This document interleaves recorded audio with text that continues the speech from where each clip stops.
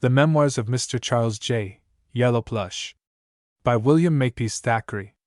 Memoirs of Mr. Charles J. Yellowplush. Miss Shum's Husband. Chapter 1.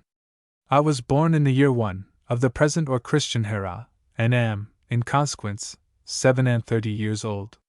My mamma called me Charles James Harrington Fitzroy Yellowplush, in compliment to several noble families, and to a celebrated coachman whom she knew, who wore a yellow livery, and drove the Lord Mayor of London. Why she gave me this gentleman's name is a difficulty, or rather the name of a part of his dress. However, it stuck to me through life, in which I was, as it were, a footman by Booth. Perhaps he was my father, though on this subject I can't speak suddenly, for my ma wrapped up my Booth in a mystery. I may be illegitimate, I may have been changed at Nuss, but I've always had gentlemanly tastes through life, and have no doubt that I come of a gentlemanly origin. The less I say about my parent the better, for the dear old creature was very good to me, and I fear, had very little other goodness in her. Why, I can't say, but I always passed as her nephew. We led a strange life. Sometimes ma was dressed in satin and rouge, and sometimes in rags and dut. Sometimes I got kisses, and sometimes kicks, sometimes gin, and sometimes champagne. Law bless us! How she used to swear at me, and cuddle me. There we were, quarreling and making up, sober and tipsy, starving and guttling by turns, just as ma got money or spent it. But let me draw a veil over the scene, and speak of her no more. It's sufficient for the public to know that her name was Miss Montmorency, and we lived in the New Cut. My poor mother died one morning, Heaven bless her, and I was left alone in this wide wicked wood, without so much money as would buy me a penny roll for my breakfast. But there was some amongst our neighbours, and let me tell you there's more kindness among them poor disreputable creatures, than in half a dozen lords or baronets, who took pity upon poor Sal's orphan, for they bust out laughing when I called her Miss Montmorency, and gave me bread and shelter. I'm afraid, in spite of their kindness, that my morals wouldn't have improved if I'd stayed long among them. But a benevolent gentleman saw me, and put me to school. The academy which I went to was called the Free School of St. Bartholomew's the Less. The young gentlemen wore green baize coats, yellow leather Watts's names, a tin plate on the left arm, and a cap about the size of a muffin. I stayed there 6 years, from 6, that is to say, till my 12th year, during 3 years of which I distinguished myself not a little in the musical way, for I blew the bellis of the church organ, and very fine tunes we played too. Well, it's not worth recounting my juvenile follies, what tricks we used to play the apple woman, and how we put snuff in the old clerk's prayer book, my eye. But one day, a gentleman entered the schoolroom. It was on the very day when I went to subtraction, and asked the master for a young lad for a servant.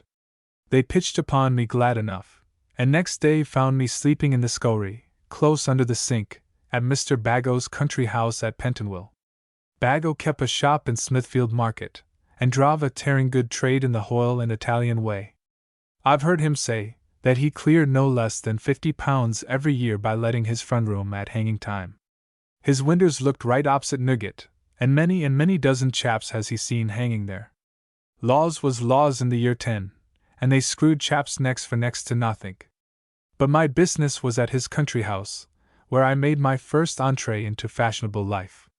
I was knife, errant, and stable-boy then, and ain't ashamed to own it, for my merits have raised me to what I am: 2 liveries, £40 a year, malt liquor, washin', silk stocking, and wax candles, not countin' Wales, which is something pretty considerable at our house, I can tell you. I didn't stay long here, for a circumstance happened which got me a very different situation. A handsome young gentleman, who kept a tilbury and a riding horse at livery, wanted a tiger. I bid at once for the place, and being a neat tidy-looking lad, he took me. Bago gave me a character, and he my first livery. Proud enough I was of it, as you may fancy. My new master had some business in the city, for he went in every morning at 10, got out of his tilbury at the city road, and had it waiting for him at 6, when, if it was summer, he spanked round into the park, and drove one of the neatest turnouts there. Very proud I was in a gold-laced hat, a drab coat and a red waistcoat, to sit by his side, when he drove. I already began to ogle the gals in the carriages, and to feel that longing for fashionable life which I've had ever since. When he was at the opera, or the play, down I went to Skittles, or to White Condict Gardens, and Mr. Frederick Altamont's young man was somebody, I warrant. To be sure there is very few manservants at Pentonville, the population being mostly gals of all work, and so, though only 14, I was as much a man down there, as if I had been as old as Jerusalem. But the most singular thing was, that my master, who was such a gay chap, should live in such a hole. He had only a ground floor in John Street, a parlor and a bedroom. I slept over the way, and only came in with his boots and breakfast of a morning. The house he lodged in belonged to Mr. and Mrs. Shum. They were a poor but prolific couple, who had rented the place for many years, and they and their family were squeezed in it pretty tight, I can tell you. Shum said he had been a hofficer, and so he had. He had been a sub-deputy assistant vice-commissary, or some such think, and, as I heard afterwards, had been obliged to leave on account of his nervousness. He was such a coward, the fact is, that he was considered dangerous to the army, and sent home. He had married a widow buckmaster, who had been a Miss Slamko. She was a Bristol gal, and her father being a bankrupt in the tallow-chandlering way, left, in course, a pretty little sum of money. £1,000 was settled on her, and she was as high and mighty as if it had been £1,000,000. Buckmaster died, leaving nothing except 4 ugly daughters by Miss Slamko, and her £40 a year was rather a narrow income for one of her appetite and pretensions. In an unlucky hour for Shum she met him. He was a widower with a little daughter of 3 years old, a little house at Pentonville, and a little income about as big as her own. I believe she bullied the poor creature into marriage, and it was agreed that he should let his ground floor at John Street, and so add something to their means.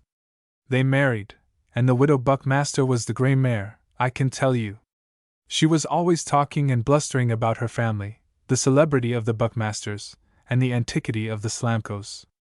They had a 6-roomed house, not counting kitchen and scullery, and now 12 daughters in all, was dot, for Miss Buckmasters, Miss Betsy, Miss Dosey, Miss Biddy, and Miss Winnie, one Miss Shum, Mary by name, Shum's daughter, and 7 others, who shall be nameless.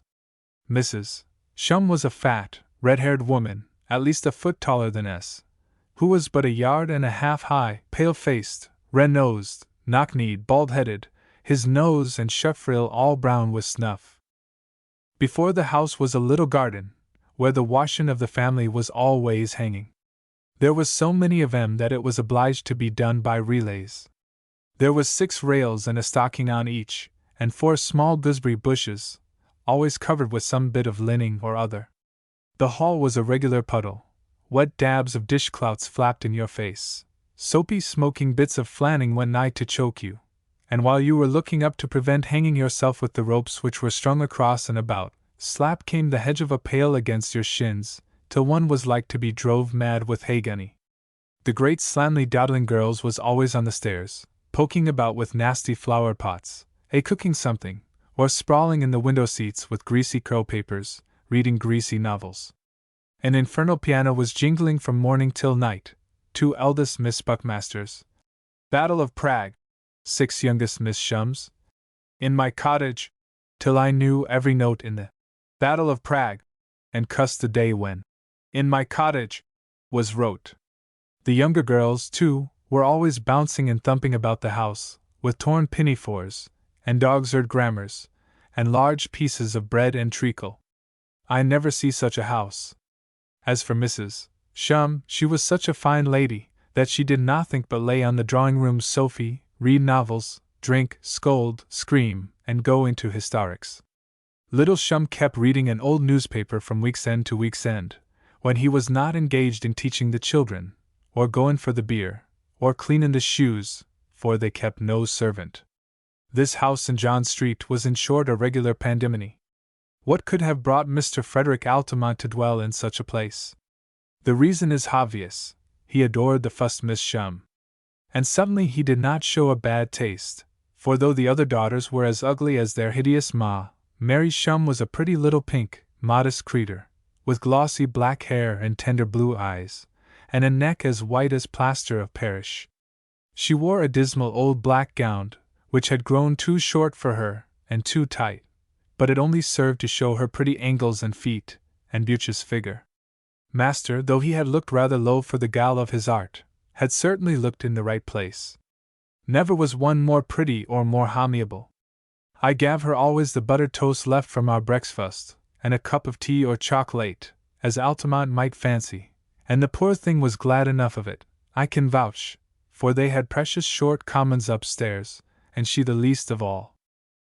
For it seemed as if which of the Shum family should try to snub the poor thing most.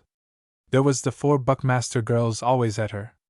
It was, Mary, get the coal skittle. Mary, run down to the public house for the beer. Mary, I intend to wear your clean stockings out walking, or your new bonnet to church. Only her poor father was kind to her, and he, poor old muff, his kindness was of no use.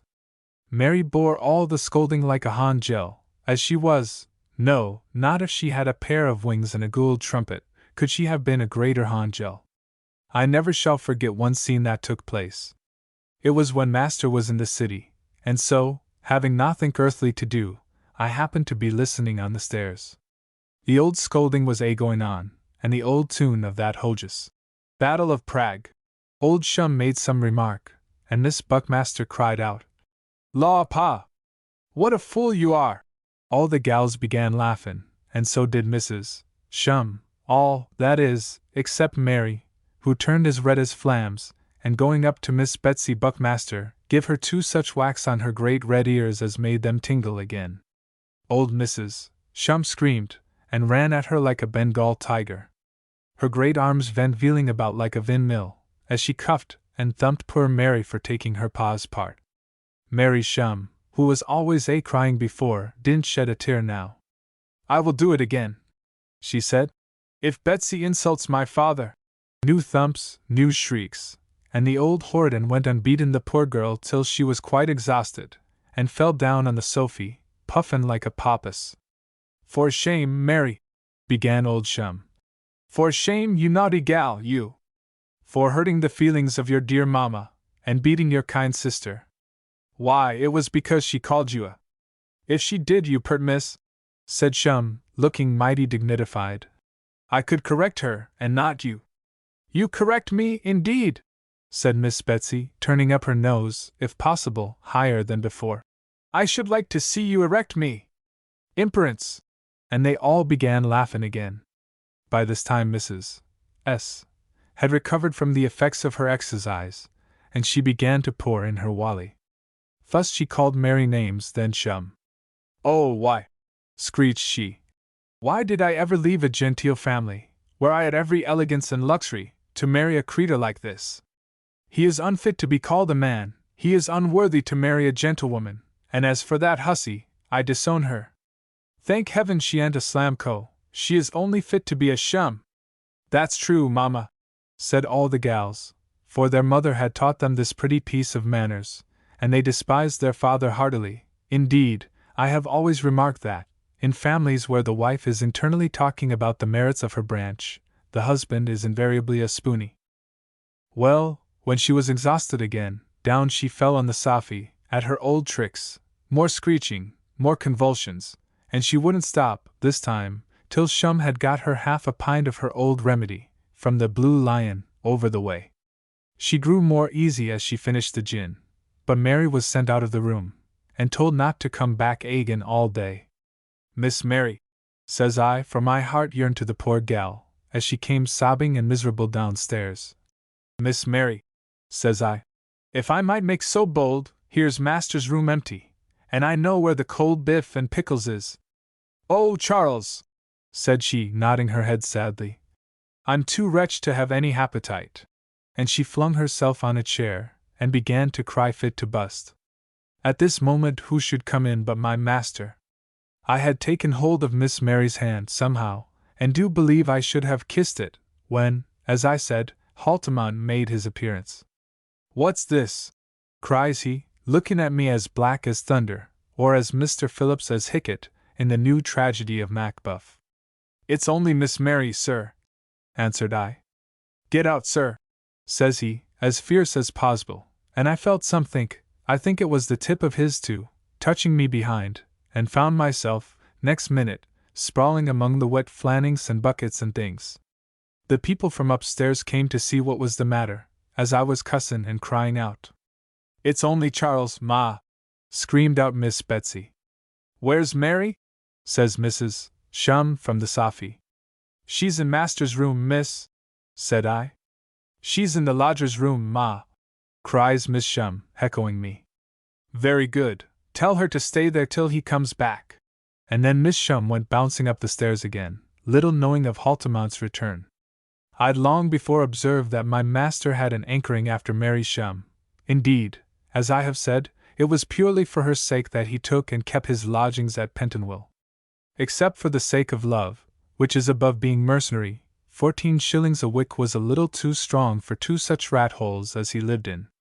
I do believe the family had nothing else but their lodger to live on. They breakfasted off his tea leaves, they cut away pounds and pounds of meat from his jints, he always dined at home, and his baker's bill was at least enough for 6. But that wasn't my business. I saw him grin, sometimes, when I laid down the cold biff of a morning, to see how little was left of yesterday's sirloin, but he never said a syllabub, for true love don't mind a pound of meat or so hextra. At first, he was very kind and attentive to all the gals. Miss Betsy, in particular, grew mighty fond of him. They sat, for whole evenings, playing cribbage, he taking his pipe and glass, she her tea and muffing. But as it was improper for her to come alone, she brought one of her sisters, and this was generally Mary, for he made a point of asking her, too, and one day, when one of the others came instead, he told her, very quietly, that he hadn't invited her, and Miss Buckmaster was too fond of muffings to try this game on again. Besides, she was jealous of her 3 grown sisters, and considered Mary as only a child. Law bless us! How she used to ogle him, and quote bits of Pa Try, and play Meet Me by Moonlight on an old gitter. She regular flung herself at his head, but he wouldn't have it, being better occupied elsewhere. One night, as genteel as possible, he brought home tickets for Ashley's, and proposed to take the 2 young ladies, Miss Betsy and Miss Mary, in course. I recollect he called me aside that afternoon, assuming a Solomon and Mistress Hare. Charles, said he, are you up to snuff? Why, sir, said I, I'm generally considered tolerably downy. Well, says he, I'll give you half a suffering if you can manage this business for me. I've chose a rainy night on purpose. When the theatre is over, you must be waitin' with 2 umbrellos. Give me one, and hold the other over Miss Buckmaster, and hark ye, sir, turn to the right when you leave the theatre, and say the coach is ordered to stand a little way up the street, in order to get rid of the crowd. We went, in a fly hired by Mr. A., and never shall I forget Cartlish's acting on that memorable night. Talk of Kimball! Talk of Magritte! Ashley's for my money, with Cartledge in the principal part. But this is nothing to the porpoise. When the play was over, I was at the door with the umbrellas. It was raining cats and dogs, sure enough. Mr. Altamont came out presently, Miss Mary under his arm, and Miss Betsy following behind, Ray the sulky. This way, sir, cries I, pushin' forward, and I threw a great cloak over Miss Betsy, fit to smother her. Mr. A. and Miss Mary skipped on and was out of sight when Miss Betsy's cloak was settled, you may be sure. They're only gone to the fly, miss. It's a little way up the street, away from the crowd of carriages. And off we turned to the right, and no mistake. After marchin' a little through the plash and mud. Has anybody seen Coxey's fly? Cries I, with the most innocent accent in the world. Cox's fly, hollows out one chap. Is it the wagon you want? Says another. I see the black and wan pass, giggles out another gentleman, and there was such a interchange of compliments as you never heard. I passed them over though, because some of them were not wery genteel. Law, miss, said I, what shall I do? My master will never forgive me, and I haven't a single 6pence to pay a coach. Miss Betsy was just going to call one when I said that, but the coachman wouldn't have it at that price, he said, and I knew very well that she hadn't 4 or 5 shillings to pay for a vehicle. So, in the midst of that torrent rain, at midnight we had to walk 4 miles, from Westminster Bridge to Pentonville, and what was worse, I didn't happen to know the way. A very nice walk it was, and no mistake. At about 2:30, we got safe to John Street. My master was at the garden gate. Miss Mary flew into Miss Betsy's arms, while master begun cussin' and swearing at me for disobeying his orders, and turning to the right instead of to the left. Law bless me! His acting of hanger was very near as natural and as terrible as Mr. Cartlett's in the play. They had waited half an hour, he said, in the fly, in the little street at the left of the theatre. They had drove up and down in the greatest fright possible, and at last came home, thinking it was in vain to wait any more. They gave her tea, rum and water and roast oysters for supper, and this consoled her a little. I hope nobody will cast an imputation on Miss Mary for her share in this adventure, for she was as honest a gal as ever lived, and I do believe is ignorant to this day of our little stratagem. Besides, all's fair in love, and, as my master could never get to see her alone, on account of her infernal 11 sisters and ma, he took this opportunity of expressing his attachment to her. If he was in love with her before, you may be sure she paid it him back again now. Ever after the night at Ashley's, they were as tender as 2 turtle-doves, which fully accounts for the accident what happened to me, in being kicked out of the room, and in course I bore no malice. I don't know whether Miss Betsy still fancied that my master was in love with her, but she loved muffins and tea, and came down to his parlor as much as ever. Now comes the singular part of my history. Chapter 2. But who was this gentleman with a fine name, Mr. Frederick Altamont? Or what was he? The most mysterious gentleman that ever I knew. Once I said to him on a very rainy day, "Sir, shall I bring the gig down to your office?" And he gave me one of his black looks and one of his loudest oaths, and told me to mind my own business, and attend to my orders. Another day, it was on the day when Miss Mary slapped Miss Betsy's face, Miss M., who adored him, as I have said already, kept on asking him what was his booth, parentage, and education. "Dear Frederick," says she, "why this mystery about yourself and your actions? Why hide from your little Mary?" They were as tender as this, I can tell you. "Your booth and your profession?" I suppose Mr. Frederick looked black, for I was only listening, and he said, in a voice agitated by emotion, "Mary," said he, "if you love me, ask me this no more. Let it be sufficient for you to know that I am an honest man, and that a secret, what it would be misery for you to learn, must hang over all my actions, that is from 10 o'clock till 6. They went on chaffing and talking in this melancholy and mysterious way, and I didn't lose a word of what they said, for them houses in Pentonville have only walls made of pasteboard, and you hear rather better outside the room than in. But though he kept up his secret, he swore to her his affection this day point blank.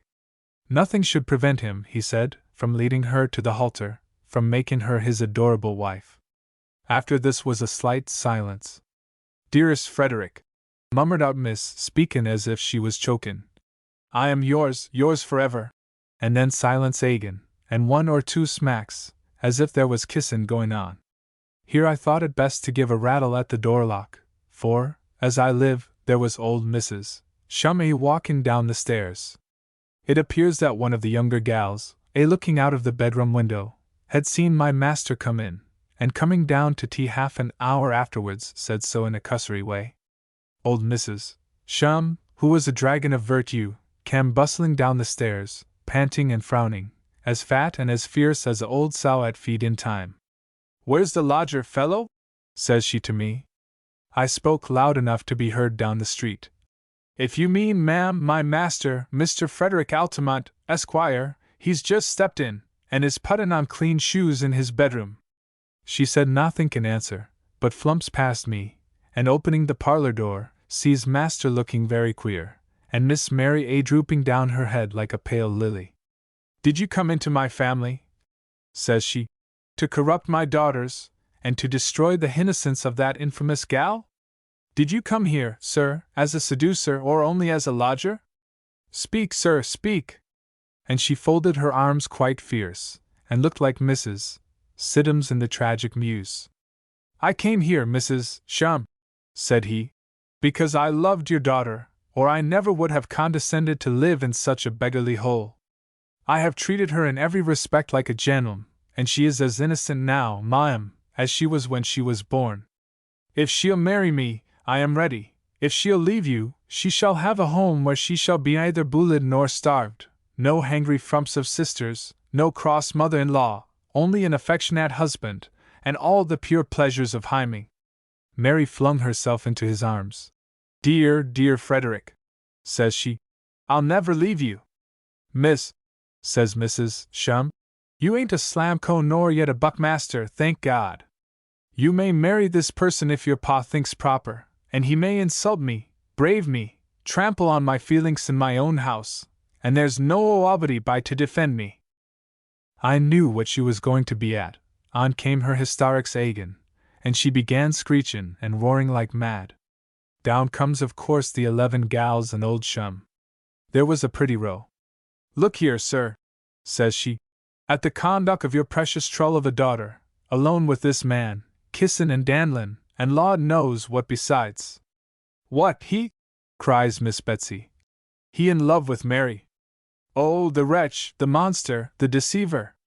And she falls down too, screeching away as loud as her mamma, for the silly creature fancied still that Altamont had a fondness for her. Silence these women!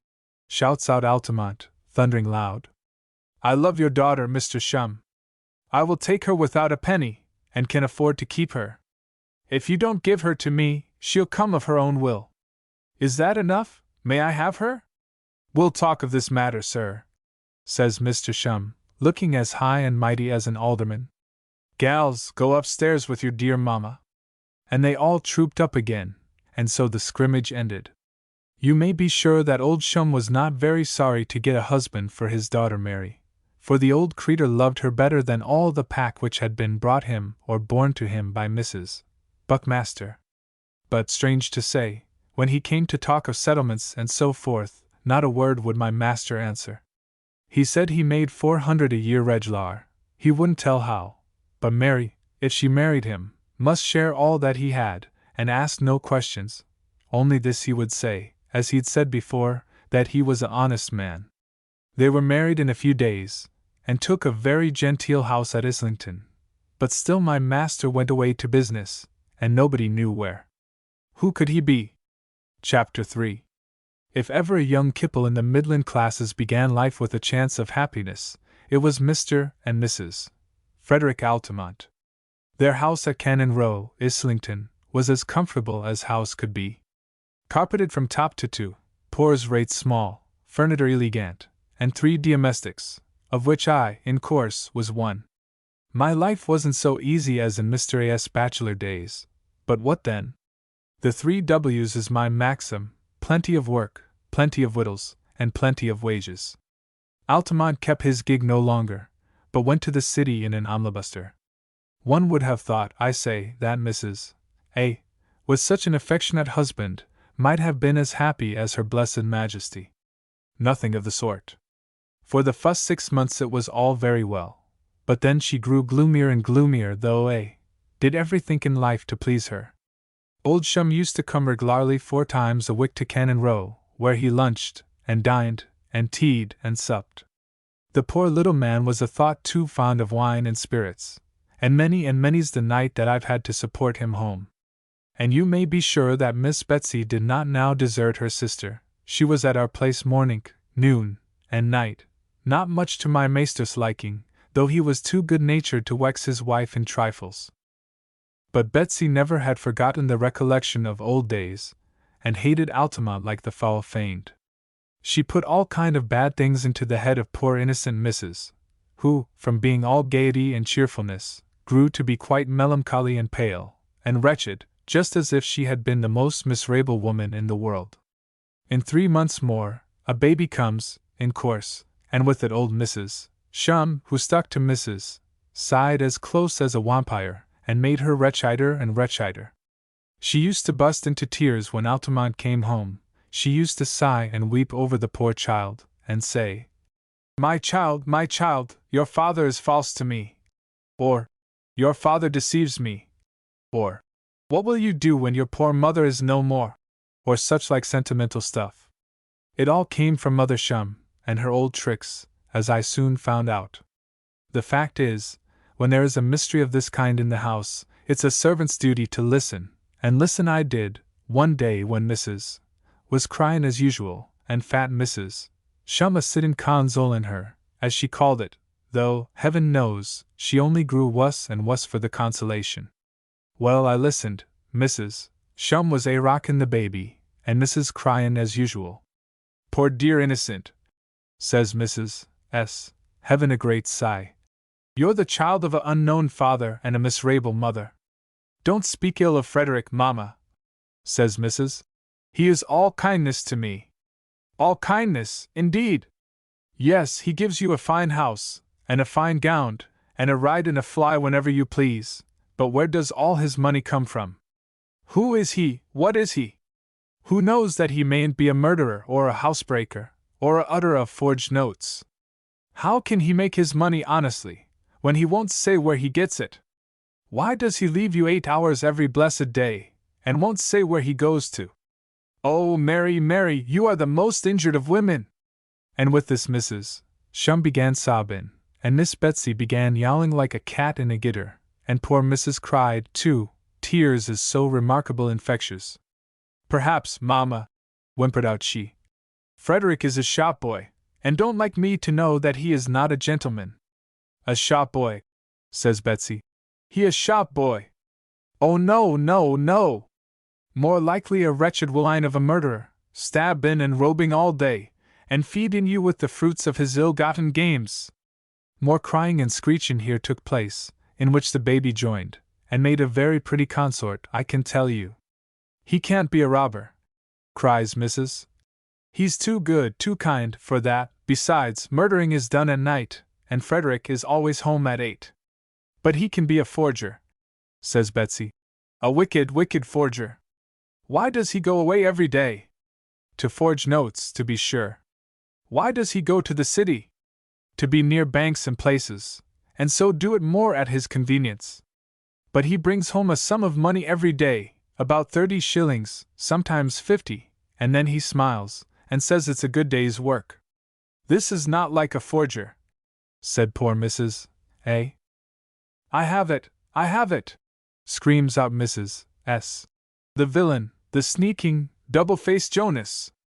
He's married to somebody else, he is, and that's why he leaves you, the base bigamist." At this, Mrs. Altamont, struck all of a heap, fainted clean away. A dreadful business it was, hysterics. Then hysterics, in course, from Mrs. Shum, bells ringin', child squealin', servants tearin' up and down stairs with hot water. If ever there is a nuisance in the world, it's a house where faintin' is always goin' on. I wouldn't live in one, no, not to be groom of the chambers, and get 200 a year. It was 8 o'clock in the evening when this row took place, and such a row it was, that nobody but me heard master's knock. He came in, and heard the whooping, and screeching, and roaring. He seemed very much frightened at first, and said, "What is it?"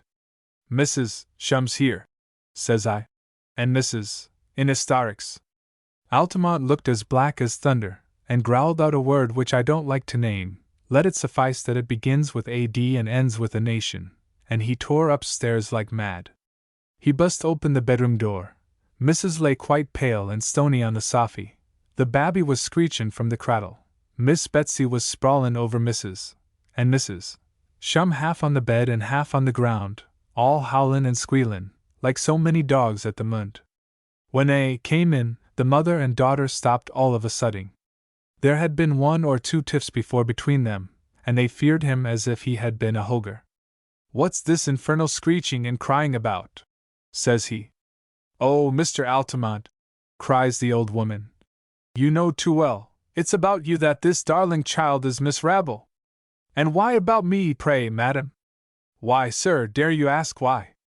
Because you deceive her, sir. Because you are a false, cowardly traitor, sir. Because you have a wife elsewhere, sir." And the old lady and Miss Betsy began to roar again as loud as ever. Altamont paused for a minute, and then flung the door wide open. Next he seized Miss Betsy as if his hand were a vice, and he whirled her out of the room. Then up he goes to Mrs. S. "Get up," says he, thundering loud. "You lazy, trolloping, mischief-making, lying old fool! Get up, and get out of this house.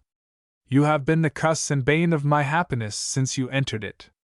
With your lies, and novel-rending and hysterics you have perverted Mary, and made her almost as mad as yourself." "My child! My child!"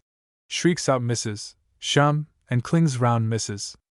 But Altamont ran between them, and griping the old lady by her arm, dragged her to the door. "Follow your daughter, ma'am," says he, and down she went.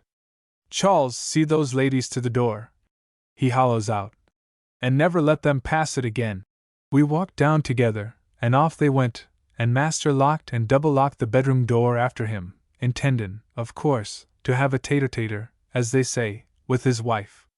You may be sure that I followed upstairs again pretty quick, to hear the result of their confidence. As they say at St. Stevens's, it was rather a stormy debate. "Mary," says master, "you're no longer the merry grateful gal I knew and loved at Pentonville. There's some secret a present on you.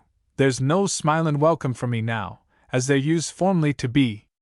Your mother and sister-in-law have perwerted you, Mary, and that's why I've drove them from this house, which they shall not re-enter in my life." "Oh, Frederick! It's you is the cause, and not I. Why do you have any mystery from me? Where do you spend your days? Why did you leave me, even on the day of your marriage, for 8 hours, and continue to do so every day?" "Because," says he, "I makes my livelihood by it. I leave you, and don't tell you how I make it, for it would make you none the happier to know." It was in this way the conversation ran on. More tears and questions on my missus's part, more sternness and silence on my master's. It ended for the first time since their marriage, in a regular quarrel. Very different, I can tell you, from all the hammer's billing and cueing which had preceded their nuptials. Master went out, slamming the door in a fury, as well he might. Says he, "If I can't have a comfortable life, I can have a jolly one." And so he went off to the head tavern, and came home that evening beastly intoxicated. When high words begin in a family, drink generally follows on the gentleman's side, and then, farewell to all conjugal happiness. These two people, so fond and loving, were now surly, silent, and full of ill will.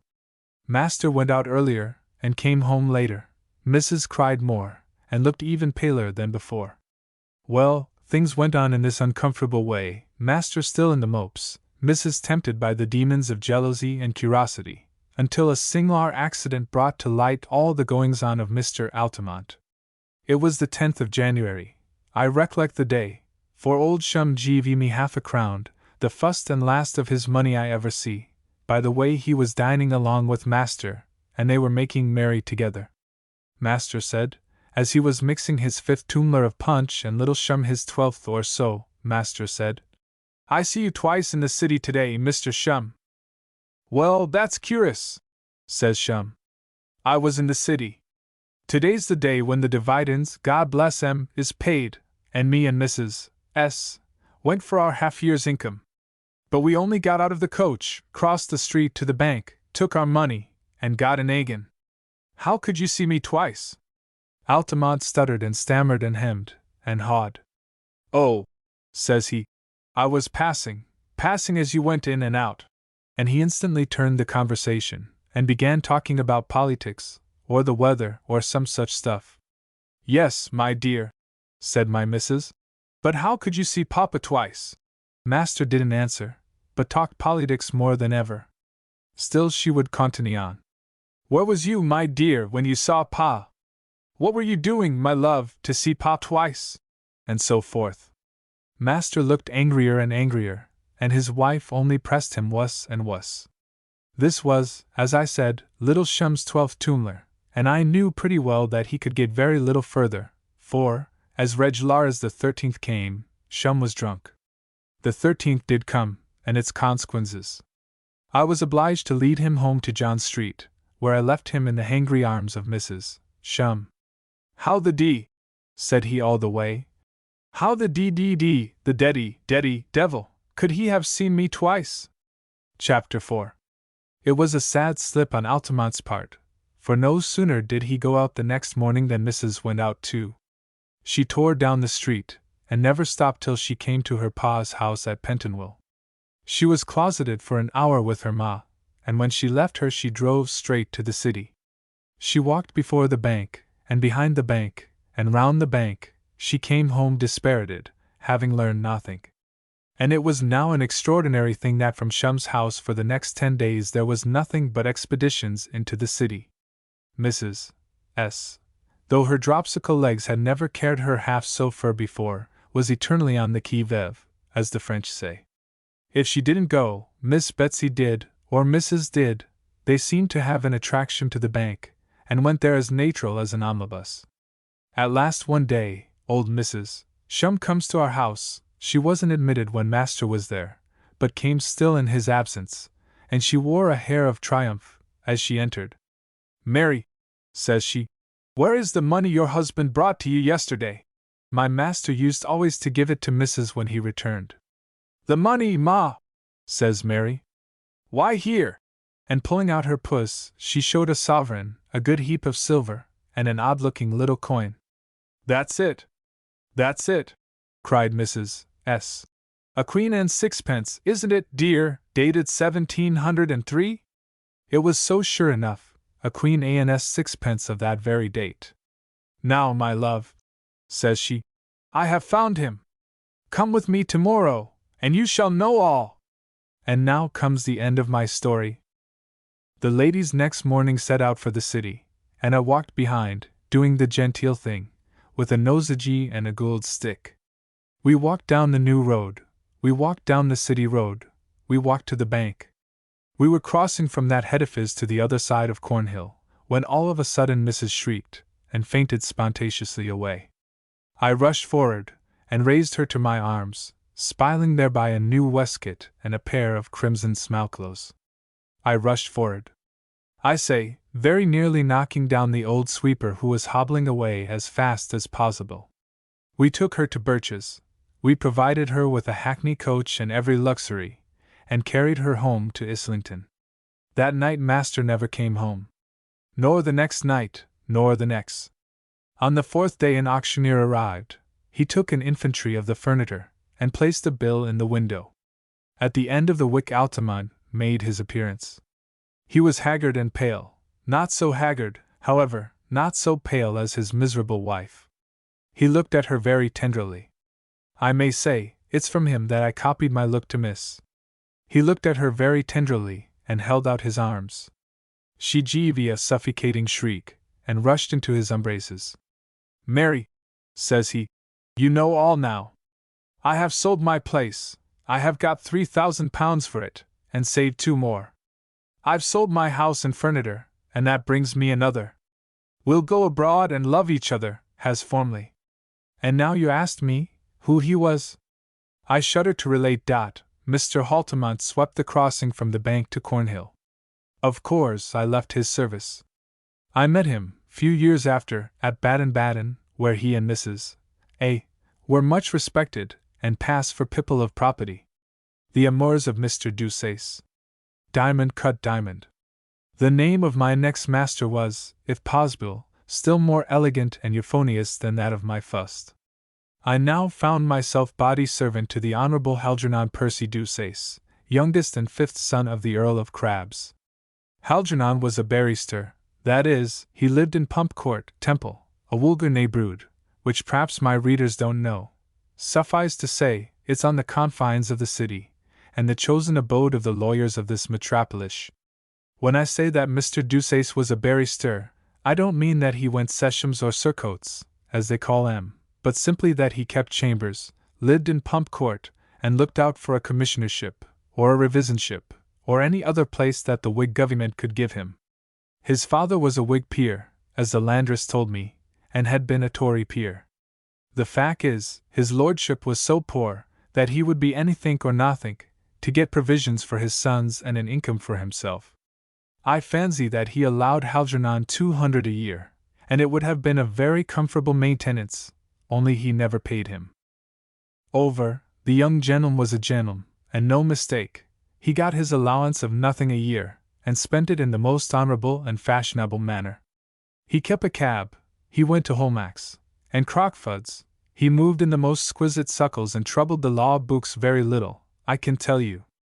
Those fashionable gents have ways of gettin' money, which common man people don't understand. Though he only had a third floor in Pump Court, he lived as if he had the wealth of Croesus. The 10-pun notes flew about as common as halfpence. Claret and champagne was at his house as vulgar as gin, and very glad I was, to be sure, to be a valet to a scion of the nobility. Deuceace had, in his sitting-room, a large picture on a sheet of paper. The names of his family was wrote on it. It was wrote in the shape of a tree, growing out of a man in armor stomach, and the names were on little plates among the bows. The picture said that the Deuceaces came into England in the year 1066, along with William Conquerans. My master called it his pedigree. I do believe it was because he had this picture, and because he was the Honorable Deuceace, that he managed to live as he did. If he had been a common man, you'd have said he was no better than a swindler. It's only rank and booth that can warrant such singularities as my master showed.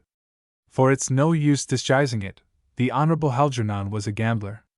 For a man of vulgar family, it's the worst trade that can be. For a man of common feelings of honesty, this profession is quite impossible. But for a real thoroughbred gentleman, it's the easiest and most profitable line he can take. It may perhaps appear curious that such a fashionable man should live in the Temple, but it must be recollected that it's not only lawyers who live in what's called the Inns of Court.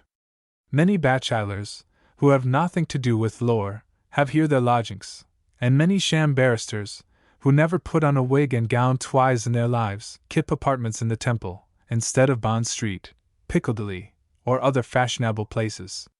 For instance, on our staircase, so these houses are called, there was 8 sets of chamberses, and only 3 lawyers. These was bottom floor, Screwson, Hewson, and Jewson, attorneys, first floor, Mr. Sergeant Flabber, opsite, Mr. Councillor Bruffy, and second pair, Mr. Haggerstony, an Irish councillor, practising at the Old Bailey, and likewise what they call reporter to the Morning Post newspaper. Opsite him was wrote. And on the third floor, with my master, lived one Mr. Dawkins. This young fellow was a newcomer into the Temple, and unlucky it was for him too. He'd better have never been born, for it's my firm opinion that the Temple ruined him, that is, with the help of my master and Mr. Dick Blewett, as you shall hear. Mr. Dawkins, as I was gave to understand by his young man, had just left the University of Oxford, and had a pretty little fort of his own, £6,000, or so, in the stocks. He was just of age, an orphan who had lost his father and mother, and having distinguished himself at college, where he gained several prizes, was come to town to push his fortune, and study the barrister's business.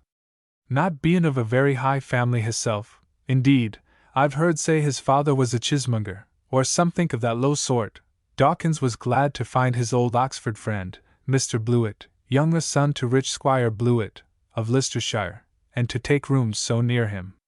Now, though there was a considerable intimacy between me and Mr. Blewett's gentleman, there was scarcely any betwixt our masters, mine being too much of the aristocracy to associate with one of Mr. Blewett's sort.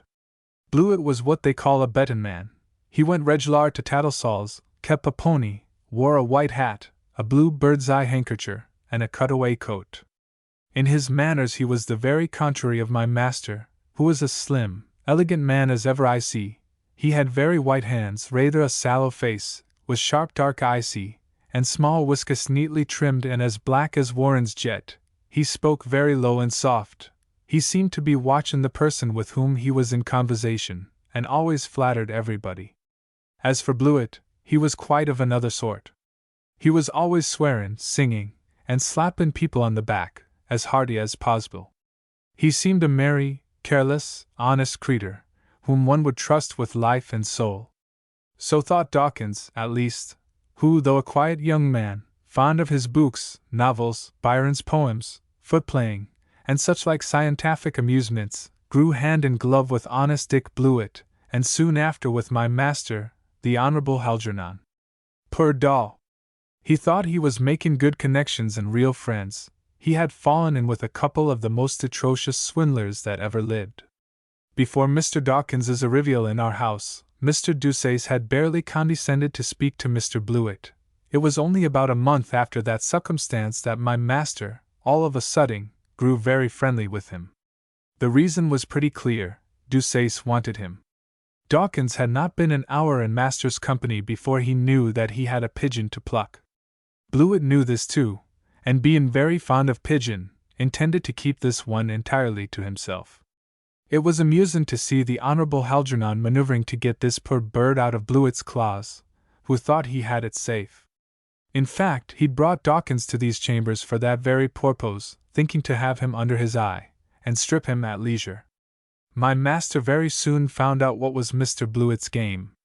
Gamblers know gamblers, if not by instinct, at least by reputation, and though Mr. Blewett moved in a much lower sphere than Mr. Deuceace, they knew each other's dealings and characters perfectly well. "Charles, you scoundrel," says Deuceace to me one day, he always spoke in that kind way, "who is this person that has taken the opposite chambers, and plays the flute so industriously?" "It's Mr. Dawkins, a rich young gentleman from Oxford, and a great friend of Mr. Blewett's, sir," says I. "They seem to live in each other's rooms." Master said nothing, but he grinned. My eye, how he did grin! Not the foul fiend himself could sneer more satanically. I knew what he meant. Imprimis, a man who plays the flute is a simpleton. Secondly, Mr. Blewett is a rascal. Thirdmo, when a rascal and a simpleton is always together, and when the simpleton is rich, one knows pretty well what will come of it. I was but a lad in them days, but I knew what was what, as well as my master. It's not gentlemen only that's up to snuff. Law bless us! There was 4 of us on this stairs, 4 as nice young men as you ever see, Mr. Bruffy's young man, Mr. Dawkins's, Mr. Blewett's, and me, and we knew what our masters was about as well as they did theirselves. For instance, I can say this for myself, there wasn't a paper in Deuceace's desk or drawer, not a bill, a note, or memorandum, which I hadn't read as well as he. With Blewett's it was the same, me and his young man used to read 'em all. There wasn't a bottle of wine that we didn't get a glass out of, nor a pound of sugar that we didn't have some lumps of it. We had keys to all the cupboards, we pipped into all the letters that came and went, we pored over all the bill files, we'd the best pickings out of the dinners, the livers of the fowls, the forcemeat balls out of the soup, the eggs from the salad. As for the coals and candles, we left them to the laundresses. You may call this robbery. Nonsense, it's only our rights. A servant's perquisites is as sacred as the laws of Hengland. Well, the long and short of it is this. Richard Blewett, Esquire, was situated as follows. He'd an income of 300 a year from his father. Out of this he had to pay 190 for money borrowed by him at college, 70 for chambers, 70 more for his hoss, 80 for his servant on board Wygie's, and about 350 for a separate establishment in the Regency Park. Besides this, his pocket money, say 100, his eatin', drinkin', and wine merchant's bill, about 200 more. So that you see he laid by a pretty handsome sum at the end of the year. My master was different, and being a more fashionable man than Mr. B, in course he owed a deal more money. There was fuss. I give this as a curiosity. People don't know how in many cases fashionable life is carried on, and to know even what a real gentleman owes is something instructive and agreeable. But to my tale. The very day after my master had made the inquiries concerning Mr. Dawkins, which I mentioned already, he met Mr. Blewett on the stairs, and beautiful it was to see how this gentleman, who had before been almost cut by my master, was now received by him. One of the sweetest smiles I ever saw was now visible on Mr. Deuceace's countenance. He held out his hand, covered with a white kid glove, and said, in the most friendly tone of voice possible, "What? Mr. Blewett? It is an age since we met. What a shame that such near neighbors should see each other so seldom." Mr. Blewett, who was standing at his door, in a pea-green dressing-gown, smoking a cigar, and singing a hunting chorus, looked surprised, flattered, and then suspicious. "Why, yes," says he. "It is, Mr. Deuceace, a long time." Not, I think, since we dined at Sir George Hook's. By the by, what an evening that was, hey, Mr. Blewett! What wine! What capital songs! I recollect your Mayday in the morning, cuss me, the best comic song I ever heard. I was speaking to the Duke of Doncaster about it only yesterday. You know the Duke, I think? Mr. Blewett said quite surly. No, I don't. Not know him? Cries Master. Why, hang it, Blewett! He knows you, as every sporting man in England does, I should think. Why, man, your good things are in everybody's mouth at Newmarket. And so Master went on chaffing Mr. Blewett. That gentleman at first answered him quite short and angry, but, after a little more flummery, he grew as pleased as possible, took in all Dussy's flattery, and believed all his lies. At last the door shut, and they both went into Mr. Blewett's chambers together. Of course I can't say what passed there, but in an hour Master came up to his own room as yall as mustard, and smellin' sadly of 'bacco smoke. I never see any gentleman more sick than he was. He'd been smokin' cigars along with Blewett. I said nothink, in course, though I'd often heard him express his horror of 'bacco, and knew very well he would as soon swallow pizen as smoke. But he wasn't a chap to do a thing without a reason. If he'd been smokin', I warrant he had smoked to some purpose. I didn't hear the conversation between 'em, but Mr. Blewett's man did. It was, "Well, Mr. Blewett, what capital cigars! Have you one for a friend to smoke?" The old fox, it wasn't only the cigars he was smokin'. "Walk in," says Mr. Blewett, and they began a chaffin' together, Master very anxious about the young gentleman who had come to live in our chambers, Mr. Dawkins, and always coming back to that subject, saying that people on the same staircase ought to be friendly, how glad he'd be, for his part, to know Mr. Dick Blewett, and any friend of his, and so on. Mr. Dick, howsever, seemed quite aware of the trap laid for him. "I really don't know this Dawkins," says he. "He's a chismonger's son, I hear, and though I've exchanged visits with him, I don't intend to continue the acquaintance, not wishing to associate with that kind of pipple." So they went on, Master fishin', and Mr. Blewett not wishing to take the hook at no price.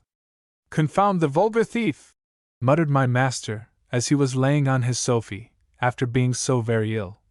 "I've poisoned myself with his infernal tobacco, and he has foiled me. The cursed swindling burr! He thinks he'll ruin this poor cheesemonger, does he? I'll step in and warn him." I thought I should bust a laughin' when he talked in this style. I knew very well what his warning meant, lockin' the stable door but stealin' the hoss fust. Next day, his stratagem for becoming acquainted with Mr. Dawkins we executed, and very pretty it was. Besides pottery and the flute, Mr. Dawkins, I must tell you, had some other partialities, viz., he was very fond of good eatin' and drinkin'. After dawdling over his music and books all day, this young gentleman used to sally out of evenings, dine sumptuously at a tavern, drinking all sorts of wine along with his friend Mr. Blewett. He was a quiet young fellow enough at first, but it was Mr. B., who, for his own purposes, no doubt, had got him into this kind of life.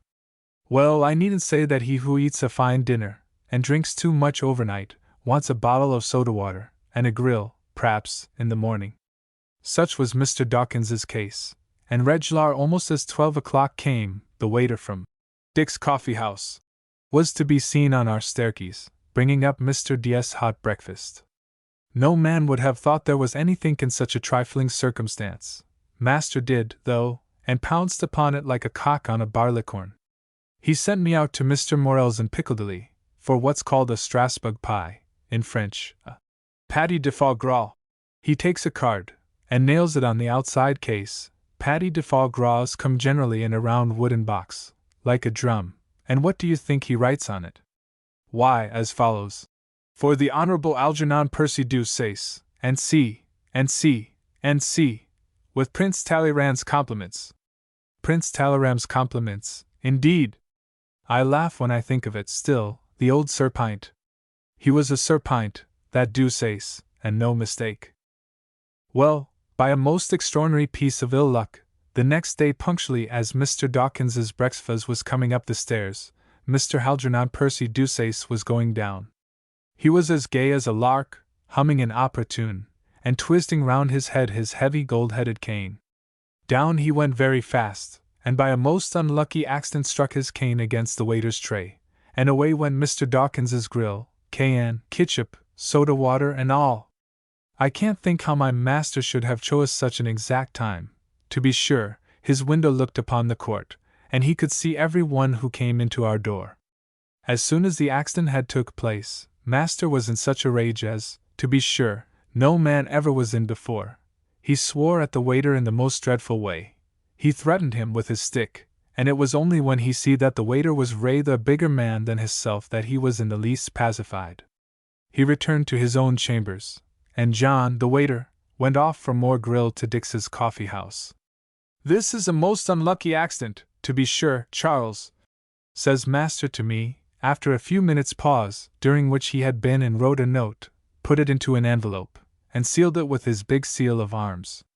"But stay, a thought strikes me. Take this note to Mr. Dawkins, and that pie you brought yesterday. And hark I, you scoundrel, if you say where you got it I will break every bone in your skin." These kind of promises were among the few which I knew him to keep, and as I loved both my skin and my bones, I carried the note, and of course said nothing. Waiting in Mr. Dawkins's chambers for a few minutes, I returned to my master with an answer. I may as well give both of these documents, of which I happen to have taken copies. Many and many a time, I say, have I grinned over these letters, which I had wrote from the original by Mr. Bruffy's copying clerk. Ducey's flam about Prince Talleyrand was perfectly successful. I saw young Dawkins blush with delight as he read the note. He tore up 4 or 5 sheets before he composed the answer to it, which was as you read above, and wrote in a hand quite trembling with pleasure. If you could but have seen the look of triumph in Ducey's wicked black eyes, when he read the note! I never see a demon yet, but I can fancy one, a-holding a writhing soul on his pitch frock, and smilin' like Ducey's.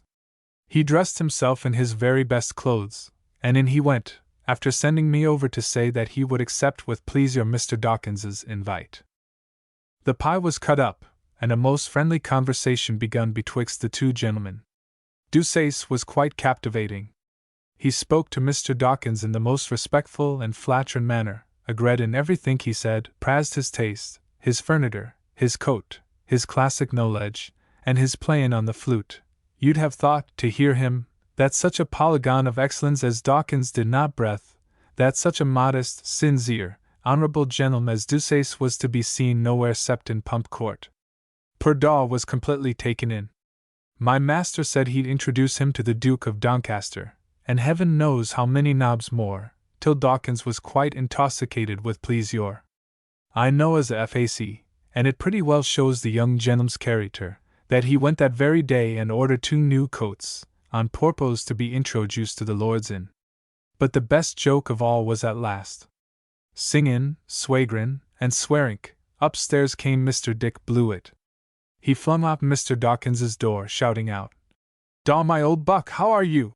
When, all of a sudden, he sees Mr. Ducey, his jaw dropped, he turned chalky white, and then burnin' red, and looked as if a straw would knock him down. "My dear Mr. Blewett," says my master, smilin' and offering his hand, "how glad I am to see you! Mr. Dawkins and I were just talking about your pony. Pray sit down." Blewett did, and now was the question, who should sit the other out, but law bless you! Mr. Blewett was no match for my master. All the time he was fidgety, silent, and sulky. On the contrary, master was charmin'. I never heard such a flow of conversatin', or so many witticisms as he uttered. At last, completely beat, Mr. Blewett took his leave. That instant master followed him, and passing his arm through that of Mr. Dick, led him into our chambers, and began talking to him in the most affable and affectionate manner. But Dick was too angry to listen. At last, when master was telling him some long story about the Duke of Doncaster, Blewett burst out, "A plague on the Duke of Doncaster! Come, Mr. Ducey, don't you be running your rigs upon me. I ain't the man to be bamboozled by long-winded stories about dukes and duchesses. You think I don't know you. Every man knows you and your line of country. Yes, you're after young Dawkins there, and think to pluck him, but you shan't, No, by you shan't. The reader must recollect that the oaths which interspersed Mr. B.'s conversation I have left out. Well, after he'd fired a woolly of 'em, Mr. Deuceace spoke as cool as possible. Hark ye, Blewett! I know you to be one of the most infernal thieves and scoundrels unhung. If you attempt to hector with me, I will cane you. If you want more, I'll shoot you. If you meddle between me and Dawkins, I will do both. I know your whole life, you miserable swindler and coward. I know you have already won £200 of this lad, and want all. I will have half, or you never shall have a penny. It's quite true that master knew things, but how was the wonder? I couldn't see Mr. B.'s face during this dialogue, being on the wrong side of the door, but there was a considerable pause after this compliments had passed between the two gentlemen, one walking quickly up and down the room, t'other, angry and stupid, sitting down, and stamping with his foot. Now listen to this, Mr. Blewett, continues master at last. If you're quiet, you shall have half this fellow's money, but venture to win a shilling from him in my absence, or without my consent, and you do it at your peril. Well, well, Mr. Deuceace, cries Dick. It's very hard, and I must say, not fair. The game was of my startin', and you've no right to interfere with my friend. Mr. Blewett, you are a fool! You professed yesterday not to know this man, and I was obliged to find him out for myself. I should like to know by what law of honor I am bound to give him up to you. It was charmin' to hear this pair of rascals talkin' about honor. I declare I could have found it in my heart to warn young Dawkins of the precious way in which these chaps were going to serve him. But if they didn't know what honor was, I did, and never did I tell tales about my masters when in their sarvice. Out, in course, the obligation is no longer binding. Well, the next day there was a grand dinner at our chambers. White soup, turbot, and lobster sauce, saddle of Scotch mutton, grues, and emeroni, wines, champagne, hock, Madeira, a bottle of port, and ever so many of claret. The combi present was three, viz., the Honourable A. P. Deuceace R. Blewett, and Mr. Dawkins, Esquires.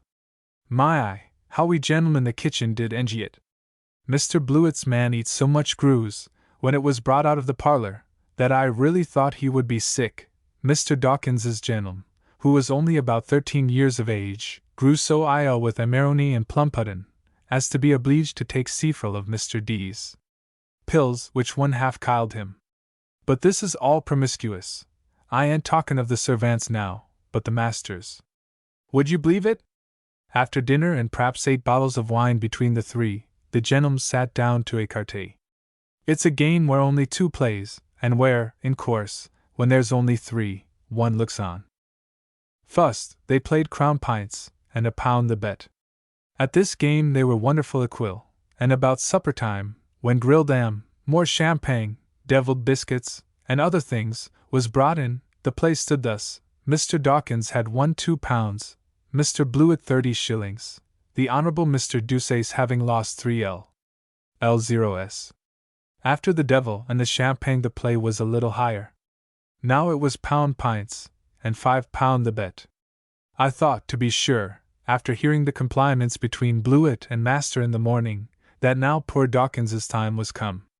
Not so, Dawkins won always, Mr. B., betting on his play, and giving him the very best of advice.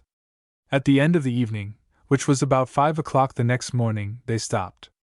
Master was counting up the score on a card. Blewett, says he, I've been unlucky. I owe you, let me see, yes, £45. £5.40, says Blewett, and no mistake. I will give you a cheque, says the honourable gentleman. Oh, don't mention it, my dear sir. But master got a great sheet of paper, and drew him a cheque on Messrs. Pump, Algett and Company, his bankers. No, says master, I've got to settle with you, my dear Mr. Dawkins. If you had backed your luck, I should have owed you a very handsome sum of money. Voyons, 13 points at £1, it is easy to calculate. And drawing out his puss, he clinked over the table 13 golden sovereigns, which shone till they made my eyes wink. So did poor Dawkins's, as he put out his hand, all trembling, and drew them in. Let me say, added master, let me say, and I've had some little experience, that you are the very best écarté player with whom I ever sat down. Dawkins's eyes glistened as he put the money up, and said, Law Deuceace, you flatter me. Flatter him? I should think he did. It was the very thing which master meant. But mind you, Dawkins, continued he, I must have my revenge, for I'm ruined, positively ruined by your luck. Well, well, says Mr. Thomas Smith Dawkins, as pleased as if he had gained a million. Shall it be tomorrow? Blewett, what say you? Mr. Blewett agreed, in course. My master, after a little demurring, consented too. We'll meet, says he, at your chambers. But mind, my dear fellow, not too much wine. I can't stand it at any time, especially when I have to play écarté with you. Poor Dawkins left our rooms as happy as a prince. Here, Charles, says he, and flung me a sovereign. Poor fellow! Poor fellow! I knew what was comin'. But the best of it was, that these 13 sovereigns which Dawkins won, master had borrowed them from Mr. Blewett. I brought 'em, with 7 more, from that young gentleman's chambers that very morning, for, since his interview with master, Blewett had nothing to refuse him. Well, shall I continue the tale? If Mr. Dawkins had been the least bit wiser, it would have taken him 6 months before he lost his money. As it was, he was such a confounded ninny, that it took him a very short time to part with it.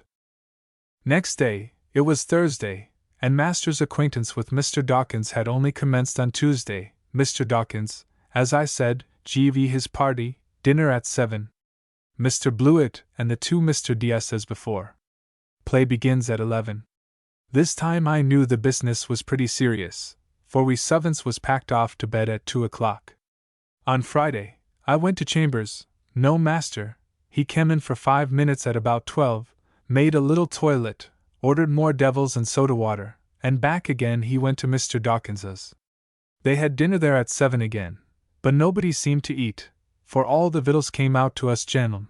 They had in more wine though, and must have drunk at least 2 dozen in the 36 hours. At 10 o'clock, however, on Friday night, back my master came to his chambers. I saw him as I never saw him before, namely regular drunk. He staggered about the room, he danced, he hiccuped, he swore, he flung me a heap of silver, and finally, he sunk down exhausted on his bed, I pulling off his boots and clothes, and making him comfortable. When I had removed his garments, I did what it's the duty of every servant to do. I emptied his pockets, and looked at his pocket book and all his letters. A number of accidents have been prevented that way. I found there, among a heap of things, the following pretty document. There was another bit of paper of the same kind. I0, U, £400 Richard Blewett. But this, in course, meant nothing. Next morning, at 9, master was up, and as sober as a judge's he dressed, and was off to Mr. Dawkins. At 10, he ordered a cab, and the 2 gentlemen went together. Where shall he drive, sir? Says I. Oh, tell him to drive to the bank. Poor Dawkins!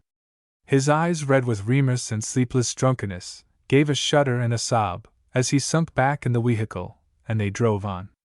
That day he sold out every halfpenny he was worth, except £500.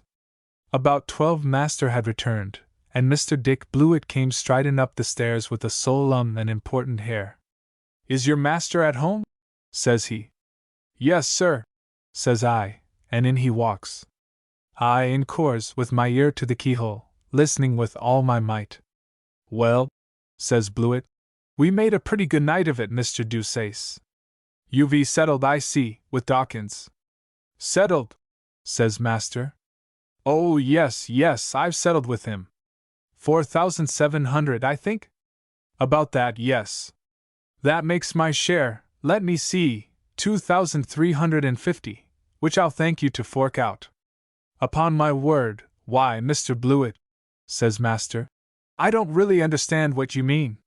You don't know what I mean, says Blewett, in an accent such as I never before heard.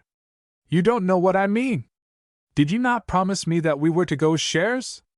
Didn't I lend you 20 sovereigns the other night to pay our losings to Dawkins? Didn't you swear, on your honor as a gentleman, to give me half of all that might be won in this affair? Agreed, sir, says Deuceace. Agreed. Well, sir, and now what have you to say? Why, that I don't intend to keep my promise. You infernal fool and ninny! Do you suppose I was laboring for you? Do you fancy I was going to the expense of giving a dinner to that jackass yonder, that you should profit by it? Get away, sir! Leave the room, sir! Or stop, here, I will give you £400, your own note of hand, sir, for that sum, if you will consent to forget all that has passed between us, and that you have never known Mr. Algernon Deuceace. I've seen Pipple and Jeery before now, but never any like Blewett. He stormed, groaned, bellowed, swore. At last, he fairly began blubbering, now cussing and gnashing his teeth, now praying dear Mr. Deuceace to grant him mercy. At last, master flung open the door, heaven bless us! It's well I didn't tumble head over ears into the room, and said, Charles, show the gentleman downstairs. My master looked at him quite steady. Blewett slunk down, as miserable as any man I ever see. As for Dawkins, heaven knows where he was. Charles, says my master to me, about an hour afterwards, I'm going to Paris, you may come too if you please. Foreign parts. It was a singular proof of my master's modesty, that though he had won this handsome sum of Mr. Dawkins, and was inclined to be as extravagant and ostentatious as any man I ever seed, yet, when he determined on going to Paris, he didn't let a single friend know of all them winnings of his, didn't acquaint my Lord Crabs his father, that he was about to leave his native shores, nay, didn't even so much as call together his tradesmen, and pay off their little bills before his departure. On the contrary, Charles, said he to me, stick a piece of paper on my door, which is the way that lawyers do, and write back at 7 upon it. Back at 7 I wrote, and stuck it on our outer oak. And so mysterious was Deuceace about his continental tour, to all except me, that when the landress brought him her account for the last month, amounting, at the very least, to 2l. Master told her to leave it till Monday morning, when it should be properly settled. It's extraordinary how economical a man becomes, when he's got £5,000 in his pocket. Back at 7 indeed. At 7 we were a-rollin' on the Dover road, in the Regulator coach, master inside, me out. A strange company of people there was, too, in that vehicle, 3 sailors, an Italian with his music box and monkey, a missionary, going to convert the heathens in France, 2 opera girls, they call 'em figurantes, and the figurantes' mothers inside, 4 Frenchmen, with gingerbread caps and mustaches, singing, chattering, and gesticulating in the most wonderful way. Such compliments as passed between them and the figurantes. Such a munchin' of biscuits and sippin' of brandy. Such, oh mon Jews, and, oh sackers, and, qu'il fait froid. I didn't understand their language at that time, so of course can't explain much of their conversation, but it pleased me, nevertheless, for now I felt that I was really going into foreign parts, which, ever since I had had any education at all, was always my fondest wish. Heaven bless us, thought I, if these are specimens of all Frenchmen, what a set they must be. The poor Italian's monkey, sittin' mopin' and melancholy on his box, was not half so ugly, and seemed quite as reasonable. Well, we arrived at Dover, ship hotel, will cutlets half a guinea, glass of ale a shilling, glass of negus, half a crown, a ha'p'orth of wax lights 4 shillings, and so on. But master paid without grumbling. As long as it was for himself he never minded the expense, and next day we embarked in the packet for Boulogne-sur-Mer, which means in French, the town of Boulogne situated on the sea. I, who had heard of foreign wonders, expected this to be the first and greatest fancy. Then my disappointment, when we got there, to find this Boulogne not situated on the sea, but on the shore. But oh! The getting there was the business. How I did wish for Pumpcourt Agin, as we were tossing about in the channel. Gentle reader, have you ever been on the ocean? The sea, the open sea, as Barry Cromwell says. As soon as we entered our little vessel, and I looked to master's luggage and mine was wrapped up in a very small handkerchief. As soon, I say, as we entered our little vessel, as soon as I saw the waves, black and frothy, like fresh drawn porter, a dashin' against the ribs of our gallant bark, the keel like a wedge split in the billows in two, the sails a flappin' in the hair, the standard of headland floating at the masthead, the steward a getting ready the basins and things, the captain proudly treading the deck and giving orders to the sailors, the white rocks of Albany and the Bathin machines disappearing in the distance. Then I felt, for the first time, the might, the majesty of existence. "Yellowplush, my boy," said I in a dialogue with myself, "your life is now about to commence. Your career, as a man, dates from your entrance on board this packet. Be wise, be manly, be cautious, forget the follies of your youth. You are no longer a boy now, but a footman. Throw down your tops, your marbles, your boyish games, throw off your childish habits with your inky clerk's jacket, throw up your—" Here, I recollect, I was obliged to stop. A feeling, in the first place singular, in the next place painful, and at last completely overpowering, had come upon me while I was making the above speech, and now I found myself in a situation which delicacy forbids me to describe. Suffice to say, that now I discovered what basins was made for, that for many, many hours, I lay in a agony of exhaustion, dead to all intents and purposes, the rain pattering in my face, the sailors trampling over my body, the pains of purgatory going on inside. When we'd been about 4 hours in this situation, it seemed to me 4 years, the steward comes to that part of the deck where we servants were all huddled up together, and calls out, "Charles!" "Well?" says I, gurgling out a faint. "Yes, what's the matter?" "You're wanted." "Where?" "Your master's very ill," says he, with a grin. "Master be hanged," says I, turning round, more miserable than ever. I wouldn't have moved that day for 20,000 masters. No, not for the Emperor of Russia or the Pop of Rome. Well, to cut this sad subject short, many and many a voyage have I since had upon what Shakespeare calls the wasty dip, but never such a wretched one as that from Dover to Boulogne, in the year Anno Domino 1818. Steamers were scarce in those days, and our journey was made in a smack. At last, when I was in a stage of despair and exhaustion, as really to fancy myself at death's door, we got to the end of our journey. Late in the evening we hailed the Gaelic shores, and anchored in the arbor of Boulogne-sur-Mer. It was the entrance of paradise to me and master, and as we entered the calm water, and saw the comfortable lights gleaming in the houses, and felt the roll of the vessel degreasing, never was two mortals gladder, I warrant, than we were. At length our captain drew up at the quay, and our journey was down. But such a bustle and clatter, such jabbering, such shrieking and swearing, such volleys of oaths and execrations as saluted us on landing, I never knew. We were boarded, in the first place, by custom-house officers in cocked hats, who seized our luggage, and called for our passports. Then a crowd of invaders came, tumbling and screaming on deck. "This way, sir," cries one. "Hotel Muris," says another. "Hotel de Bang," screeches another chap. The Tower of Babel was nothing to it. The first thing that struck me on landing was a big fellow with earrings, who very nigh knocked me down, in wrenching master's carpet bag out of my hand, as I was carrying it to the hotel.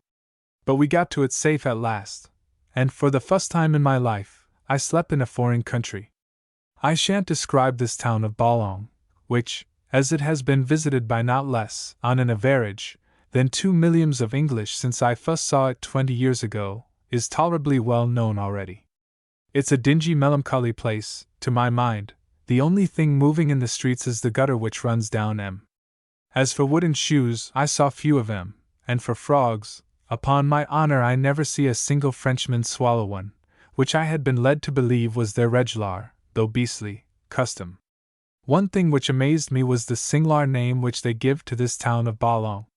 It's divided, as everybody knows, into an upper town, situate on a mountain, and surrounded by a wall, or boulevard, and a lower town, which is on the level of the sea. Well, will it be believed that they call the upper town the Haute Ville, and the other the Basse Ville, which is on the contrary, generally good in France, though the beef, it must be confessed, is execrable. It was in the Basse Ville that Deuceace took his lodging, at the Hotel de Bang, in a very crooked street called the Rue de l'Oise, and if he'd been the Archbishop of Devonshire, or the Duke of Canterbury, He could not have given himself greater airs, I can tell you. Nothing was too fine for us now. We had a suite of rooms on the first floor, which belonged to the Prime Minister of France, at least the landlord said they were the Premier's, and the Hon. Algernon Percy Deuceace, who had not paid his landress, and came to Dover in a coach, seemed now to think that Gould was too vulgar for him, and a carriage and six would break down with a man of his weight. Champagne flew about like ginger pop, besides Bordeaux, claret, Burgundy, Bourgogne, and other wines, and all the delicacies of the Boulogne kitchens. We stopped a fortnight at this dull place, and did nothing from morning till night except walk on the bench, and watch the ships going in and out of harbor, with one of them long, sliding opera glasses, which they call, I don't know why, telescopes. Our amusements for the fortnight we stopped here were both numerous and delightful. Nothing, in fact, could be more piquant, as they say. In the morning before breakfast we both walked on the pier, Master in a blue marine jacket, and me in a slap-up new livery, both provided with long sliding opera glasses, called as I said, I don't know why, but I suppose it's a scientific term, telescopes. With these we examined, very attentively, the ocean, the seaweed, the pebbles, the dead cats, the fishwomen, and the waves, like little children playing at leapfrog, which came tumbling over one another on to the shore. It seemed to me as if they were scrambling to get there, as well they might, being sick of the sea, and anxious for the blessed, peaceable terra firma.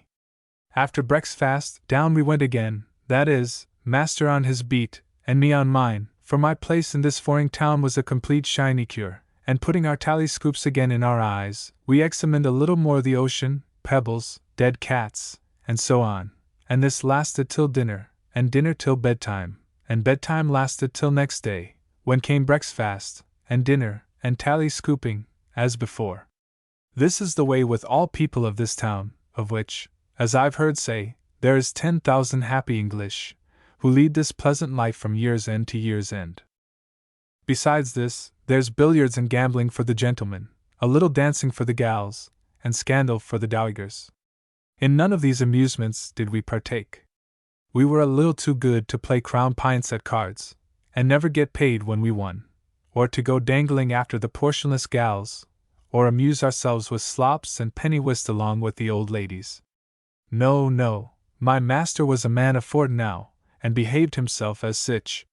If ever he condescended to go into the public room of the Hotel de Bang, the French, doubtless for reasons best known to themselves, called this a salle-manger. He swore more and louder than any one there. He abused the waiters, the wittles, the wines. With his glass in his eye, he stared at everybody. He took always the place before the fire. He talked about my carriage, my courier, my servant. And he did right. I've always found through life that if you wish to be respected by English people, you must be insolent to them, especially if you are a sprig of nobility.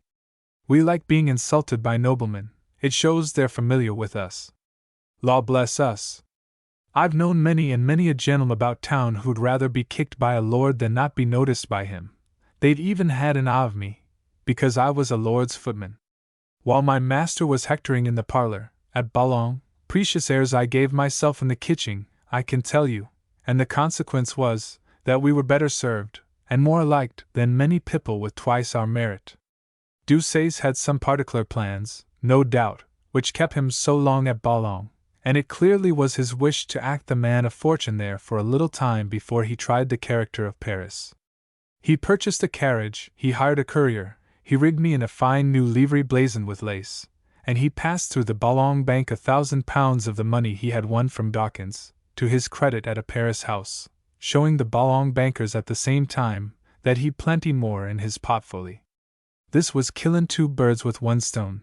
The banker's clerks spread the news over the town, and in a day after master had paid the money every old dowager in Boulogne had looked out the Crabbe's family pedigree in the peerage, and was quite intimate with the Deuceace name and estates.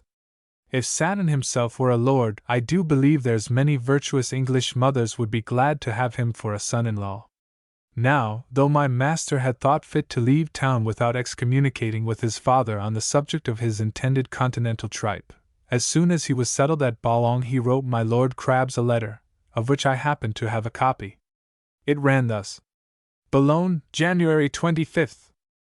My dear father, I have long, in the course of my legal studies, found the necessity of a knowledge of French, in which language all the early history of our profession is written, and have determined to take a little relaxation from chamber reading, which has seriously injured my health. If my modest finances can bear a 2 months' journey, and a residence at Paris, I propose to remain there that period.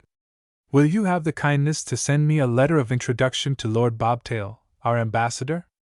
My name, and your old friendship with him, I know would secure me a reception at his house, but a pressing letter from yourself would at once be more courteous and more effectual.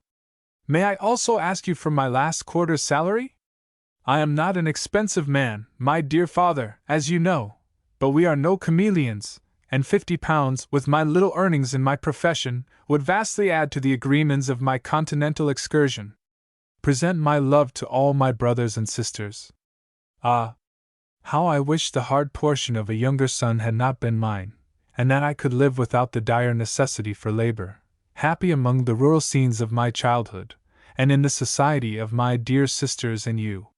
Heaven bless you, dearest father, and all those beloved ones now dwelling under the dear old roof at Sizes.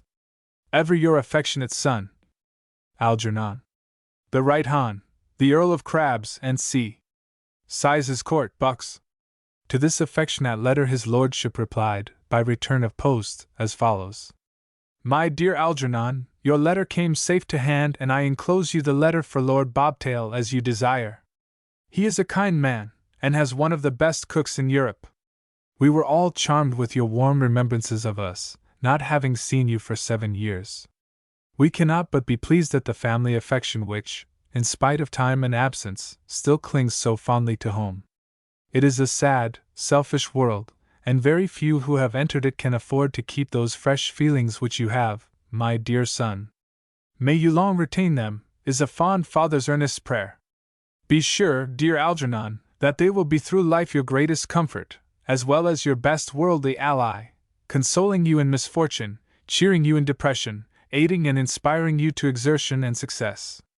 I am sorry, truly sorry, that my account at Coutz's is so low, just now, as to render a payment of your allowance for the present impossible. I see by my book that I owe you now 9 quarters, or 450L. Depend on it, my dear boy, that they shall be faithfully paid over to you on the first opportunity. By the way, I have enclosed some extracts from the newspapers, which may interest you, and have received a very strange letter from a Mr. Blewett, about a play transaction, which, I suppose, is the case alluded to in these prints. He says you won 4700L. From one Dawkins, that the lad paid it, that he, Blewett, was to go what he calls snacks in the winning, but that you refused to share the booty. How can you, my dear boy, quarrel with these vulgar people, or lay yourself in any way open to their attacks? I have played myself a good deal, and there is no man living who can accuse me of a doubtful act. You should either have shot this Blewett or paid him. Now, as the matter stands, it is too late to do the former, and perhaps it would be quixotic to perform the latter. My dearest boy, recollect through life that you never can afford to be dishonest with a roquet. £4,700 was a great coup, to be sure. As you are now in such high feather, can you, dearest Algernon, lend me £500? Upon my soul and honor, I will repay you. Your brothers and sisters send you their love. I need not add that you have always the blessings of your affectionate father, Crabs. P.S. Make it 500, and I will give you my note of hand for 1,000. I needn't say that this did not quite enter into Dussy's ears. Lend his father £500, indeed! He'd as soon have lent him a box on the ear. In the first place, he hadn't seen old Crabs for 7 years, as that nobleman remarked in his epistle. In the second, he hated him, and they hated each other. And next, if master had loved his father ever so much, he loved somebody else better, his father's son, namely, and sooner than deprive that excellent young man of a penny, he'd have shone all the fathers in the world hanging at Newgate, and all the beloved ones, as he called his sisters, the Lady Duchesses, so many convicts at Botany Bay. The newspaper paragraphs showed that, however secret we wished to keep the play transaction, the public knew it now full well, Blewett, as I found after, was the author of the libels which appeared right and left. Gambling in High Life, the Honorable Mr. D.C. again, this celebrated whist player has turned his accomplishments to some profit. On Friday, the January 16th, he won £5,000 from a very young gentleman, THMSSMTHDWKNS, ESQ, and lost 2,500 to R.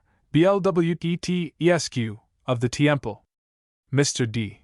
very honorably paid the sum lost by him to the honorable whist player, but we have not heard that, before his sudden trip to Paris, Mr. D. C. paid his losings to Mr. BLWTT. Next came a notice to correspondents. Fair Play asks us if we know of the gambling doings of the notorious Deuceace? We answer we do, and in our very next number, propose to make some of them public. They didn't appear, however, but on the contrary, the very same newspaper, which had been before so abusive of Deuceace, was now loud in his praise. It said, "A paragraph was inadvertently admitted into our paper of last week, most unjustly assailing the character of a gentleman of high birth and talents, the son of the exemplary Earl of CRBS. We repel, with scorn and indignation, the dastardly falsehoods of the malignant slanderer who vilified Mr. de C., and beg to offer that gentleman the only reparation in our power for having thus tampered with his unsullied name. We disbelieve the ruffian and his story, and most sincerely regret that such a tale, or such a writer, should ever have been brought forward to the readers of this paper." This was satisfactory, and no mistake, and much pleased we were at the denial of this conscientious editor. So much pleased that master sent him a £10 note, and his compliments. He'd sent another to the same address, before this paragraph was printed. Why, I can't think, for I wouldn't suppose anything musnery in a literary man. Well, after this business was concluded, the courier hired, the carriage smartened a little, and me set up in my new liveries, we bade adieu to belong in the grandest state possible. What a figure we cut! And my eye, what a figure the postilion cut! A cocked hat, a jacket made out of a cow's skin, it was in cold weather, a pigtail about 3 feet in length, and a pair of boots. Oh, such a pair! A bishop might almost have preached out of one, or a moderate-sized family slept in it. Me and Mr. Schwigschnaps, the courier, sate behind in the rumbill, Master Alloan in the inside, as grand as a Turk, and wrapped up in his fine fur cloak. Off we set, bowing gracefully to the crowd, the harness bells jinglin', the great white hosses snortin', kickin', and squealin', and the postilion cracking his whip, as loud as if he'd been drivin' Her Majesty the Queen. Well, I shan't describe our voyage. We passed several cities, villages, and metropolises, sleeping the first night at Amiens, which, as everybody knows, is famous ever since the year 1802 for what's called the peas of Amiens. We had some, very good, done with sugar and brown sauce, in the Amiens way.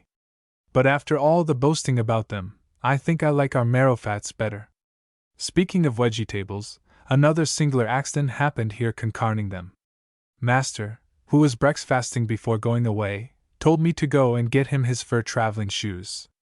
I went and told the waiter of the inn, who stared, grinned, as these chaps always do, said "Bong," which means, "very well," and presently came back. I'm blessed if he didn't bring master a plate of cabbage. Would you believe it, that now, in the 19th century, when they say there's schoolmasters abroad, these stupid French jackasses are so astonishingly ignorant as to call a cabbage a shoe? Never let it be said, after this, that these benighted, superstitious, miserable savages are equal, in any respects, to the great British people. The more I travel, the more I see of the world, and other nations, I am proud of my own, and despise and deplore the wretched ignorance of the rest of Europe. My remarks on Paris you shall have by an early opportunity. Me and Deuceace played some curious pranks there, I can tell you. Mr. Deuceace at Paris. Chapter 1. The 2 bundles of hay. Lieutenant General Sir George Griffin, K.C.B., was about 75 years old when he left this life, and the East Indian Army, of which he was a distinguished ornament. Sir George's first appearance in Injar was in the character of a cabin boy to a vessel, from which he rose to be clerk to the owners at Calcutta, from which he became all of a sudden a captain in the company's service, and so rose and rose, until he rose to be a lieutenant general, when he stopped rising altogether, hopping the twig of this life, as drummers, generals, dustmen, and emperors must do. Sir George did not leave any male heir to perpetuate the name of Griffin. A widow of about 27, and a daughter averaging 23, was left behind to deplore his loss and share his property. On old Sir George's death, his interesting widow and orphan, who had both been with him in India, returned home, tried London for a few months, did not like it, and resolved on a trip to Paris, where very small London people become very great ones, if they've money, as these Griffins has had. The intelligent reader need not be told that Miss Griffin was not the daughter of Lady Griffin, for though marriages are made tolerably early in India, people are not quite so precocious as all that. The fact is, Lady G was Sir George's second wife. I need scarcely add that Miss Matilda Griffin was the offspring of his first marriage. Miss Leonora Kixey, a handsome, lively Islington gal, taken out to Calcutta, and amongst his other goods, very comfortably disposed of by her uncle, Captain Kixey, was 21 when she married Sir George at 71, and the 13 Miss Kixeys, 9 of whom kept a school at Islington, the other 4 being married variously in the city, were not a little envious of my lady's luck, and not a little proud of their relationship to her. One of them, Miss Jemima Kixey, the oldest, and by no means the least ugly of the set, was staying with her ladyship, and gave me all the particulars. Of the rest of the family, being of a low sort, I in course know nothing. My acquaintance, thank my stars, don't lie among them, or the likes of them. Well, this Miss Jemima lived with her younger and more fortunate sister, in the quality of companion, or toddy. Poor thing! I'd as soon be a galley slave, as lead the life she did. Everybody in the house despised her. Her ladyship insulted her. The very kitchen gals scorned and flouted her. She wrote the notes, she kept the bills, she made the tea, she whipped the chocolate, she cleaned the canary birds, and gave out the linen for the wash. She was my lady's walking pocket, or reticule, and fetched and carried her handkerchief, or her smell bottle, like a well-bred spaniel. All night, at her ladyship's soirees, she thumped quadrilles. Nobody ever thought of asking her to dance. When Miss Griffin sung, she played the piano, and was scolded because the singer was out of tune. Abominating dogs, she never drove out without her ladyship's puddle in her lap, and regularly unwell in a carriage, she never got anything but the back seat. Poor Jemima! I can see her now in my lady's second-best old clothes. The ladies' maids always got the prime leavings: a lilac satin gown, crumpled, blotched, and greasy, a pair of white satin shoes, of the color of india rubber, a faded yellow velvet hat, with a wreath of artificial flowers run to seed, and a bird of paradise perched on the top of it, melancholy and molting, with only a couple of feathers left in his unfortunate tail. Besides this ornament to their saloon, Lady and Miss Griffin kept a number of other servants in the kitchen, 2 ladies' maids, 2 footmen, 6 feet high each, crimson coats, gold knots, and white casimere pantaloons, a coachman to match, a page, and a chasseur, a kind of servant only known among foreigners, and who looks more like a major general than any other marshal, wearing a cocked hat, a unicorn covered with silver lace, mustachios, epaulets, and a sword by his side. All these to wait upon 2 ladies, not counting a host of the fair sex, such as cooks, scullion, housekeepers, and so forth. My Lady Griffin's lodging was at £40 a week, in a grand suite of rooms in the Place Vendôme at Paris. And having thus described their house, and their servants' hall, I may give a few words of description concerning the ladies themselves. In the first place, and in course, they hated each other. My lady was 27, a widow of 2 years, fat, fair, and rosy. A slow, quiet, cold-looking woman, as those fair-haired gals generally are. It seemed difficult to rouse her either into likes or dislikes, to the former, at least. She never loved anybody but one, and that was herself. She hated, in her calm, quiet way, almost every one else who came near her, every one, from her neighbor the Duke, who had slighted her at dinner, down to John the footman, who had torn a hole in her train. I think this woman's heart was like one of them lithographic stones. You can't rub out anything when once it's drawn or wrote on it, nor could you out of her ladyship's stone, heart, I mean, in the shape of an affront, a slight, or real, or fancied injury. She bore an excellent, irreproachable character, against which the tongue of scandal never wagged. She was allowed to be the best wife possible, and so she was. But she killed her old husband in 2 years, as dead as ever Mr. Thurtle killed Mr. William Ware. She never got into a passion, not she never said a rude word, but she'd a genius which many women have, of making a hell of a house, and torturing the poor creatures of her family, until they were well nigh drove mad. Miss Matilda Griffin was a good deal uglier, and about as amiable as her mother-in-law. She was crooked, and squinted.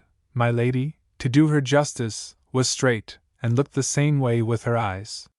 She was dark, and my lady was fair, sentimental, as her ladyship was cold. My lady was never in a passion, Miss Matilda always, and awful were the scenes which used to pass between these two women, and the wicked quarrels which took place. Why did they live together? There was the mystery. Not related, and hating each other like pison, it would surely have been easier to remain separate, and so have detested each other at a distance. As for the fortune which old Sir George had left, that, it was clear, was very considerable, £300,000, at the least, as I have heard say. But nobody knew how it was disposed of. Some said that her ladyship was sole mistress of it, others that it was divided, others that she had only a life income, and that the money was all to go, as was natural, to Miss Matilda. These are subjects which are not perhaps very interesting to the British public, but were mighty important to my master, the Honourable Algernon Percy Deuceace, Esquire, Barrister at Law, etc., etc. For I forgot to inform you that my master was very intimate in this house, and that we were now comfortably settled at the Hotel Mirabeau, pronounced Mirabeau in French, in the Rue de l'Épée, at Paris. We had our cab, and 2 riding horses, our banker's book, and £1,000 for a balance at Lafitte's, our club at the corner of the Rue Grand-Mont, our share in a box at the operas, our apartments, spacious and elegant, our soirees at court, our dinners at His Excellency Lord Bobtail's and elsewhere. Thanks to poor Dawkins's £5,000, we were as complete gentlemen as any in Paris. Now my master, like a wise man as he was, seeing himself at the head of a smart sum of money, and in a country where his debts could not bother him, determined to give up for the present everything like gambling, at least, high play. As for losing or winning a rallo of Napoleon's at whist or écarté, it did not matter. It looks like money to do such things, and gives a kind of respectability. But as for play, he wouldn't, oh no! Not for worlds, do such a thing. He had played, like other young men of fashion, and won and lost, old fox. He didn't say he had paid, but he had given up the amusement, and was now determined, he said, to live on his income. The fact is, my master was doing his very best to act the respectable man, and a very good game it is, too, but it requires a precious great rogue to play it. He made his appearance regular at church, me carrying a handsome large black Meraki prayer book and Bible, with the psalms and lessons marked out with red ribbons, and you'd have thought, as I gravely laid the volumes down before him, and as he buried his head in his nicely brushed hat, before service began, that such a pious, proper moral, young nobleman was not to be found in the whole of the peerage. It was a comfort to look at him. Every old tabby and dowager at my Lord Bobtail's turned up the whites of their eyes when they spoke of him, and vowed they had never seen such a dear, delightful, excellent young man. What a good son he must be, they said, and oh, what a good son-in-law! He had the pick of all the English gals at Paris before we had been there 3 months. But unfortunately, most of them were poor, and love and a cottage was not quite in master's way of thinking. Well, about this time my Lady Griffin and Miss G. made their appearance at Paris, and master, who was up to snuff, very soon changed his note. He sate near them at chapel, and sung hymns with my lady. He danced with them at the embassy balls. He rode with them in the Bois de Boulogne and the Champs-Élysées, which is the French High Park. He rode pottery in Miss Griffin's album, and sang duets along with her and Lady Griffin. he brought sweetmeats for the puddle dog, he gave money to the footman, kisses and gloves to the sniggering ladies' maids, he was civil even to poor Miss Kixie. There wasn't a single soul at the Griffins' that didn't adore this good young man. The ladies, if they hated before, you may be sure detested each other now worse than ever. There had been always a jealousy between them, Miss jealous of her mother-in-law's beauty, Madam of Mrs. Esprit, Miss taunting my lady about the school at Islington, and my lady sneering at Miss for her squint and her crooked back. And now came a stronger cause. They both fell in love with Mr. Deuceace, my lady, that is to say, as much as she could, with her cold, selfish temper. She liked Deuceace, who amused her and made her laugh. She liked his manners, his writing, and his good looks, and being a parvenue herself had a double respect for real aristocratic flesh and blood. Mrs. Love, on the contrary, was all flams and fury. She'd always been at this work from the time she had been at school, where she very nigh run away with a French master, next with a footman, which I may say, in confidence, is by no means unnatural or unusual, as I could show if I liked, and so had been going on since 15. She regularly flung herself at Deuceace's head, such sighing, crying, and ogling, I never see. Often was I ready to bust out laughin', as I brought master scores of rose-colored billettes, folded up like caw-hats, and smellin' like barbers' shops, which this very tender young lady used to address to him. Now, though master was a scoundrel and no mistake, he was a gentleman, and a man of good breeding, and Miss came a little too strong, pardon the vulgarity of the expression, with her heart and attachment for one of his taste. Besides, she had a crooked spine, and a squint, so that, supposing their fortunes tolerably equal, Deuceace really preferred the mother-in-law. Now, then, it was his business to find out which had the most money. With an English family this would have been easy, a look at a will at Dr. Commons' would settle the matter at once. But this Indian nabob's will was at Calcutta, or some outlandish place, and there was no getting sight of a copy of it.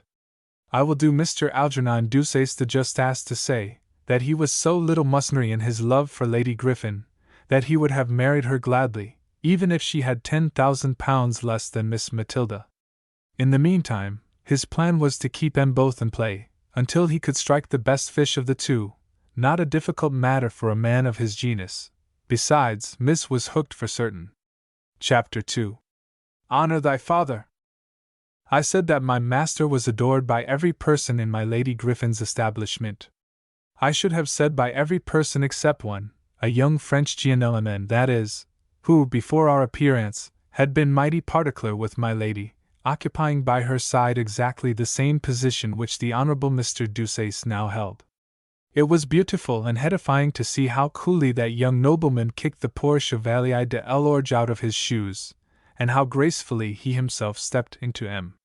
Monsieur de Elorge was a smart young French gentleman, of about my master's age and good looks, but not possessed of half my master's impudence. Not that that quality is uncommon in France, but few, very few, had it to such a degree as my excellent employer, Mr. Deuceace. Besides, de Elorge was regularly and really in love with Lady Griffin, and master only pretending, he had, of course, an advantage, which the poor Frenchman never could get. He was all smiles and gaiety, while de Elorge was awkward and melancholy. My master had said 20 pretty things to Lady Griffin, before the Chevalier had finished smoothing his hat, staring at her, and sighing fit to bust his waistcoat. "Oh, love, love! This isn't the way to win a woman, or my name's not Fitzroy Yellowplush." Myself, when I begun my career among the fair sex, I was always sighing and moping, like this poor Frenchman. What was the consequence? The 4 fuss women I adored laughed at me, and left me for something more lively. With the rest I have adopted a different game, and with tolerable success, I can tell you. But this is egotism, which I abhor. Well, the long and the short of it is, that Monsieur Ferdinand Hippolyte Xavier Stanislas, Chevalier de Elorge, was regular cut out by Monsieur Algernon Percy Deuceace, Esquire. Poor Ferdinand did not leave the house.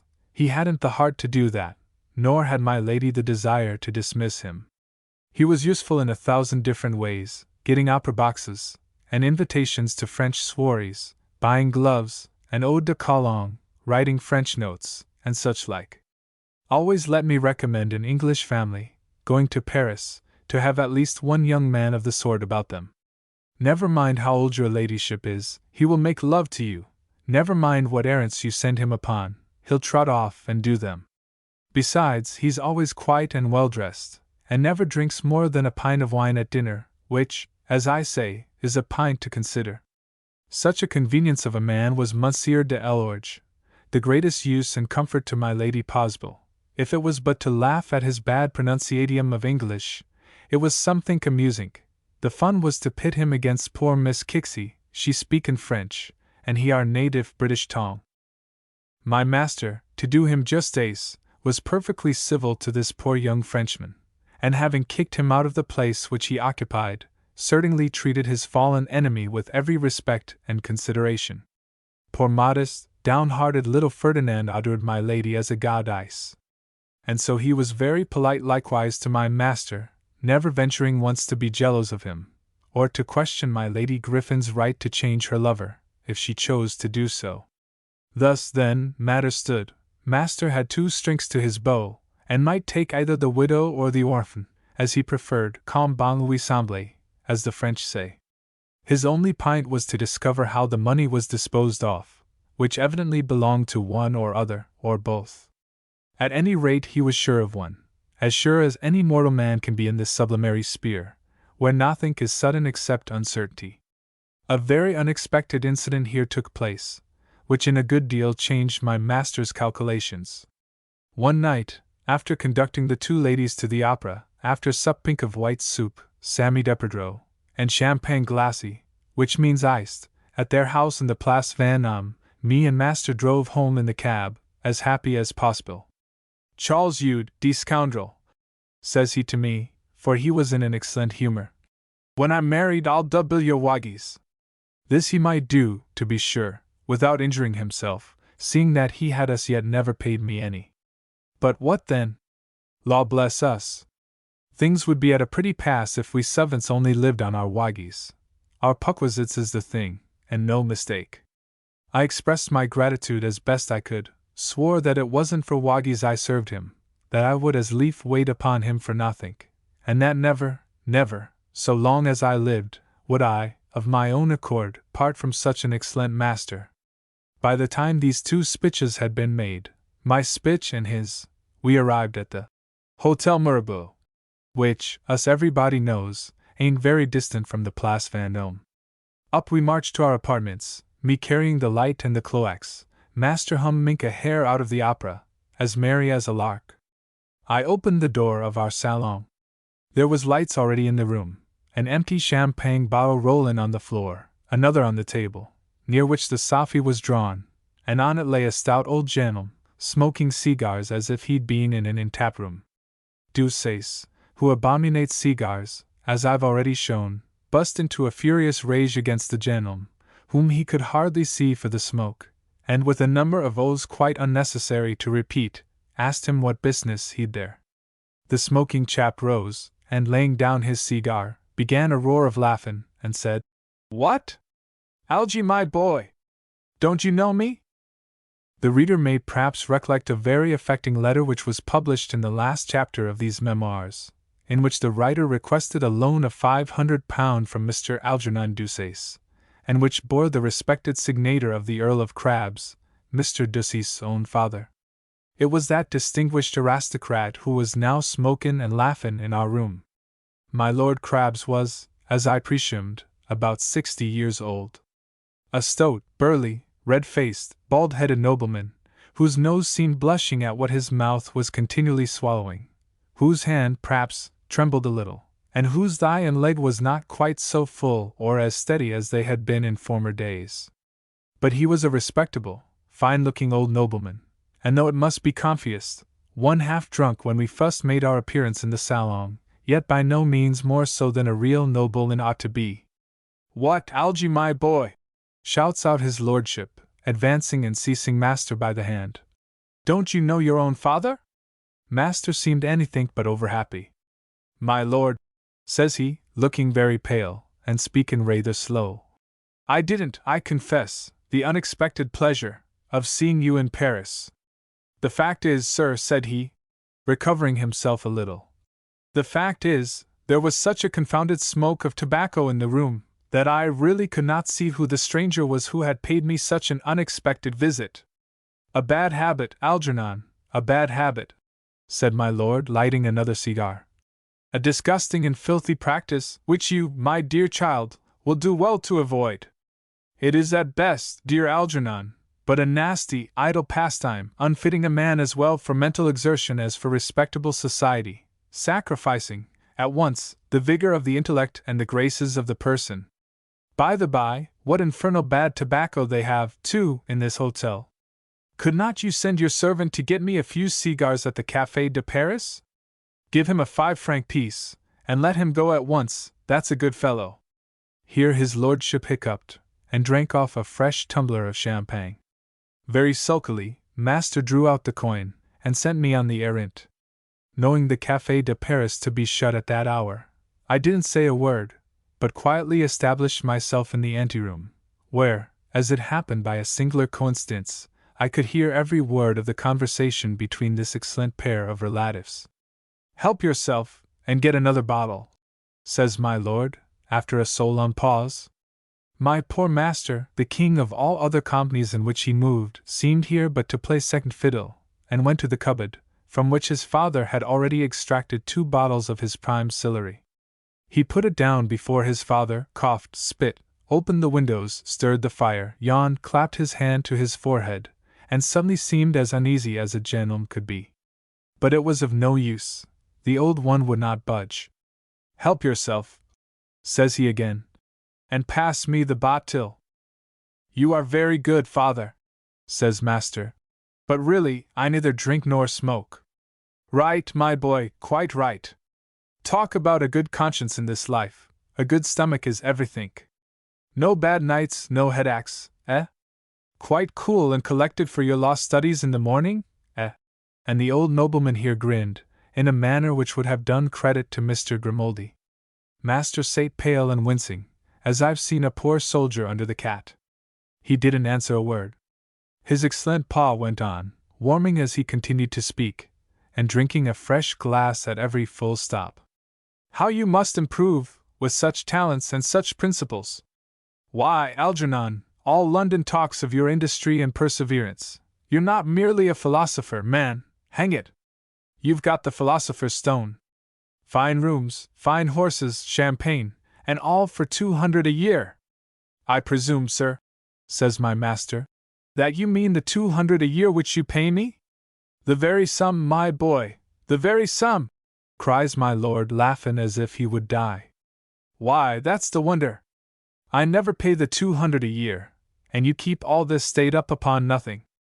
Give me your secret, O you young Trismegistus. Tell your old father how such wonders can be worked, and I will, yes, then, upon my word, I will pay you your 200 a year. Enfin, my lord, says Mr. Deuceace, starting up and losing all patience. Will you have the goodness to tell me what this visit means? You leave me to starve, for all you care, and you grow mighty facetious because I earn my bread. You find me in prosperity, and— Precisely, my boy, precisely. Keep your temper, and pass that bottle. I find you in prosperity, and a young gentleman of your genius and acquirements asks me why I seek your society? Oh, Algernon! Algernon! This is not worthy of such a profound philosopher. Why do I seek you? Why, because you are in prosperity, oh my son! Else, why the devil should I bother myself about you? Did I, your poor mother, or your family, ever get from you a single affectionate feeling? Did we, or any other of your friends or intimates, ever know you to be guilty of a single honest or generous action? Did we ever pretend any love for you, or you for us? Algernon Deuceace, you don't want a father to tell you that you are a swindler and a spendthrift. I have paid thousands for the debts of yourself and your brothers, and if you pay nobody else, I am determined you shall repay me. You would not do it by fair means, when I wrote to you and asked you for a loan of money. I knew you would not. Had I written again to warn you of my coming, you would have given me the slip, and so I came, uninvited, to force you to repay me. That's why I am here, Mr. Algernon, and so help yourself and pass the bottle. After this speech, the old gentleman sunk down on the sofa, and puffed as much smoke out of his mouth as if he'd been the chimney of a steam engine. I was pleased, I confess, with the shone, and liked to see this venerable and virtuous old man knocking his son about the head, just as Deuceace had done with Mr. Richard Blewett, as I've before shown. Master's face was, first, red-hot, next, chalk-white, and then sky-blue.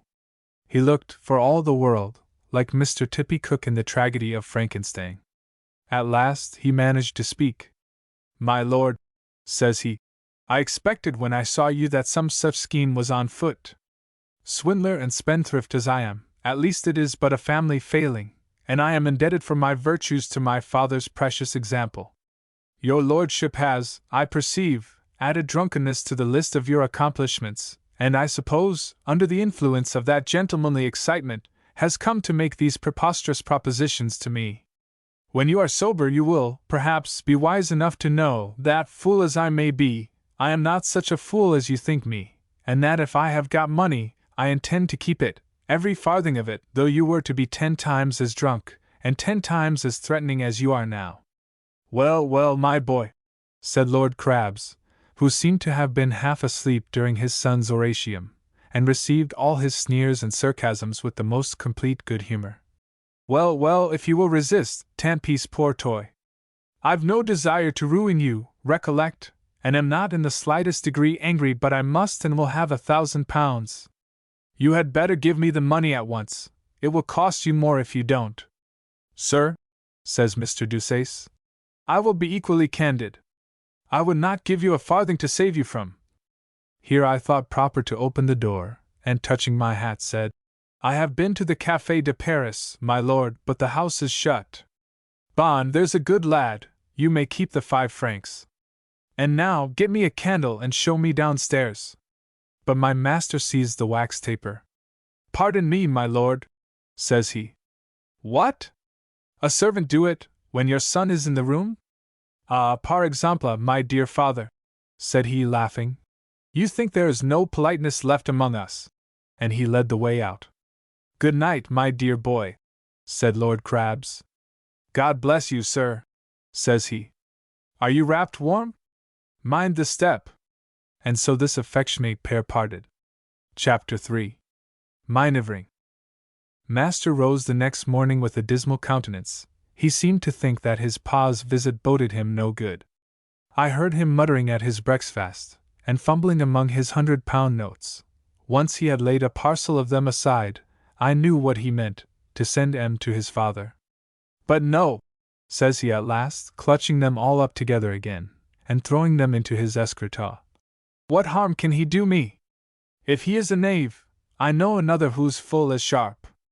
Let's see if we cannot beat him at his own weapons." With that Mr. Deuceace dressed himself in his best clothes, and marched off to the Place Vendôme, to pay his court to the fair widow and the interesting orphan.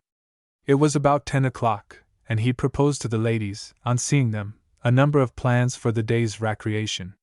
Riding in the Body Ballon, going to the Tuileries to see King Louis XVIII, who was then the reigning sovereign of the French crown, go to chapel, and finally, a dinner at 5 o'clock at the Café de Paris, whence they were all to adjourn, to see a new piece at the theatre of the Pot St. Martin, called Césaire and the Elders. The gals agreed to everything, except the 2 last prepositions. "We have an engagement, my dear Mr. Algernon," said my lady. "Look, a very kind letter from Lady Bobtail," and she handed over a perfumed note from that exalted lady. It ran thus: "FBG. St. Honoré, Thursday, February 15, 1817. My dear Lady Griffin, it is an age since we met. Harassing public duties occupy so much myself and Lord Bobtail, that we have scarce time to see our private friends, among whom, I hope, my dear Lady Griffin will allow me to rank her. Will you excuse so unceremonious an invitation, and dine with us at the embassy today? We shall be en petit comite, and shall have the pleasure of hearing, I hope, some of your charming daughters singing in the evening. I ought, perhaps, to have addressed a separate note to dear Miss Griffin, but I hope she will pardon a poor diplomate, who has so many letters to write, you know. Farewell till 7, when I positively must see you both. Ever, dearest Lady Griffin, your affectionate Eliza Bobtail. Such a letter from the ambassadress, brought by the ambassador's chasseur, and sealed with his seal of arms, would affect anybody in the middling ranks of life. It drove Lady Griffin mad with delight, and long before my master's arrival, she'd sent Mortimer and Fitzclarence, her 2 footmen, along with a polite reply in the affirmative. Master read the note with no such feelings of joy. He felt that there was something going on behind the sconces, and though he could not tell how, was sure that some danger was near him. That old fox of a father of his had begun his emanations pretty early. Deuceace handed back the letter, sneered, and put, and hinted that such an invitation was an insult at best, what he called a peace ally, and the ladies might depend upon it, was only sent because Lady Bobtail wanted to fill up 2 spare places at her table. But Lady Griffin and Miss would not have his insinuations. They knew too few lords ever to refuse an invitation from any one of them. Go they would, and poor Deuceace must dine alone. After they had been on their ride, and had had their other amusements, Master came back with them, chatted, and laughed. He was mighty sarcastic with my lady, tender and sentimental with Miss, and left them both in high spirits to perform their toilet before dinner. As I came to the door, for I was as familiar as a servant of the house, as I came into the drawing-room to announce his cab, I saw Master very quietly taking his pocket-book, or pot-fool, as the French call it, and thrusting it under one of the cushions of the sofa. What game is this? Thinks I. Why, this was the game. In about 2 hours, when he knew the ladies were gone, he pretends to be vastly anxious about the loss of his portfolio, and back he goes to Lady Griffin's to seek for it there. Pray, says he on going in, ask Miss Kixie if I may see her for a single moment. And down comes Miss Kixie, quite smiling, and happy to see him. Law, Mr. Deuceace, says she, trying to blush as hard as ever she could. You quite surprise me. I don't know whether I ought, really, being alone, to admit a gentleman. Nay, don't say so, dear Miss Kixie. For do you know, I came here for a double purpose, to ask about a pocket-book which I have lost, and may, perhaps, have left here, and then, to ask you if you will have the great goodness to pity a solitary bachelor, and give him a cup of your nice tea? Nice tea! I thought I should have split, for I'm blessed if Master had eaten a morsel of dinner. Never mind, down to tea they Saturday. Do you take cream and sugar, dear sir? Says poor Kixie, with a voice as tender as a turtle-dove. Both, dearest Miss Kixie, answers Master, who stowed in a power of sachong and muffins which would have done honor to a washerwoman. I shan't describe the conversation that took place betwixt Master and this young lady. The reader, perhaps, knows why Deuceace took the trouble to talk to her for an hour, and to swallow all her tea. He wanted to find out from her all she knew about the family money matters, and settle at once which of the 2 Griffinses he should marry. The poor thing, of course, was no match for such a man as my master. In a quarter of an hour, he had, if I may use the expression, turned her inside out. He knew everything that she knew, and that, poor creature, was very little. There was 9,000 a year, she had heard say, in money, in houses, in banks and in jar, and what not. Both the ladies signed papers for selling or buying, and the money seemed equally divided betwixt them. 9,000 a year! Deuceace went away, his cheeks tingling, his heart beating. He, without a penny, could next morning, if he liked, be master of 5,000 per annum. Yes. But how? Which had the money, the mother or the daughter? All the tea-drinking had not taught him this piece of knowledge, and Deuceace thought it a pity that he could not marry both. The ladies came back at night, mightily pleased with their reception at the ambassador's, and stepping out of their carriage, bid coachman drive on with the gentleman who had handed them out, a stout old gentleman, who shook hands most tenderly at parting, and promised to call often upon my Lady Griffin. He was so polite, that he wanted to mount the stairs with her ladyship, but no, she would not suffer it. Edward, says she to the coachman, quite loud, and pleased that all the people in the hotel should hear her, you will take the carriage, and drive his lordship home. Now, can you guess who his lordship was? The right Hon. The Earl of Crabs, to be sure, the very old gentleman whom I had seen on such charming terms with his son the day before. Master knew this the next day, and began to think he had been a fool to deny his pa the £1,000. Now, though the substances of the dinner at the ambassador's only came to my ears some time after, I may as well relate 'em here, word for word, as they was told me by the very gentleman who waited behind Lord Crabs's chair. There was only a petty comedy at dinner, as Lady Bobtail said, and my Lord Crabs was placed betwixt the two Griffinses, being mighty elegant and polite to both. "Allow me," says he to Lady G, between the soup and the fish, "my dear madam, to thank you, fervently thank you for your goodness to my poor boy. Your ladyship is too young to experience, but I am sure, far too tender not to understand the gratitude which must fill a fond parent's heart for kindness shown to his child. Believe me," says my lord, looking her full and tenderly in the face, "that the favors you have done to another have been done equally to myself, and awaken in my bosom the same grateful and affectionate feelings with which you have already inspired my son Algernon." Lady Griffin blushed, and drooped her head till her ringlets fell into her fish plate, and she swallowed Lord Crabs's flummery just as she would so many mushrooms. My lord, whose powers of slack jaw was notorious, next addressed another speech to Miss Griffin. He said he'd heard how Deuceace was situated. Miss blushed. What a happy dog he was! Miss blushed crimson, and then he sighed deeply, and began eating his turbot and lobster sos. Master was a good un at flummery, but law bless you! He was no more equal to the old man than a molehill is to a mounting. Before the night was over, he had made as much progress as another man would in a year. One almost forgot his red nose and his big stomach, and his wicked leering eyes, in his gentle insinuating voice, his fund of anecdotes, and above all, the beatific, moral, religious, and honorable tone of his general conversation. Perhaps you will say that these ladies were, for such rich people, might ally easily captivated. But recollect, my dear sir, that they were fresh from in jar, that they'd not shone many lords, that they adored the peerage, as every honest woman does in England who has proper feelings, and has read the fashionable novels, and that here at Paris was their first step into fashionable society.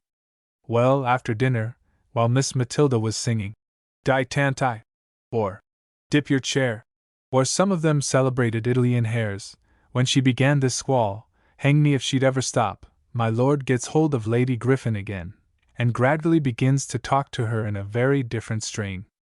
"What a blessing it is for us all," says he, "that Algernon has found a friend so respectable as your ladyship." "Indeed, my lord, and why? I suppose I am not the only respectable friend that Mr. Deuceace has?" "No, surely, not the only one. He has had his birth, and permit me to say, his relationship to myself, have procured him many. But," here my lord heaved a very affecting and large sigh.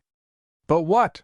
says my lady, laughing at the expression of his dismal face. "You don't mean that Mr. Deuceace has lost them or is unworthy of them?" "I trust not, my dear madam, I trust not, but he is wild, thoughtless, extravagant, and embarrassed, and you know a man under these circumstances is not very particular as to his associates." "Embarrassed? Good heavens! He says he has 2,000 a year left him by a godmother, and he does not seem even to spend his income, a very handsome independence, too, for a bachelor." My lord nodded his head sadly and said, "Will your ladyship give me your word of honor to be secret? My son has but 1,000 a year, which I allow him, and is heavily in debt. He has played, madam, I fear, and for this reason I am so glad to hear that he is in a respectable domestic circle, where he may learn, in the presence of far greater and purer attractions, to forget the dice-box, and the low company which has been his bane." My Lady Griffin looked very grave indeed. Was it true? Was Deuceace sincere in his professions of love, or was he only a sharper wooing her for her money? Could she doubt her informer? His own father, and what's more, a real flesh and blood peer of Parliament. She determined she would try him.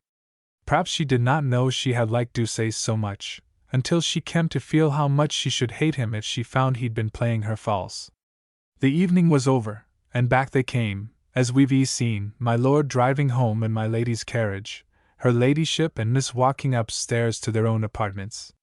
Here, for a wonder, was poor Miss Kixie quite happy and smiling, and evidently full of a secret, something mighty pleasant, to judge from her looks. She did not long keep it. As she was making tea for the ladies, for in that house they took a cup regular before bedtime. "Well, my lady," says she, "who do you think has been to drink tea with me?" Poor thing, a friendly face was the event in her life, a tea party quite a hurrah. "Why, perhaps Lenore, my maid," says my lady, looking grave. "I wish, Miss Kixie, you would not demean yourself by mixing with my domestics. Recollect, madam, that you are sister to Lady Griffin." "No, my lady, it was not Lenore, it was a gentleman, and a handsome gentleman, too." "Oh, it was Monsieur de Elorge, then," says Miss. "He promised to bring me some guitar strings." "No, nor yet M. de Elorge. He came, but was not so polite as to ask for me. What do you think of your own beau, the Honorable Mr. Algernon Deuceace?" And so saying, poor Kixie clapped her hands together, and looked as joyful as if she'd come into a fortin. "Mr. Deuceace here, and why, pray?" says my lady, who recollected all that his excellent pa had been saying to her. "Why, in the first place, he had left his pocket-book, and in the second, he wanted, he said, a dish of my nice tea, which he took, and stayed with me an hour or more." "And pray, Miss Kixie," said Miss Matilda, quite contemptuously, "what may have been the subject of your conversation with Mr. Algernon? Did you talk politics, or music, or fine arts, or metaphysics?" Miss M., being what was called a blue, as most humpbacked women in society are, always made a point to speak on these grand subjects. "No, indeed, he talked of no such awful matters. If he had, you know, Matilda, I should never have understood him. First we talked about the weather, next about muffins and crumpets. Crumpets, he said, he liked best, and then we talked," here Miss Kixie's voice fell, "about poor dear Sir George in heaven. What a good husband he was, and what a good fortune he left, Miss Kixie," says my lady, with a hard, sneering voice, and a diabolical grin. "Yes, dear Leonora, he spoke so respectfully of your blessed husband, and seemed so anxious about you and Matilda, it was quite charming to hear him, dear man. And pray, Miss Kixie, what did you tell him?" "Oh, I told him that you and Leonora had 9,000 a year, and—" "What then?" "Why, nothing, that is all I know. I am sure I wish I had 90, says poor Kixie, her eyes turning to heaven. 90 fiddlesticks! Did not Mr. Deuceace ask how the money was left, and to which of us?" "Yes, but I could not tell him." "I knew it," says my lady, slapping down her teacup. "I knew it." "Well," says Miss Matilda, "and why not, Lady Griffin? There is no reason you should break your teacup, because Algernon asks a harmless question. He is not mercenary, he is all candor, innocence, generosity. He is himself blessed with a sufficient portion of the world's goods to be content, and often has he told me he hoped the woman of his choice might come to him without a penny, that he might show the purity of his affection. I've no doubt," says my lady. "Perhaps the lady of his choice is Miss Matilda Griffin," and she flung out of the room, slamming the door, and leaving Miss Matilda to burst into tears, as was her regular custom, and pour her loves and woes into the bosom of Miss Kixie. Chapter 4. Hitting the nail on the head. The next morning, down came me and master to Lady Griffin's, I amusing myself with the gals in the anteroom, he paying his devours to the ladies in the salon. Miss was thrumming on her guitar, my lady was before a great box of papers, busy with accounts, bankers' books, lawyers' letters, and what not. Law bless us! It's a kind of business I should like well enough, especially when my annual account was 7,000 or 8,000 on the right side, like my lady's. My lady in this house kept all these matters to herself. Miss was a vast deal too sentimental to mind business.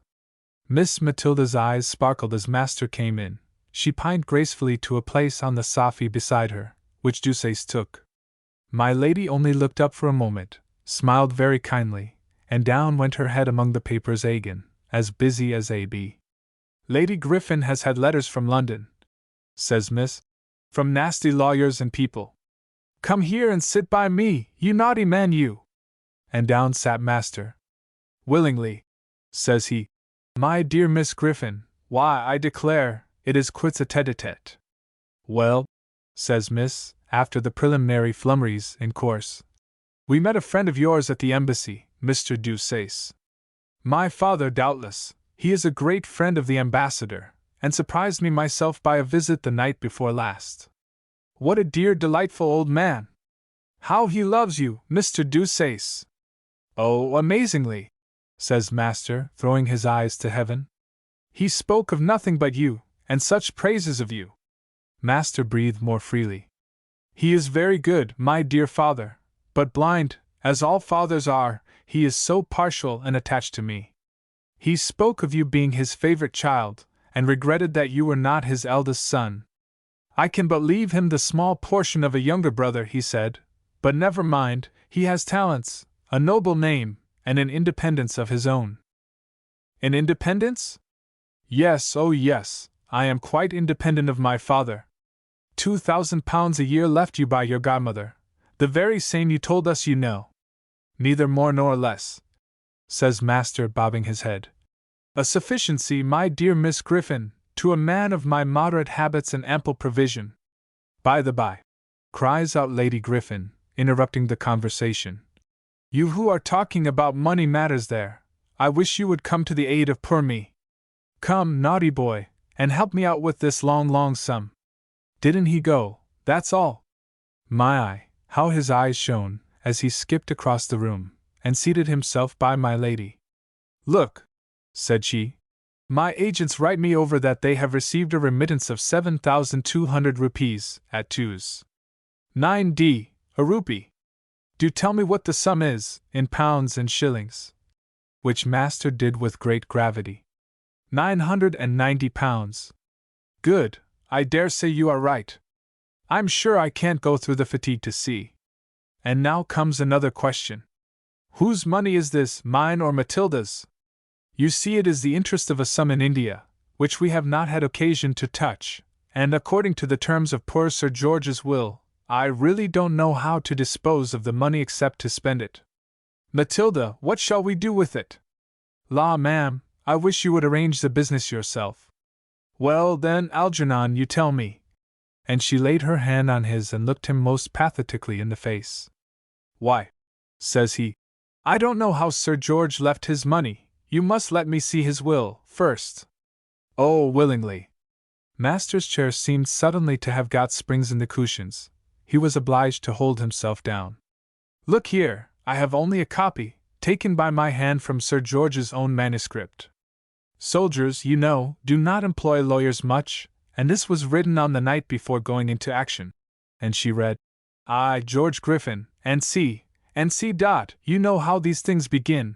Being now of sane mind, leave to my friends, Thomas Abraham Hicks, a colonel in the H.E.I. Company's service, and to John Monroe Mackerkin-Croft, of the house of Huffle, Mackerkin-Croft, and Dobbs, at Calcutta, the whole of my property, to be realized as speedily as they may, consistently with the interests of the property, in trust for my wife, Leonora Amelia Griffin, born L.E. Kixey, and my only legitimate child, Matilda Griffin. The interest resulting from such property to be paid to them, share and share alike, the principal to remain untouched, in the names of the said T.A. Hicks and J.M. Mackerkin-Croft, until the death of my wife, Leonora Amelia Griffin, when it shall be paid to my daughter, Matilda Griffin, her heirs, executors, or assigns. There, said my lady. We won't read any more. All the rest is stuff. But now you know the whole business, tell us what is to be done with the money. Why, the money, unquestionably, should be divided between you.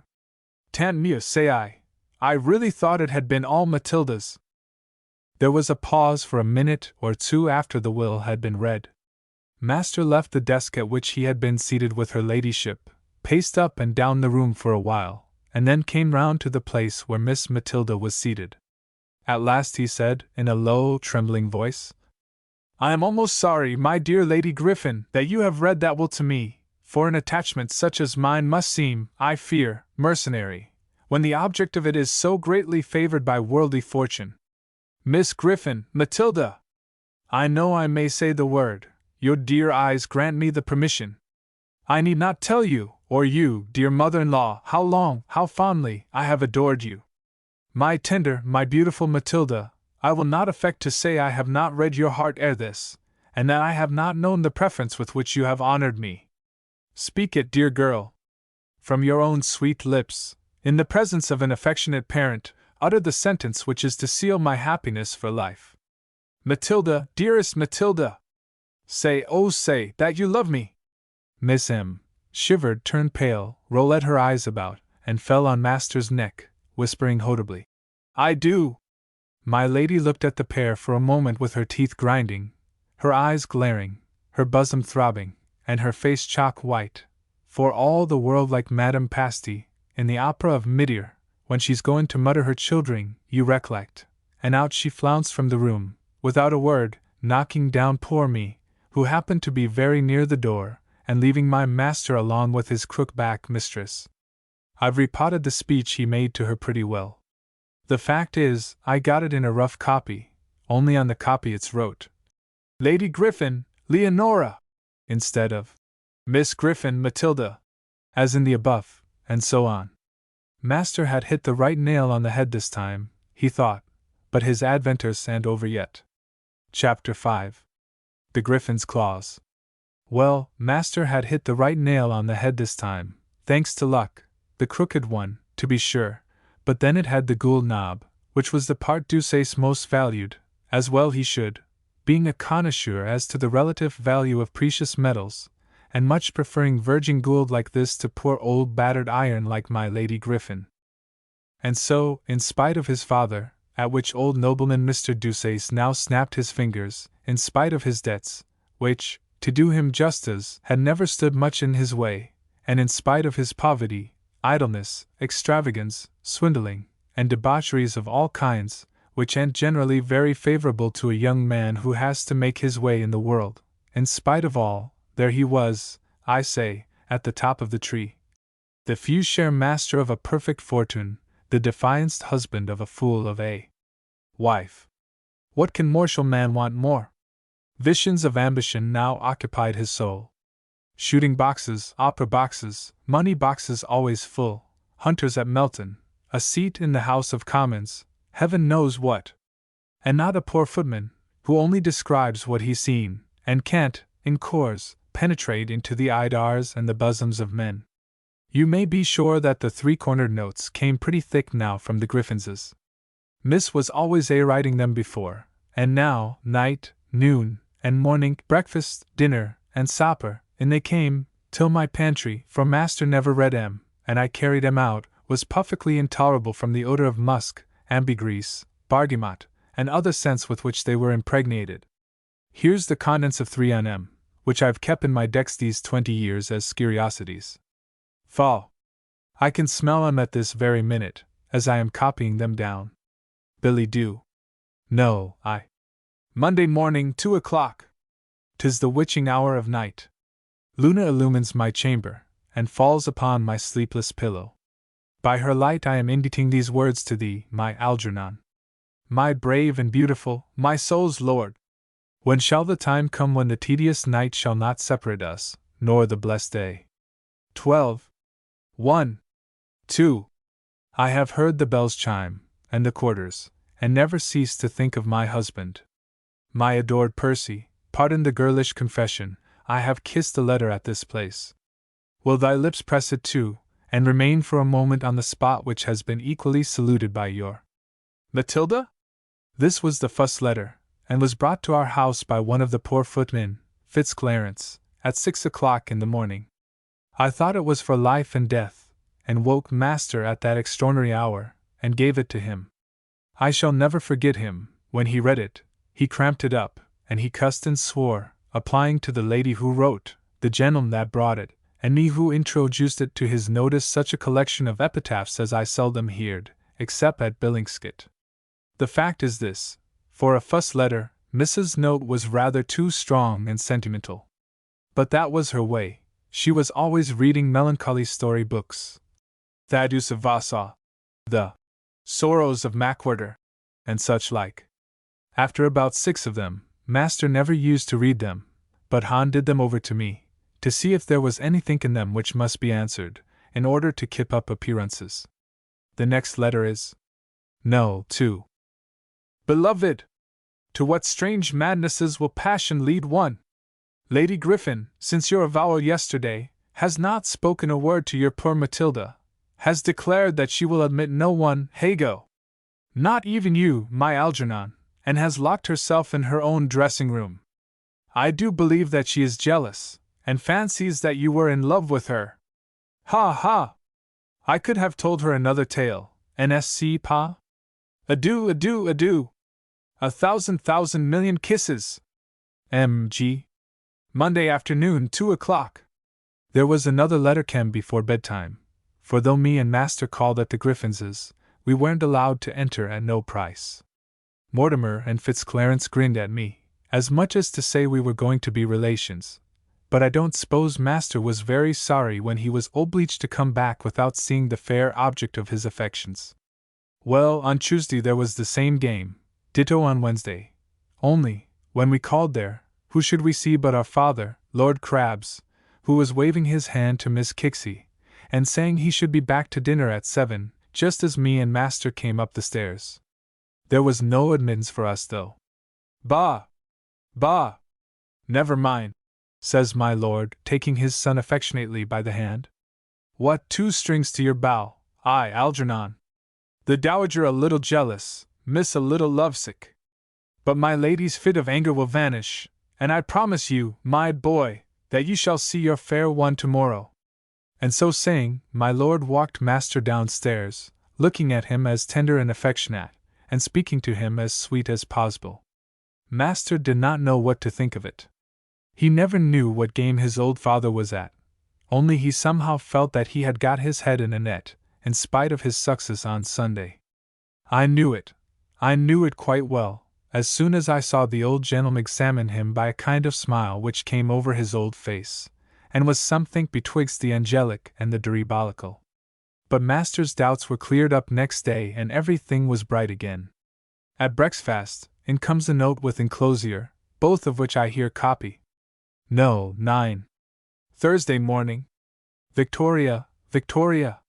Mamma has yielded at last, not her consent to our union, but her consent to receive you as before, and has promised to forget the past. Silly woman, how could she ever think of you as anything but the lover of your Matilda? I am in a whirl of delicious joy and passionate excitement. I have been awake all this long night, thinking of thee, my Algernon, and longing for the blissful hour of meeting. Come! M.G. This is the enclosure from my lady. I will not tell you that your behavior on Sunday did not deeply shock me.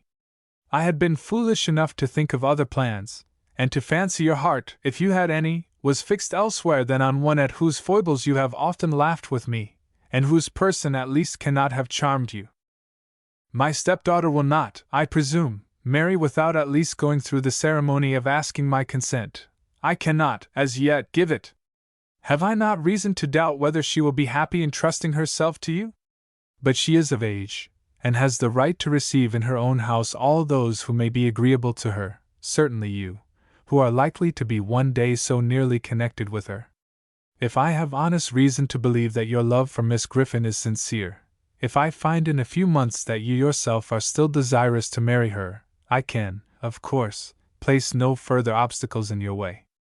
You are welcome, then, to return to our hotel. I cannot promise to receive you as I did of old. You would despise me if I did. I can promise, however, to think no more of all that has passed between us, and yield up my own happiness for that of the daughter of my dear husband. L.E.G. Well, now, an't this a manly, straightforward letter enough, and natural from a woman whom we had, to confess the truth, treated most scovilly? Master thought so, and went and made a tender, respectful speech to Lady Griffin. A little flummery costs nothing. Grave and sorrowful he kissed her hand, and speaking in a very low agitated voice, called him to witness how he deplored that his conduct should ever have given rise to such an unformed ider. But if he might offer her esteem, respect, the warmest and tenderest admiration, he trusted she would accept the same, and a deal more flummery of the kind, with dark, solemn glances of the eyes, and plenty of white pocket handkercher. He thought he'd make all safe. Poor fool! He was in a net, sich a net as I never yet see set to catch a rogue in. Chapter 6. The Jewel. The Chevalier de Elorge, the young Frenchman whom I wrote of in my last, who had been rather shy of his visits while master was coming it so very strong, now came back to his old place by the side of Lady Griffin. There was no love now, though, betwixt him and master, although the Chevalier had got his lady back again, Deuceace being completely devoted to his crooked Venus. The Chevalier was a little, pale, modest, insignificant creature, and I should have thought, from his appearance, would have the heart to do harm to a fli, much less to stand before such a tremendous tiger and fire-eater as my master. But I see putty well, after a week, from his manner of going on, of speaking at master, and looking at him, and holding his lips tight when Deuceace came into the room, and glaring at him with his eyes, that he hated the Honourable Algernon Percy. Shall I tell you why? Because my Lady Griffin hated him worse than Pison, or the devil, or even worse than her daughter-in-law. Perhaps you fancy that the letter you have just read was honest. Perhaps you imagine that the shon of the reading of the will came on by mere chance, and in the regular course of circumstances. It was all a game, I tell you, a regular trap, and that extraordinary clever young man, my master, as neatly put his foot into it as ever a poacher did in pheasant preserve. The Chevalier had his cue from Lady Griffin. When Deuceace went off the field, back came de Elorge to her feet, not a whit less tender than before. Poor fellow, poor fellow! He really loved this woman. He might as well have fallen in love with a boor constructor. He was so blinded and beat by the power which she had got over him, that if she told him black was white he'd believe it, or if she ordered him to commit murder, he'd do it. She wanted something very like it, I can tell you. I've already said how, in the first part of their acquaintance, master used to laugh at de Elorge's bad English and funny ways. The little creature had 1,000 of these, and being small, and a Frenchman, master, in course, looked on him with that good-humoured kind of contempt which a good Briton ought always to show. He rather treated him like an intelligent monkey than a man, and ordered him about as if he'd been my lady's footman. All this Monsieur took in very good part, until after the quarrel betwixt master and Lady Griffin, when that lady took care to turn the tables. Whenever master and miss were not present, as I've heard the servants say, she used to laugh at Chevalier for his obedience and civility to master. For her part, she wondered how a man of his birth could act a servant, how any man could submit to such contemptuous behavior from another, and then she told him how Deuceace was always sneering at him behind his back. How, in fact, he ought to hate him cordially, and how it was subtly timed to show his spirit. Well, the poor little man believed all this from his heart, and was angry or pleased, gentle or quarrelsome, exactly as my lady liked. There got to be frequent rows betwixt him and master, sharp words flung at each other across the dinner table, disputes about handing ladies their smealing bottles, or seeing them to their carriage, or going in and out of a room fussed, or any such nonsense. For heaven's sake! I heard my lady, in the middle of one of these tiffs, say, pale, and the tears trembling in her eyes, Do be calm, Mr. Deuceace. Monsieur de Elorge, I beseech you to forgive him. You are, both of you, so esteemed, loved by members of this family, that for its peace as well as your own, you should forbear to quarrel. It was on the way to the Sally Mangy that this brangling had begun, and it ended just as they were seating themselves. I shall never forget poor little de Elorge's eyes, when my lady said, Both of you. He stared at my lady for a moment, turned pale, red, looked wild, and then, going round to master, shook his hand as if he would have wrung it off. Mr. Deuceace only bowed and grinned, and turned away quite stately. Miss heaved a loud oath from her bosom, and looked up in his face with an expression just as if she could have eat him up with love, and the little Chevalier sate down to his soup plate, and was so happy, that I'm blessed if he wasn't crying. He thought the widow had made her declaration, and would have him, and so thought Deuceace, who looked at her for some time mighty bitter and contemptuous, and then fell a talking with Miss. Now, though master didn't choose to marry Lady Griffin, as he might have done, he yet thought fit to be very angry at the notion of her marrying anybody else, and so, consequently, was in a fury at this confession which she had made regarding her partiality for the French chevalier. And this I've perceived in the course of my experience through life, that when you vex him, a rogue's no longer a rogue, you find him out at once when he's in a passion, for he shows, as it were, his cloven foot the very instant you tread on it. At least, this is what young rogues do. It requires very cool blood and long practice to get over this pint, and not to show your passion when you feel it and snarl when you are angry. Old Crabs wouldn't do it, being like another nobleman, of whom I heard the Duke of Wellington say, while waiting behind his Gracchi's chair, that if you were kicking him from behind, no one standing before him would know it, from the beautiful smiling expression of his face. Young master hadn't got so far in the thief's grammar, and, when he was angry, showed it. And it's also to be remarked, a very profound observaton for a footman, but we have eyes though we do wear plush breeches. It's to be remarked, I say, that one of these chaps is much sooner made angry than another, because honest men yield to other people, rogues never do. Honest men love other people, rogues only themselves, and the slightest thing which comes in the way of their beloved objects sets them furious. Master hadn't led a life of gambling, swindling, and every kind of debauch to be good-tempered at the end of it, I promise you. He was in a pahan, and when he was in a passion, a more insolent, insufferable, overbearing brute didn't live. This was the very pint to which my lady wished to bring him, for I must tell you, that though she had been trying all her might to set master and the chevalier by the ears, she had succeeded only so far as to make them hate each profoundly, but somehow or other, the two cocks wouldn't fight. I don't think Deuceace ever suspected any game on the part of her ladyship, for she carried it on so admirably, that the quarrels which daily took place betwixt him and the Frenchman never seemed to come from her. On the contrary, she acted as the regular peacemaker between them, as I've just shown in the tiff which took place at the door of the Sally Mangy. Besides, the two young men, though ready enough to snarl, were naturally unwilling to come to blows. I'll tell you why. Being friends, and idle, they spent their mornings as young fashionables generally do, at billiards, fencing, riding, pistol-shooting, or some such improving study. In billiards, master beat the Frenchman hollow, and had won a precious sight of money from him, but that's either here nor there, or, as the French say, entre nous. At pistol-shooting, master could knock down 8 images out of 10, and de Elorge 7, and in fencing, the Frenchman could pink the Honorable Algernon down every one of his waistcoat buttons.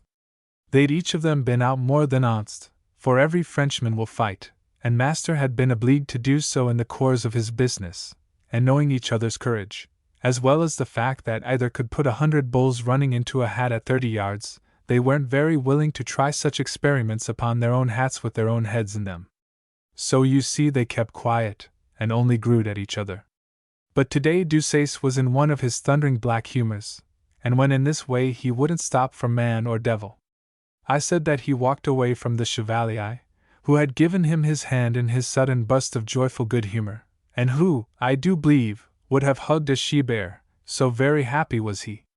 Master walked away from him pale and haughty, and taking his seat at table, no more mended the blandishments of Miss Griffin, but only replied to them with a shawl, or a damn at one of us servants, or abuse of the soup or the wine, cussing and swearing like a trooper, and not like a well-bred son of a noble British peer. "Will your ladyship," says he, slivering off the wing of a pulley ally Bachamal, "allow me to help you?" "I thank you. No, but I will trouble Monsieur de Elorge."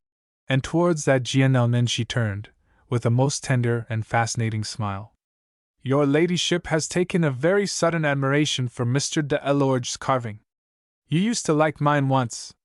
You are very skillful, but today, if you will allow me, I will partake of something a little simpler." The Frenchman helped, and being so happy, in course spilt the gravy.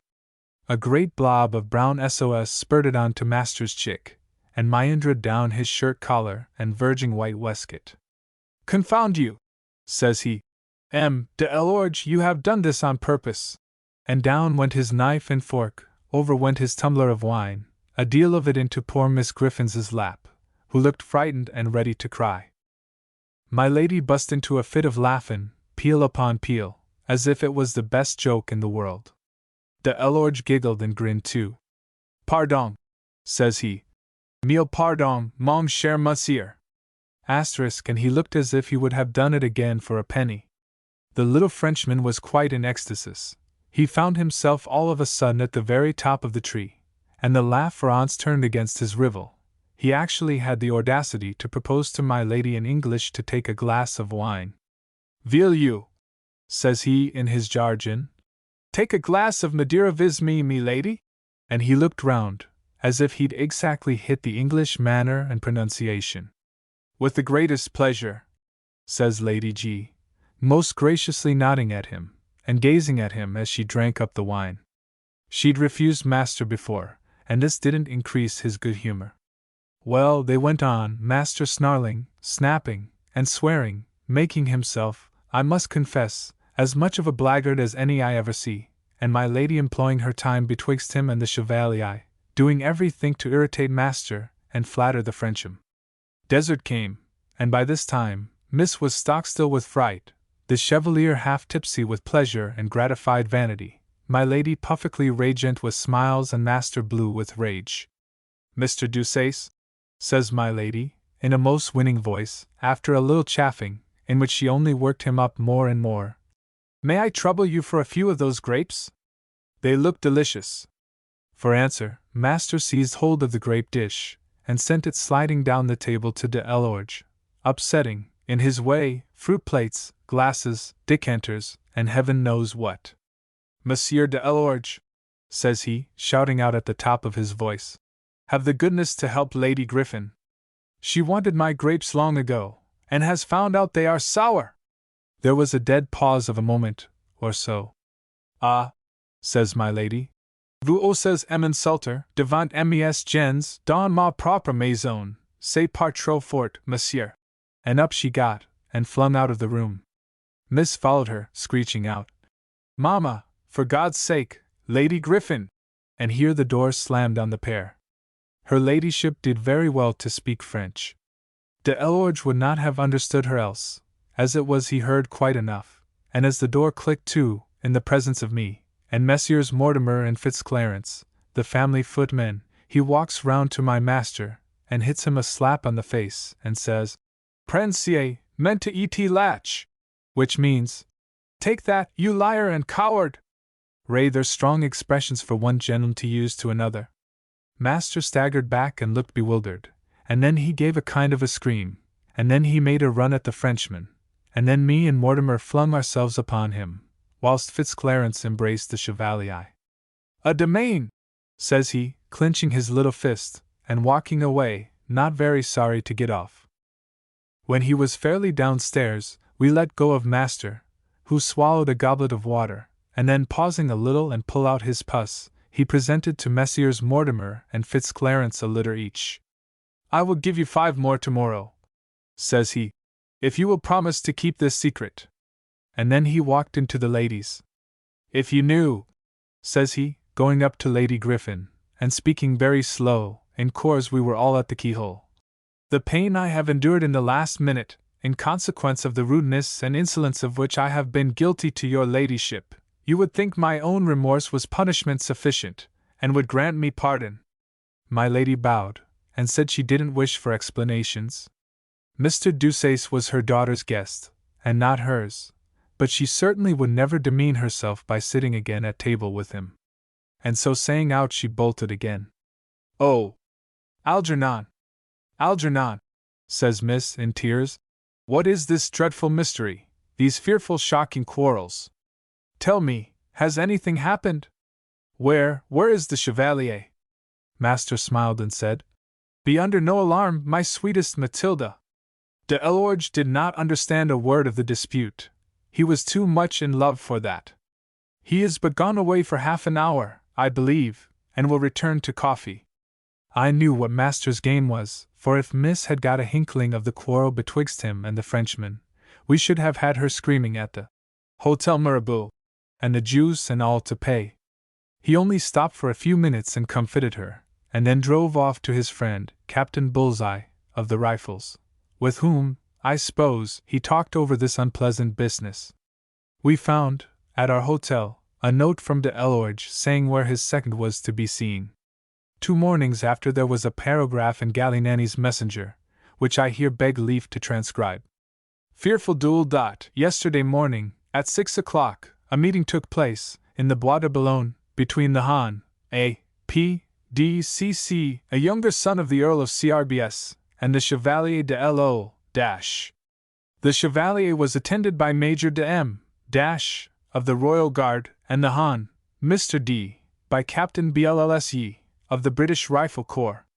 As far as we have been able to learn the particulars of this deplorable affair, the dispute originated in the house of a lovely lady, one of the most brilliant ornaments of our embassy, and the duel took place on the morning ensuing. The Chevalier, the challenged party, and the most accomplished amateur swordsman in Paris, waived his right of choosing the weapons, and the combat took place with pistols. The combatants were placed at 40 paces, with directions to advance to a barrier which separated them only 8 paces. Each was furnished with 2 pistols. Monsieur de L.O. fired almost immediately, and the ball took effect in the left wrist of his antagonist, who dropped the pistol which he held in that hand. He fired, however, directly with his right, and the Chevalier fell to the ground, we fear mortally wounded. A ball has entered above his hip joint, and there is very little hope that he can recover. We have heard that the cause of this desperate duel was a blow which the Chevalier ventured to give to the Hon. Mr. D. If so, there is some reason for the unusual and determined manner in which the duel was fought. Mr. A returned to his hotel, whither his excellent father, the Right Hon. Earl of CRBS, immediately hastened on hearing of the sad news, and is now bestowing on his son the most affectionate parental attention. The news only reached his lordship yesterday at noon, while at breakfast with His Excellency Lord Bobtail, our ambassador. The noble Earl fainted on receiving the intelligence, but in spite of the shock to his own nerves and health, persisted in passing last night by the couch of his son. And so he did. This is a sad business, Charles, says my lord to me, after seeing his son, and settling himself down in our salon. Have you any cigars in the house? And hark ye, send me up a bottle of wine and some luncheon. I can certainly not leave the neighborhood of my dear boy. Chapter 7. The Consequences. The Chevalier did not die, for the ball came out of its own accord, in the midst of a violent fever and inflammation which was brought on by the wound. He was kept in bed for 6 weeks though, and did not recover for a long time after. As for master, his lot, I'm sorry to say, was worse than that of his adversary. Inflammation came on too, and to make an ugly story short, they were obliged to take off his hand at the wrist. He bore it, in course, like a Trojan, and in a month he too was well, and his wound healed. But I never see a man look so like a devil as he used sometimes, when he looked down at the stump. To be sure, in Miss Griffin's eyes, this only endeared him the more. She sent 20 notes a day to ask for him, calling him her beloved, her unfortunate, her hero, her victim, and I don't know what. I've kept some of the notes, as I tell you, and curiously sentimental they are, beating the sorrows of Macquarter all to nothing. Old Crabs used to come often, and consumed a power of wine and cigars at our house. I believe he was at Paris because there was an execution in his own house in England, and his son was a sure find, as they say, during his illness, and couldn't deny himself to the old gentleman. His evenings my lord spent regular at Lady Griffin's, where, as master was ill, I didn't go any more now, and where the Chevalier wasn't there to disturb him. You see how that woman hates you, Deuceace, says my lord one day, in a fit of candor, after they had been talking about Lady Griffin. She has not done with you yet, I tell you fairly. Curse her, says master, in a fury, lifting up his maimed arm. Curse her. But I will be even with her one day. I am sure of Matilda. I took care to put that beyond the reach of a failure. The girl must marry me, for her own sake. For her own sake. Oh ho! Good, good! My lord lifted his eyes, and said gravely, I understand, my dear boy, it is an excellent plan. Well, says master, grinning fiercely and knowingly at his excellent old father. As the girl is safe, what harm can I fear from the fiend of a stepmother? My lord only gave a long whistle, and soon after, taking up his hat, walked off. I saw him saunter down the Place Vendôme, and go in quite calmly to the old door of Lady Griffin's hotel. Bless his old face! Such a perfectly good-natured, kind-hearted, merry, selfish old scoundrel I never shall see again. His lordship was quite right in saying to master that Lady Griffin hadn't done with him. No more she had. But she never would have thought of the next game she was going to play, if somebody hadn't put her up to it. Who did? If you read the above passage, and saw how a venerable old gentleman took his hat, and sauntered down the Place Vendôme, looking hard and kind at all the nursery maids, buns they call them in France, in the way, I leave you to guess who was the author of the next scheme. A woman, suddenly, never would have pitched on it. In the fuss paper which I wrote concerning Mr. Dicey's adventures, and his kind behavior to Messrs. Dawkins and Blewett, I had the honor of laying before the public a schedule of my master's debts, in which was the following item. The I.O.U.se were trifling, say £1,000. The bills amounted to 4,000 more. Now, the law is in France, that if a gentleman gives these in England, and a French gentleman gets them in any way, he can pursue the Englishman who has drawn them, even though he should be in France. Master did not know this fact, laboring under a very common mistake, that, when once out of England, he might whistle at all the debts he left behind him. My Lady Griffin sent over to her solicitors in London, who made arrangements with the persons who possessed the fine collection of autographs on stamped paper which master had left behind him, and they were glad enough to take any opportunity of getting back their money. One fine morning, as I was looking about in the courtyard of our hotel, talking to the servant gals, as was my regular custom, in order to improve myself in the French language, one of them comes up to me and says, "Tenez, Monsieur Charles, down below in the office there is a bailiff, with a couple of gendarmes, who is asking for your master, aka de debts par hazard." I was struck all of a heap, the truth flashed on my mind's eye. "Tenette," says I, for that was the gal's name. "Tenette," says I, giving her a kiss. "Keep them for 2 minutes, as you value my affection." And then I gave her another kiss, and ran upstairs to our chambers. Master had now pretty well recovered of his wound, and was allowed to drive about. It was lucky for him that he had the strength to move.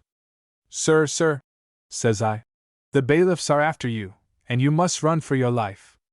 "Bailiff?" says he. "Nonsense! I don't, thank heaven, owe a shilling to any man." "Stuff, sir," says I, forgetting my respect. "Don't you owe money in England? I tell you the bailiffs are here, and will be on you in a moment." As I spoke, cling cling, ling ling, goes the bell of the antechamber, and there they were sure enough. What was to be done? Quick as lightning, I throws off my livery coat, claps my gold lace hat on master's head, and makes him put on my livery. Then I wraps myself up in his dressing gown, and lolling down on the sofa, bids him open the door. There they were, the bailiff, 2 gendarmes with him, Toinette, and an old waiter. When Toinette sees master, she smiles and says, "Dis donc, Charles! Oh, you es donc ton maître? Chez lui n'est-ce pas? C'est le jeune monsieur," says she, curtsying to the bailiff. The old waiter was just going to blurt out, "Mais ce n'est pas," when Toinette stops him and says, "Laissez donc passer ces messieurs, vieux bête." And in they walk, the 2 gendarmes taking their post in the hall. Master throws open the salon door very gravely, and touching my hat says, "Have you any orders about the cab, sir?" "Why, no, Charles," says I. "I shan't drive out today." The old bailiff grinned, for he understood English, having had plenty of English customers, and says in French, as master goes out, "I think, sir, you had better let your servant get a coach, for I am under the painful necessity of arresting you, au nom de la loi, for the sum of 98,700 francs, owed by you to the Sieur Jacques-François Lebrun, of Paris." And he pulls out a number of bills, with master's acceptances on them sure enough. "Take a chair, sir," says I, and down he sits, and I began to chaff him, as well as I could, about the weather, my illness, my sad accident, having lost one of my hands, which was stuck into my bosom, and so on. At last, after a minute or two, I could contain no longer, and bust out in a hoarse laugh. The old fellow turned quite pale, and began to suspect something. "Hola!" says he. "Gendarmes! À moi! À moi! Je suis le vol," which means, in English, that he was regular sold. The gendarmes jumped into the room, and so did Tinette and the waiter. Gracefully rising from my armchair, I took my hand from my dressing gown, and flinging it open, stuck up on the chair one of the neatest legs ever seen. I then pined majestically, to what do you think, to my plush tights? Those celebrated inexpressibles which have rendered me famous in Europe. Taking the hint, the gendarmes and the servants roared out laughing, and so did Charles Yellowplush, Esquire, I can tell you. Old Grippard the bailiff looked as if he would faint in his chair. I heard a cab galloping like mad out of the hotel gate, and knew then that my master was safe. Chapter 8. The end of Mr. Ducey's history. Limbo. My tale is drawing rapidly to a close. My service with Mr. Ducey didn't continue very long after the last chapter, in which I described my admirable stratagem, and my singular self-devotion.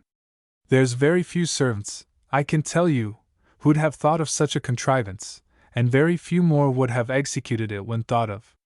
But, after all, beyond the trifling advantage to myself in selling master's robe de chambre, which you, gentle reader, may remember I wore, and in discovering a five-pence note in one of the pockets, beyond this, I say, there was to poor master very little advantage in what had been done.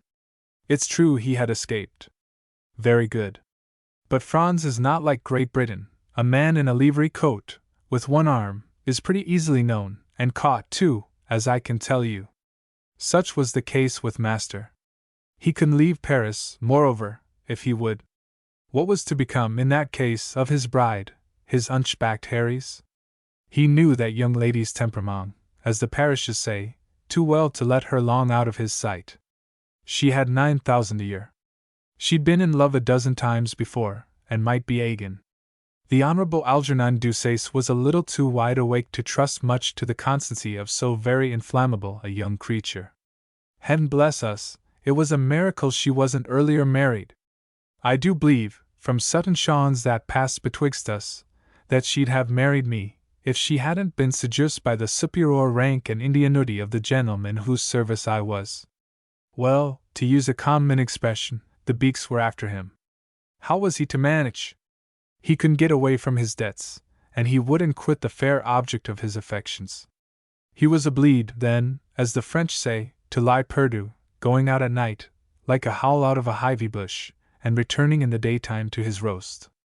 For it's a maxim in France, and I would it were followed in England, that after dark no man is liable for his debts, and in any of the royal gardens, the Tuileries, the Palais Royal, or the Luxembourg, for example, a man may wander from sunrise to evening, and hear nothing of the auges duns.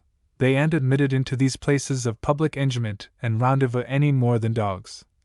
The sentries at the garden gates having orders to shoot all such. Master, then, was in this uncomfortable situation, either liking to go nor to stay. Peeping out at nights to have an interview with his miss, obliged to shuffle off her repeated questions as to the reason of all this disease, and to talk of his 2,000 a year just as if he had it, and didn't owe a shilling in the world. Of course, now, he began to grow mighty eager for the marriage. He wrote as many notes as she had done before, swore against delay and ceremony, talked of the pleasures of hymning, the hardship that the ardor of two arts should be allowed to expire, the folly of waiting for the consent of Lady Griffin. She was but a stepmother, and an unkind one.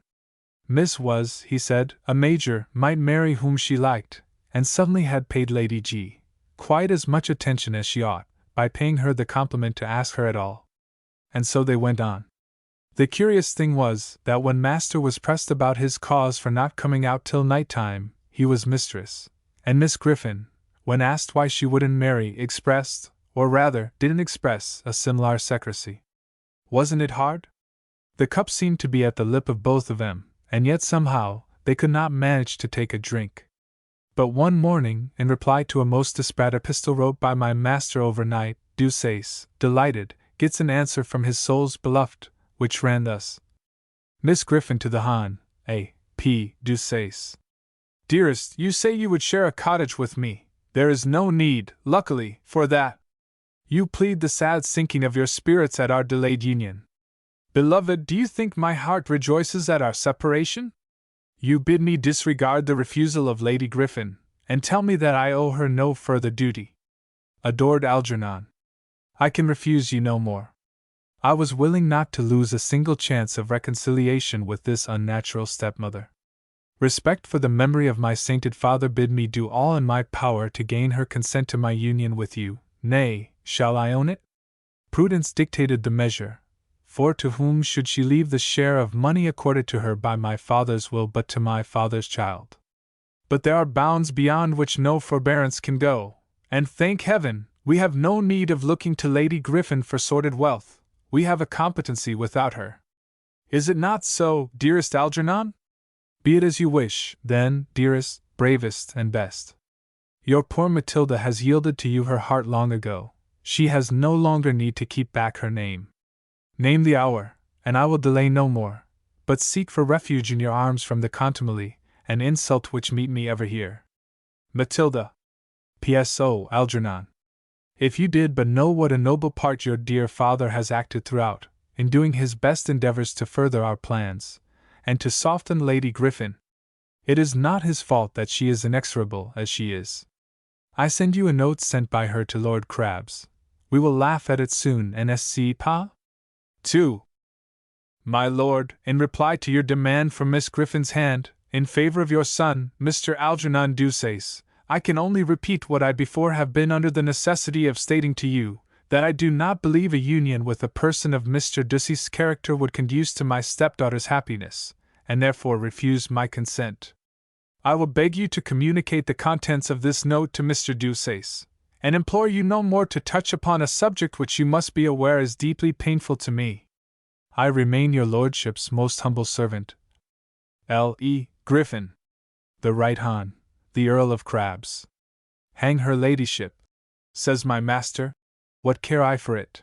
As for the old lord who'd been so officious in his kindness and advice, master reconciled that pretty well, with thinking that his lordship knew he was going to marry 10,000 a year, and expected to get some share of it, for he wrote back the following letter to his father, as well as a flaming one to Miss. Thank you, my dear father, for your kindness in that awkward business. You know how painfully I am situated just now, and can pretty well guess both the causes of my disquiet. A marriage with my beloved Matilda will make me the happiest of men. The dear girl consents, and laughs at the foolish pretensions of her mother-in-law. To tell you the truth, I wonder she yielded to them so long. Carry your kindness a step further, and find for us a parson, a license, and make us two into one. We are both major, you know, so that the ceremony of a guardian's consent is unnecessary. Your affectionate Algernon Deuceace. How I regret that difference between us some time back. Matters are changed now, and shall be more still after the marriage. I knew what my master meant, that he would give the old lord the money after he was married, and as it was probable that Miss would see the letter he wrote, he made it such as not to let her see too clearly into his present uncomfortable situation. I took this letter along with the tender one for Miss, reading both of them, in course, by the way. Miss, on getting hers, gave an inexpressible look with the white of her eyes, kissed the letter, and pressed it to her bosom. Lord Crabbe's read his quite calm, and then they fell a-talking together, and told me to wait a while, and I should get an answer. After a deal of consultation, my lord brought out a card, and there was simply written on it, "Carry that back to your master, Charles," says he, "and bid him not to fail." You may be sure I stepped back to him pretty quick, and gave him the card and the messinga. Master looked satisfied with both, but suddenly not over-happy. No man is the day before his marriage, much more his marriage with a humpback, Harris though she be. Well, as he was going to depart this bachelor life, he did what every man in such circumstances ought to do. He made his will, that is, he made a disposition of his property, and wrote letters to his creditors telling them of his lucky chance, and that after his marriage he would suddenly pay them every stiver. Before, they must know his poverty well enough to be sure that payment was out of the question. To do him justice, he seemed to be inclined to do the thing that was right, now that it didn't put him to any inconvenience to do so. "Charles," says he, handing me over a 10-pound note, "here's your wages, and thank you for getting me out of the scrape with the bailiffs. When you are married, you shall be my valet out of livery, and I'll treble your salary." His valet? P'raps his butler? Yes, thought I, here's a chance, a valet to 10,000 a year. Nothing to do but to shave him, and read his notes, and let my whiskers grow, to dress in spick and span black, and a clean shirt per day, muffings every night in the housekeeper's room, the pick of the gals in the servants' hall, a chap to clean my boots for me, and my master's opera bone reglar once a week. I knew what a valet was as well as any gentleman's service, and this I can tell you, he's generally a happier, idler, handsomer, more gentlemanly man than his master. He has more money to spend, for gentlemen will leave their silver in their waistcoat pockets, more success among the gals, as good dinners, and as good wine, that is, if he's friends with the butler, and friends in course they will be if they know which way their interest lies. But these are only castles in the air, what the French call shutter d'Espagne.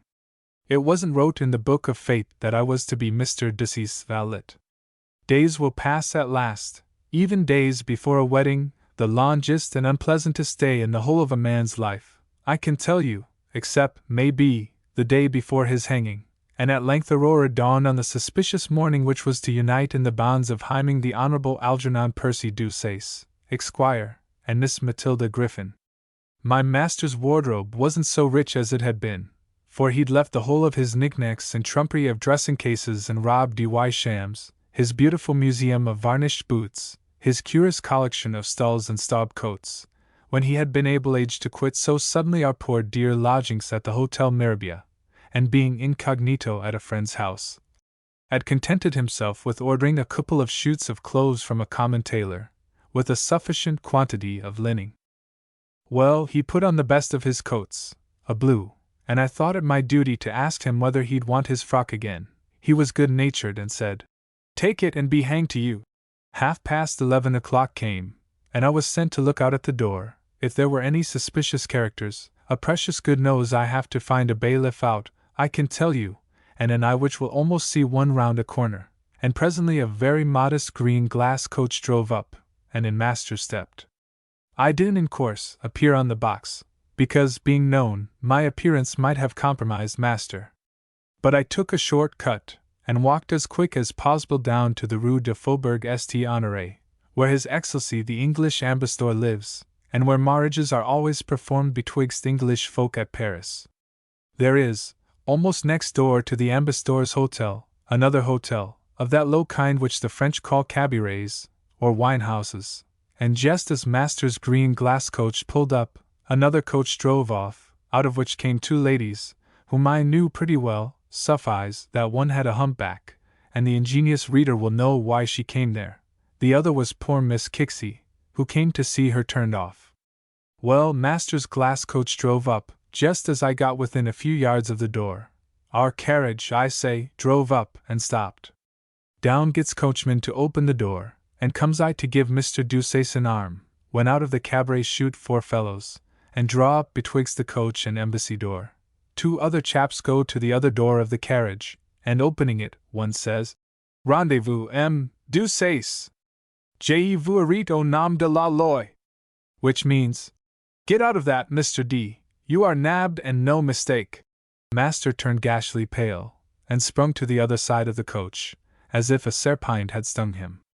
He flung open the door, and was for making off that way, but he saw the four chaps standing betwixt liberty and him. He slams down the front window, and screams out, "Fuertes caca," which means, "Go it, coachum," in a depert loud voice, but coachman wouldn't go it, and besides was off his box. The long and short of the matter was, that just as I came up to the door 2 of the bums jumped into the carriage. I saw all, I knew my duty, and so very mournful I got up behind. "Tiens," says one of the chaps in the street.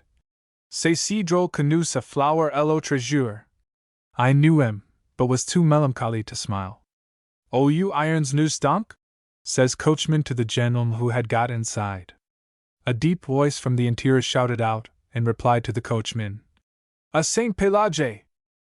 And now, p'raps, I ought to describe to you the humors of the prison of Saint Pelage, which is the French for Fleet, or Queen's Bench, but on this subject I'm rather shy of writing, partly because the Admiral Boz has, in the history of Mr. Pickwick, made such a description of a prison that mine wouldn't read very amusingly afterwards, and also, because, to tell you the truth, I didn't stay long in it, being not in a humor to waste my existence by passing away the years of my youth in such a dull place. My first errand now was, as you may fancy, to carry a note from master to his destined bride. The poor thing was sadly taken aback, as I can tell you, when she found, after remaining 2 hours at the embassy, that her husband didn't make his appearance.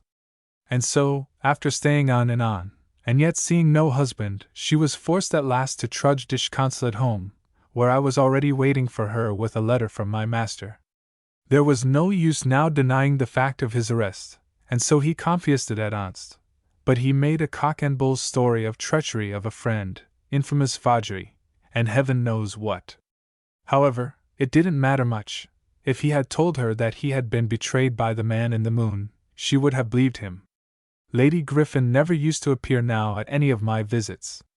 She kept one drawing room, and Miss dined and lived alone in another. They quarrelled so much that perhaps it was best they should live apart.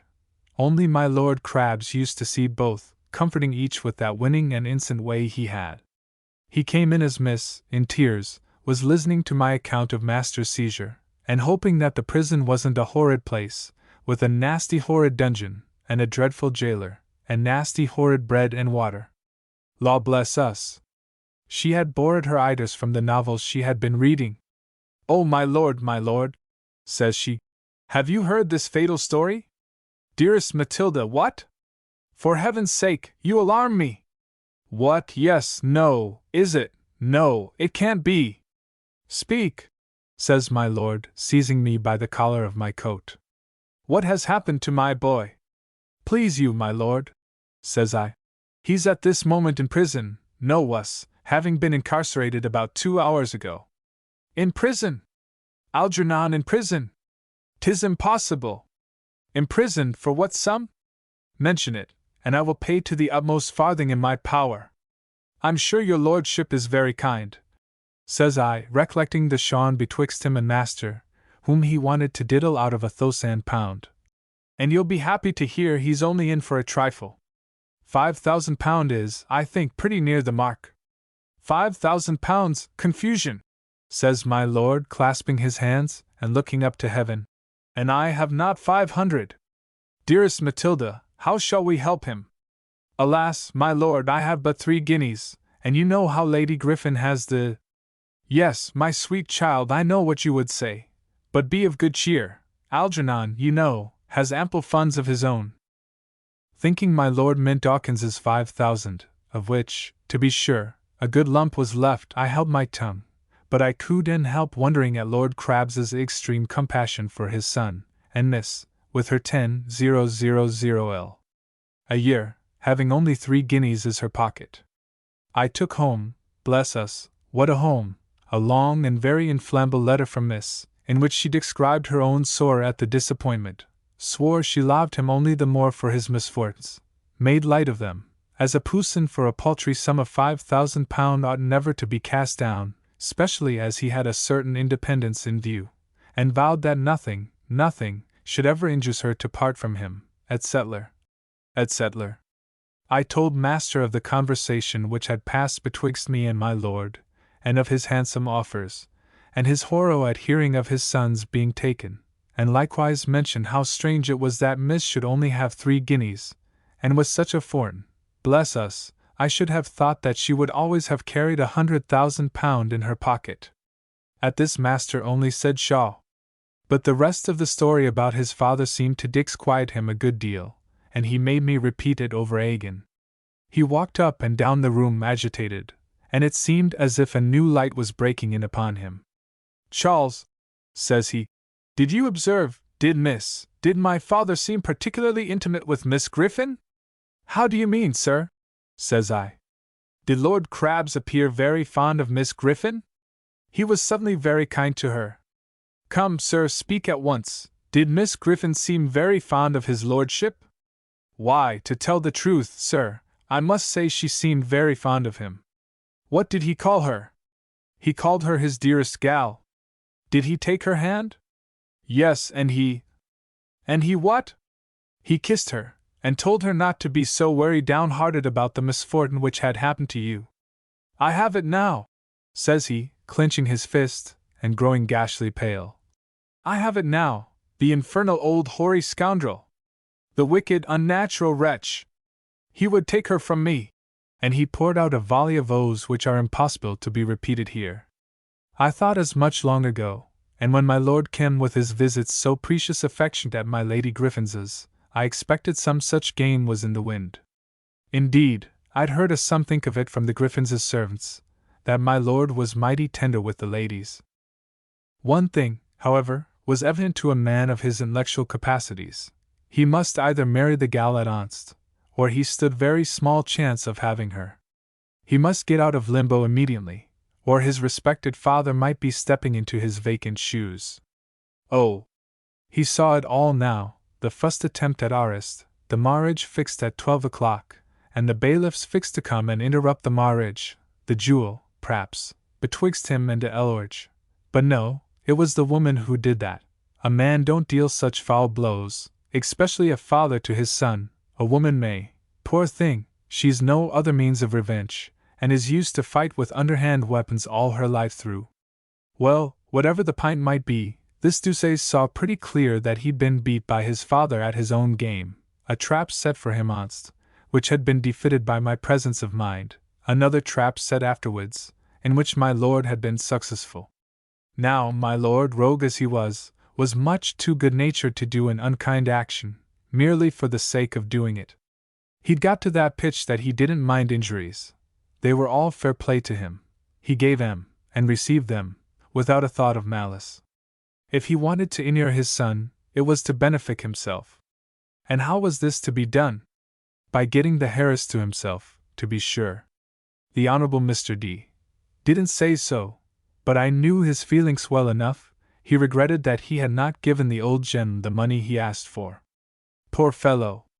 He thought he had hit it, but he was wide of the mark after all. Well, but what was to be done? It was clear that he must marry the gal at any rate, coûte qui coûte, as the French say, that is, marry her, and hang the expense. To do so he must first get out of prison. To get out of prison he must pay his debts, and to pay his debts he must give every shilling he was worth. Never mind, £4,000 is a small stake to a regular gambler, especially when he must play it, or rot for life in prison, and when, if he plays it well, it will give him 10,000 a year. So, seeing there was no help for it, he made up his mind, and accordingly wrote the following letter to Miss Griffin. My adored Matilda, your letter has indeed been a comfort to a poor fellow, who had hoped that this night would have been the most blessed in his life, and now finds himself condemned to spend it within a prison wall. You know the accursed conspiracy which has brought these liabilities upon me, and the foolish friendship which has cost me so much. But what matters? We have, as you say, enough, even though I must pay this shameful demand upon me, and £5,000 are as nothing, compared to the happiness which I lose in being separated a night from thee. Courage, however! If I make a sacrifice it is for you, and I were heartless indeed if I allowed my own losses to balance for a moment against your happiness. Is it not so, beloved one? Is not your happiness bound up with mine, in a union with me? I am proud to think so, proud, too, to offer such a humble proof as this of the depth and purity of my affection. Tell me that you will still be mine, tell me that you will be mine tomorrow, and tomorrow these vile chains shall be removed, and I will be free once more, or if bound, only bound to you. My adorable Matilda, my betrothed bride. Write to me ere the evening closes, for I shall never be able to shut my eyes and slumber upon my prison couch, until they have been first blessed by the sight of a few words from thee. Write to me, love. Write to me. I languish for the reply which is to make or mar me forever. Your affectionate A.P.D. Having polished off this epistle, Master entrusted it to me to carry, and bade me at the same time to try and give it into Miss Griffin's hand alone. I ran with it to Lady Griffin's. I found Miss, as I desired, in a solitary condition, and I presented her with Master's perfumed billy. She read it, and the number of sighs to which she gave vent, and the tears which she shed, beggared description. She wept and sighed until I thought she would bust. She even clasped my hand in hers and said, "Oh, Charles! Is he very, very miserable?" "He is, ma'am," says I. "Very miserable indeed. Nobody, upon my honor, could be miserabler." On hearing this pathetic remark, her mind was made up at once, and sitting down to her escritoire, she immediately able-aged Master with an answer. Here it is in black and white. "My prisoned bird shall pine no more, but fly home to its nest in these arms. Adored Algernon, I will meet thee tomorrow, at the same place, at the same hour. Then, it will be impossible for aught but death to divide us. M.G. This kind of flummery style comes, you see, of reading novels, and cultivating literary pursuits in a small way. How much better is it to be perfectly ignorant of the art of writing, and to trust to the writing of the heart. This is my style. Artifice I despise, and trust completely to nature, but revenant in nos moutons, as our continental friends remark, to that nice white sheep, Algernon Percy Deuceace, Esquire, that when rabble old Ram, my Lord Crab's his father, and that tender and diligent young lamb, Miss Matilda Griffin." She had just folded up into its proper triangular shape the note transcribed above, and I was just on the point of saying, according to my master's orders, "Miss, if you please, the Honorable Mr. Deuceace would be very much able-aged to you to keep the seminary which is to take place tomorrow a profound S.E."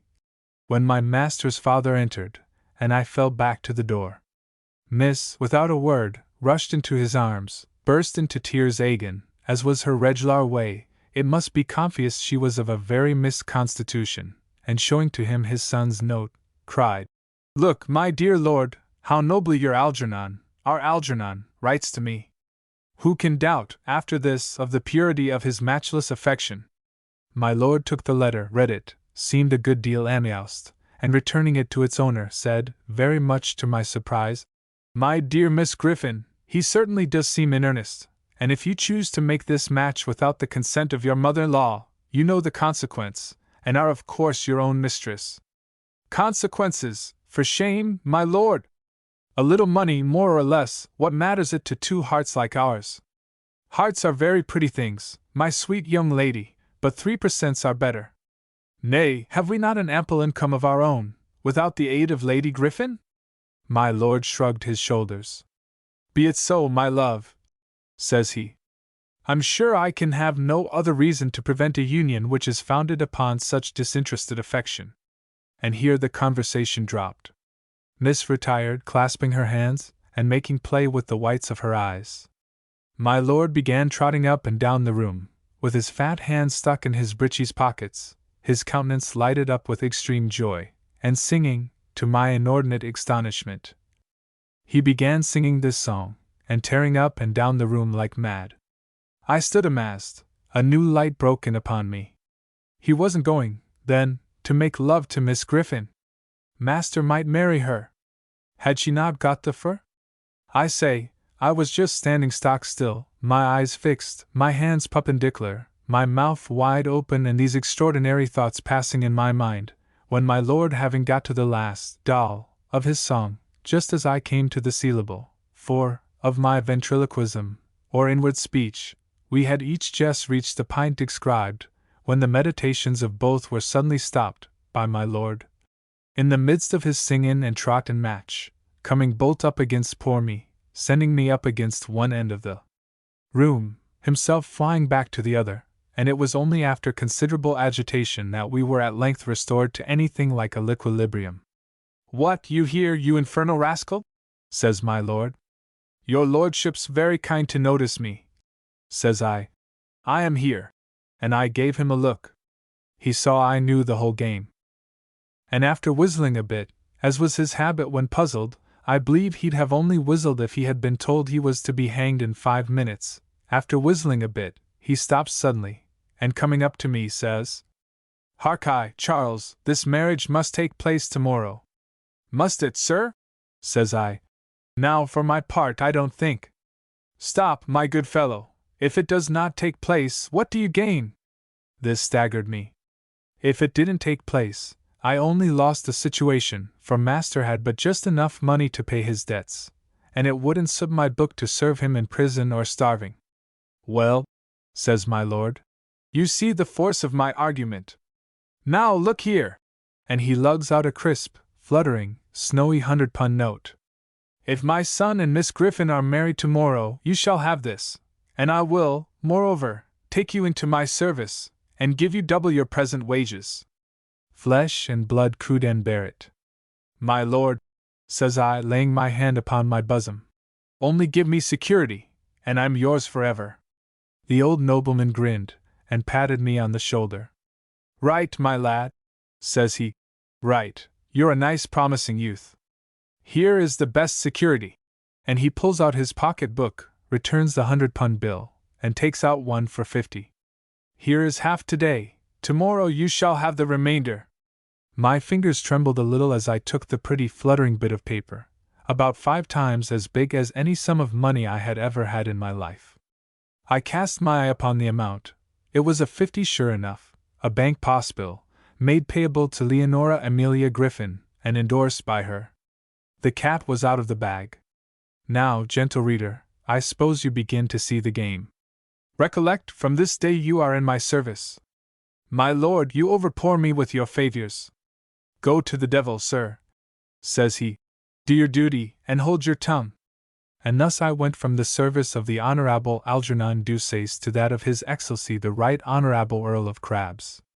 On going back to prison, I found Deuceace locked up in that odious place to which his extravagancies had deservedly led him, and felt for him, I must say, a great deal of contemporary rascal such as he, a swindler, who had robbed poor Dawkins of the means of existence, who had cheated his fellow rogue, Mr. Richard Blewett, and who was making a mercenary marriage with a disgusting creature like Miss Griffin, didn't merit any compassion on my pet, and I determined quite to keep secret the circumstances of my private interview with His Excellency my present master. I gave him Miss Griffin's triangular, which he read with a satisfied air. Then, turning to me, says he, "You gave this to Miss Griffin alone?" "Yes, sir." "You gave her my message?" "Yes, sir." "And you are quite sure Lord Crabs was not there when you gave either the message or the note?" "Not there, upon my honor," says I. "Hang your honor, sir! Brush my hat and coat, and go call a coach, do you hear?" I did as I was ordered, and on coming back found master in what's called, I think, the greffe of the prison. The officer in waiting had out a great register, and was talking to master in the French tongue, in course. A number of poor prisoners were looking eagerly on. "Let us see, my lord," says he. "The debt is 98,700 francs. There are capture expenses, interest so much, and the whole sum amounts to 100,000 francs, moins 13. Deuceace, in a very majestic way, takes out of his pocket-book 4,000-pun notes. "This is not French money, but I presume that you know it, greffier," says he. The greffier turned round to old Solomon, a money-changer, who had 1 or 2 clients in the prison, and happened luckily to be there. "Les billets sont bons," says he. "Je les prendrai pour 100,000 francs, et j'espère, my lord, de vous revoir." "Good," says the greffier. "I know them to be good, and I will give my lord the difference, and make out his release." Which was done. The poor debtors gave a feeble cheer, as the great double iron gates swung open and clanged to again, and Deuceace stepped out and me after him, to breathe the fresh air. He had been in the place but 6 hours, and was now free again, free, and to be married to 10,000 a year next day. But, for all that, he looked very faint and pale. He had put down his great stake, and when he came out of St. Pelagie, he had but £50 left in the world. "Never mind, when once the money's down, make your mind easy," and so Deuceace did. He drove back to the Hotel Mirabeau, where he ordered apartments infinitely more splendid than before, and I pretty soon told Tinette, and the rest of the servants, how nobly he behaved, and how he valued £4,000 no more than ditch water. And such was the consequences of my praises, and the popularity I got for us both, that the delighted landlady immediately charged him double what she would have done, if it hadn't been for my stories. He ordered splendid apartments, then, for the next week, a carriage and four for Fontainebleau tomorrow at 12 precisely, and having settled all these things, went quietly to the Rocher de Cancale, where he dined, as well he might, for it was now 8 o'clock. I didn't spare the champagne neither that night, I can tell you, for when I carried the note he gave me for Miss Griffin in the evening, informing her of his freedom, that young lady remarked my agitated manner of walking and speaking, and said, "Honest Charles! He is flushed with the events of the day. Here, Charles, is a Napoleon, take it and drink to your mistress." I pocketed it, but I must say, I didn't like the money, it went against my stomach to take it. Chapter 9. The Marriage. Well, the next day came. At 12 the carriage and four was waiting at the ambassador's door, and Miss Griffin and the faithful Kixie were punctual to the appointment. I don't wish to describe the marriage seminary, how the embassy chaplain gene the hands of this loving young couple, how one of the embassy footmen was called in to witness the marriage, how Miss W.P. fainted as usual, and how Deuceace carried her, fainting, to the Brisky, and drove off to Fontainebleau, where they were to pass the first week of the honeymoon. They took no servants, because they wished, they said, to be private. And so, when I had shut up the steps, and bid the postilion drive on, I bid adieu to the Honourable Algernon, and went off straight to his excellent father. "Is it all over, Charles?" said he. "I saw them turned off at exactly 12:15, my lord," says I. "Did you give Miss Griffin the paper, as I told you, before her marriage?" "I did, my lord, in the presence of Mr. Brown, Lord Bobtail's man, who can swear to her having had it." I must tell you that my lord had made me read a paper which Lady Griffin had written, and which I was commissioned to give in the manner mentioned above. It ran to this effect: "According to the authority given me by the will of my late dear husband, I forbid the marriage of Miss Griffin with the Honourable Algernon Percy Deuceace. If Miss Griffin persists in the union, I warn her that she must abide by the consequences of her act. Leonora Amelia Griffin. Rue de Rivoli, May 8, 1818. When I gave this to Miss as she entered the courtyard, a minute before my master's arrival, she only read it contemptuously and said, 'I laugh at the threats of Lady Griffin.' And she tore the paper in two, and walked on, leaning on the arm of the faithful and obliging Miss Kixie. I picked up the paper for fear of accidents, and brought it to my lord. Not that there was any necessity, for he'd kept a copy, and made me and another witness, my Lady Griffin's solicitor, read them both, before he sent hither away. 'Good,' says he, and he produced from his portfolio the fellow of that beauteous £50 note, which he'd given me yesterday. 'I keep my promise, you see, Charles,' says he. 'You are now in Lady Griffin's service, in the place of Mr. Fitzclarence, who retires. Go to Froge's, and get a livery.' 'But, my lord,' says I was not to go into Lady Griffin's service, according to the bargain, but into—' 'It's all the same thing,' says he, and he walked off. I went to Mr. Froge's, and ordered a new livery, and found, likewise, that our coachman and Monsieur Mortimer had been there too. My lady's livery was changed, and was now of the same color as my old coat at Mr. Deuceace's, and I'm blessed if there wasn't a tremendous great earl's coronet on the buttons, instead of the Griffin rampant, which was worn before. I asked no questions, however, but had myself measured, and slept that night at the Place Vendôme. I didn't go out with the carriage for a day or two, though, my lady only taking one footman, she said, until her new carriage was turned out.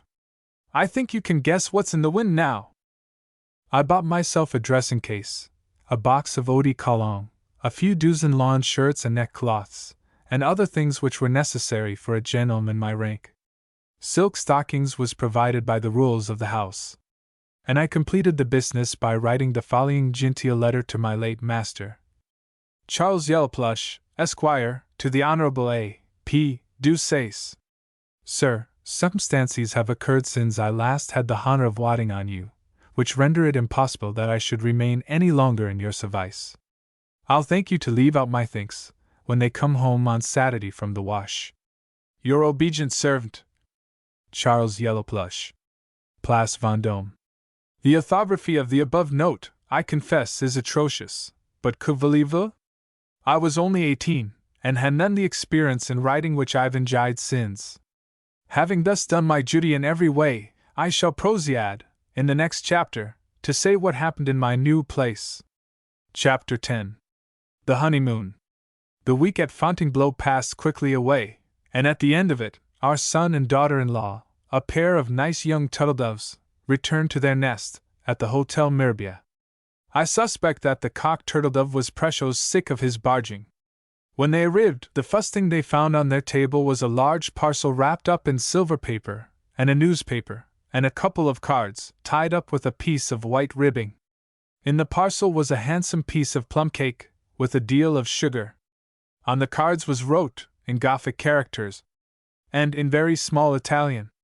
And in the paper was the following paragraph: Marriage in high life. Yesterday, at the British Embassy, the Right Honourable John Augustus Altamont Plantagenet, Earl of Crabs, to Leonora Amelia, widow of the late Lieutenant General Sir George Griffin K.C. B. An elegant digeon was given to the happy couple by His Excellency Lord Bobtail, who gave away the bride. The elite of the foreign diplomacy, the Prince Talleyrand and Marshal the Duke of Dalmatia on behalf of H.M., the King of France, honored the banquet and the marriage ceremony. Lord and Lady Crabs intend passing a few weeks at St. Cloud. The above documents, along with my own trifling billy, of which I have also given a copy, greet Mr. and Mrs. Deuceace on their arrival from Fontainebleau. Not being present, I can't say what Deuceace said, but I can fancy how he looked and how poor Mrs. Deuceace looked. They weren't much inclined to rest after the fatigue of the journey, for, in 1/2 hour after their arrival at Paris, the hosses were put to the carriage again, and down they came thundering to our country house at St. Cloud, pronounced by those absurd Frenchmen Saint-Cloud, to interrupt our chaste loves and delicious marriage engagements. My lord was sitting in a crimson satin dressing gown, lolling on a sofa at an open window, smoking cigars as usual. Her ladyship, who, to do her justice, didn't mind the smell, occupied another end of the room, and was working, in worsted, a pair of slippers, or an umbrella case, or a coal skittle, or some such nonsense. You would have thought to have shown them that they had been married a century, at least. Well, I bust in upon this conjugal tater-tater, and said, very much alarmed, My lord, here's your son and daughter-in-law. Well, says my lord quite calm. And what then? Mr. Deuceace, says my lady, starting up and looking frightened. Yes, my love, my son, but you need not be alarmed. Pray, Charles, say that Lady Crabs and I will be very happy to see Mr. and Mrs. Deuceace, and that they must excuse us receiving them en famille. Sit still, my blessing, take things coolly. Have you got the box with the papers? My lady pointed to a great green box, the same from which she had taken the papers, when Deuceace first saw them, and handed over to my lord a fine gold key. I went out, met Deuceace and his wife on the steps, gave my messinga, and bowed them politely in.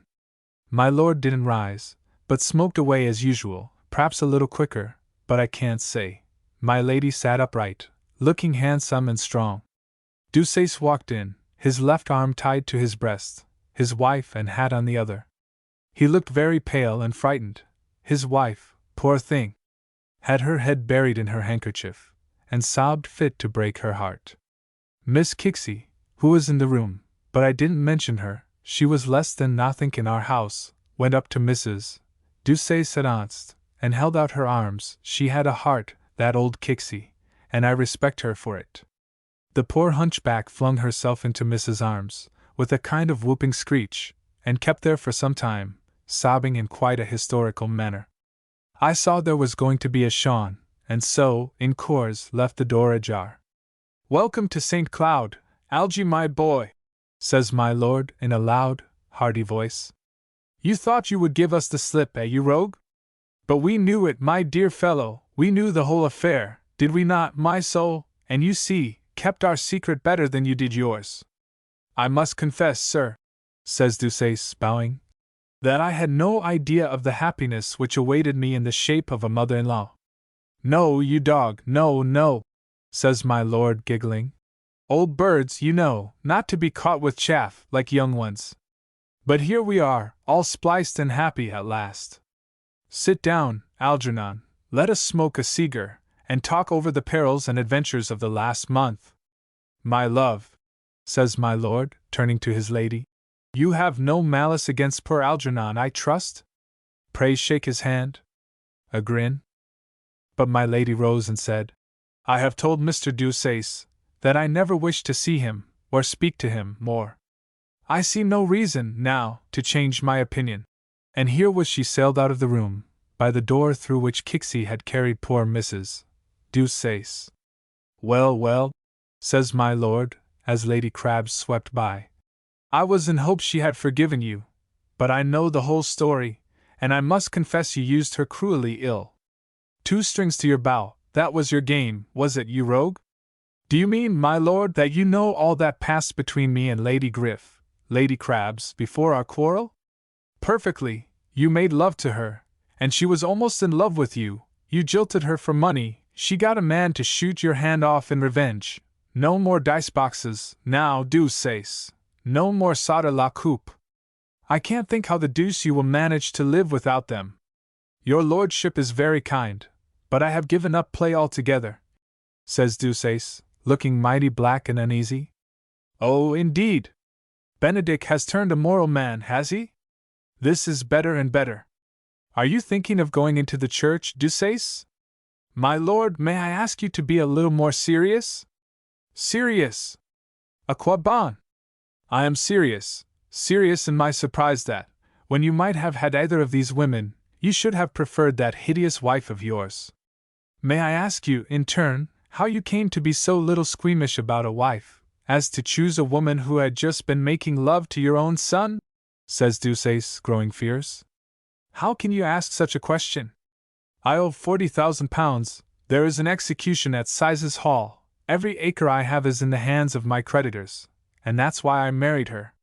Do you think there was any love? Lady Crabs is a devilish fine woman, but she's not a fool. She married me for my coronet, and I married her for her money. Well, my lord, you need not ask me, I think, why I married the daughter-in-law. Yes, but I do, my dear boy. How the deuce are you to live? Dawkins's £5,000 won't last forever, and afterwards? You don't mean, my lord, you don't. I mean, you can't dash, says he, starting up and losing all patience. You don't dare to say that Miss Griffin had not a fortune of 10,000 a year? My lord was rolling up, and wetting betwixt his lips another cigar. He looked up, after he had lighted it, and said quietly, Certainly Miss Griffin had a fortune of 10,000 a year. Well, sir, and has she not got it now? Has she spent it in a week? She has not got a sixpence now. She married without her mother's consent. Deuceace sunk down in a chair, and I never see such a dreadful picture of despair as there was in the face of that wretched man. He writhed, and gnashed his teeth, he tore open his coat, and wriggled madly the stump of his left hand until, fairly beat, he threw it over his livid pale face, and sinking backwards, fairly wept aloud. Bah! It's a dreadful thing to hear a man crying. His passion torn up from the very roots of his heart, as it must be before it can get such a vent. My lord, meanwhile, rolled his cigar, lighted it, and went on. My dear boy, the girl has not a shilling. I wish to have left you alone in peace. With your £4,000, you might have lived decently upon it in Germany, where money is at 5%, where your duns would not find you, and a couple of hundred a year would have kept you and your wife in comfort. But you see, Lady Crabs would not listen to it. You had injured her, and after she had tried to kill you and failed, she determined to ruin you, and succeeded. I must own to you that I directed the arresting business, and put her up to buying your protested bills. She got them for a trifle, and as you have paid them, has made a good £2,000 by her bargain. It was a painful thing to be sure, for a father to get his son arrested, but que voulez-vous? I did not appear in the transaction, she would have you ruined, and it was absolutely necessary that you should marry before I could, so I pleaded your cause with Miss Griffin, and made you the happy man you are. You rogue, you rogue! You thought to match your old father, did you? But never mind, lunch will be ready soon. In the meantime, have a cigar, and drink a glass of Sauterne. Deuceace, who had been listening to this speech, sprung up wildly. I'll not believe it, he said. It's a lie, an infernal lie. Forged by you, you hoary villain, and by the murderess and strumpet you have married. I'll not believe it, show me the will. Matilda! Matilda! Shouted he, screaming hoarsely, and flinging open the door by which she had gone out. Keep your temper, my boy. You are vexed, and I feel for you, but don't use such bad language. It is quite needless, believe me. Matilda! Shouted out Deuceace again, and the poor crooked thing came trembling in, followed by Miss Kixie. Is this true, woman? Says he, clutching hold of her hand. What, dear Algernon? Says she. What? Screams out Deuceace. What? Why, that you are a beggar, for marrying without your mother's consent, that you basely lied to me, in order to bring about this match, that you are a swindler, in conspiracy with that old fiend yonder and the she-devil his wife. It is true, sobbed the poor woman, that I have nothing but— Nothing but what? Why don't you speak, you driveling fool? I have nothing, but you, dearest, have 2,000 a year. Is that not enough for us? You love me for myself, don't you, Algernon? You have told me so 1,000 times. Say so again, dear husband, and do not be so unkind. And here she sank on her knees, and clung to him, and tried to catch his hand, and kiss it. How much did you say? Says my lord. 2,000 a year, sir. He has told us so 1,000 times. 2,000! To thou ho ho ho ha! Ha! Ha! Roars my lord. That is, I vow, the best thing I ever heard in my life. My dear creature, he has not a shilling, not a single maravedi, by all the gods and goddesses. And this excellent nobleman began laughing louder than ever. A very kind and feeling gentleman he was, as all must confess. There was a pause, and Mrs. Deuceace didn't begin cussing and swearing at her husband as he had done at her. She only said, "Oh, Algernon! Is this true?" and got up, and went to a chair and w.p. in quiet. My lord opened the great box. If you or your lawyers would like to examine Sir George's will, it is quite at your service. You will see here the proviso which I mentioned, that gives the entire fortune to Lady Griffin, Lady Crabs that is, and here, my dear boy, you see the danger of hasty conclusions. Her ladyship only showed you the first page of the will, of course. She wanted to try you. You thought you made a great stroke in at once proposing to Miss Griffin. Do not mind it, my love, he really loves you now very sincerely, when, in fact, you would have done much better to have read the rest of the will. You were completely bitten, my boy, humbugged, bamboozled, aye, and by your old father, you dog. I told you I would, you know, when you refused to lend me a portion of your Dawkins money. I told you I would, and I did. I had you the very next day. Let this be a lesson to you, Percy, my boy. Don't try your luck again against such old hands. Look deuced well before you leap. Audi ultram partem, my lad, which means, read both sides of the will. I think lunch is ready, but I see you don't smoke. Shall we go in? Stop, my lord, says Mr. Deuceace, very humble. I shall not share your hospitality, but you know my condition. I am penniless. You know the manner in which my wife has been brought up. The Honorable Mrs.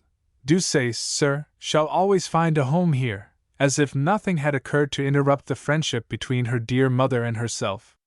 And for me, sir, says Deuceace, speaking faint and very slow, I hope, I trust, I think, my lord, you will not forget me?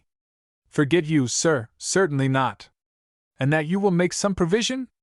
Algernon Deuceace, says my lord, getting up from the sofa, and looking at him with such a jolly malignity as I never see. I declare, before heaven, that I will not give you a penny. Hereupon my lord held out his hand to Mrs. Deuceace and said, My dear, will you join your mother and me? We shall always, as I said, have a home for you.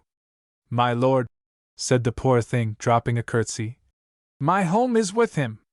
About 3 months after, when the season was beginning at Paris, and the autumn leaves was on the ground, my lord, my lady, me and Mortimer were taking a stroll in the Bois de Boulogne, the carriage driving on slowly ahead, and us as happy as possible, admiring the pleasant woods and the golden sunset. My lord was expatiating to my lady upon the exquisite beauty of the Schaun, and pouring forth a host of beautiful and virtuous sentiments suitable to the hour. It was delightful to hear him. Ah, said he, black must be the heart, my love, which does not feel the influence of a scene like this, gathering as it were, from those sunlit skies, a portion of their celestial gold, and gaining somewhat of heaven with each pure draught of this delicious air. Lady Crabs did not speak, but pressed his arm and looked upwards. Mortimer and I, too, felt some of the influence of the Schaun, and leant on our gould sticks in silence. The carriage drew up close to us, and my lord and my lady sauntered slowly towards it. Just at the place was a bench, and on the bench sate a poorly dressed woman, and by her, leaning against a tree, was a man whom I thought I'd shorn before. He was dressed in a shabby blue coat, with white seams and copper buttons, a torn hat was on his head, and great quantities of matted hair and whiskers disfigured his countenance. He was not shaved, and as pale as stone. My lord and lady didn't take the slightest notice of him, but passed on to the carriage. Me and Mortimer likewise took our places. As we passed, the man had got a grip of the woman's shoulder, who was holding down her head sobbing bitterly. No sooner were my lord and lady seated, than they both, with extreme delicacy and good nature, burst into a roar of laughter, peal upon peal, whooping and screeching enough to frighten the evening silence. Deuceace turned round. I see his face now, the face of the devil of hell. First, he looked towards the carriage, and pined to it with his maimed arm, then he raised the other, and struck the woman by his side. She fell, screaming. Poor thing! Poor thing! Mr. Yellowplush's adieu. The end of Mr. Deuceace's history is going to be the end of my correspondence. I wish the public was as sorry to part with me as I am with the public, because I fancy really that we've become friends, and feel for my part a becoming grave at saying adieu. It's impossible for me to continue, however, writing, as I have done, violating the rules of orthography, and trampling upon the first principles of English grammar. When I began I knew no better.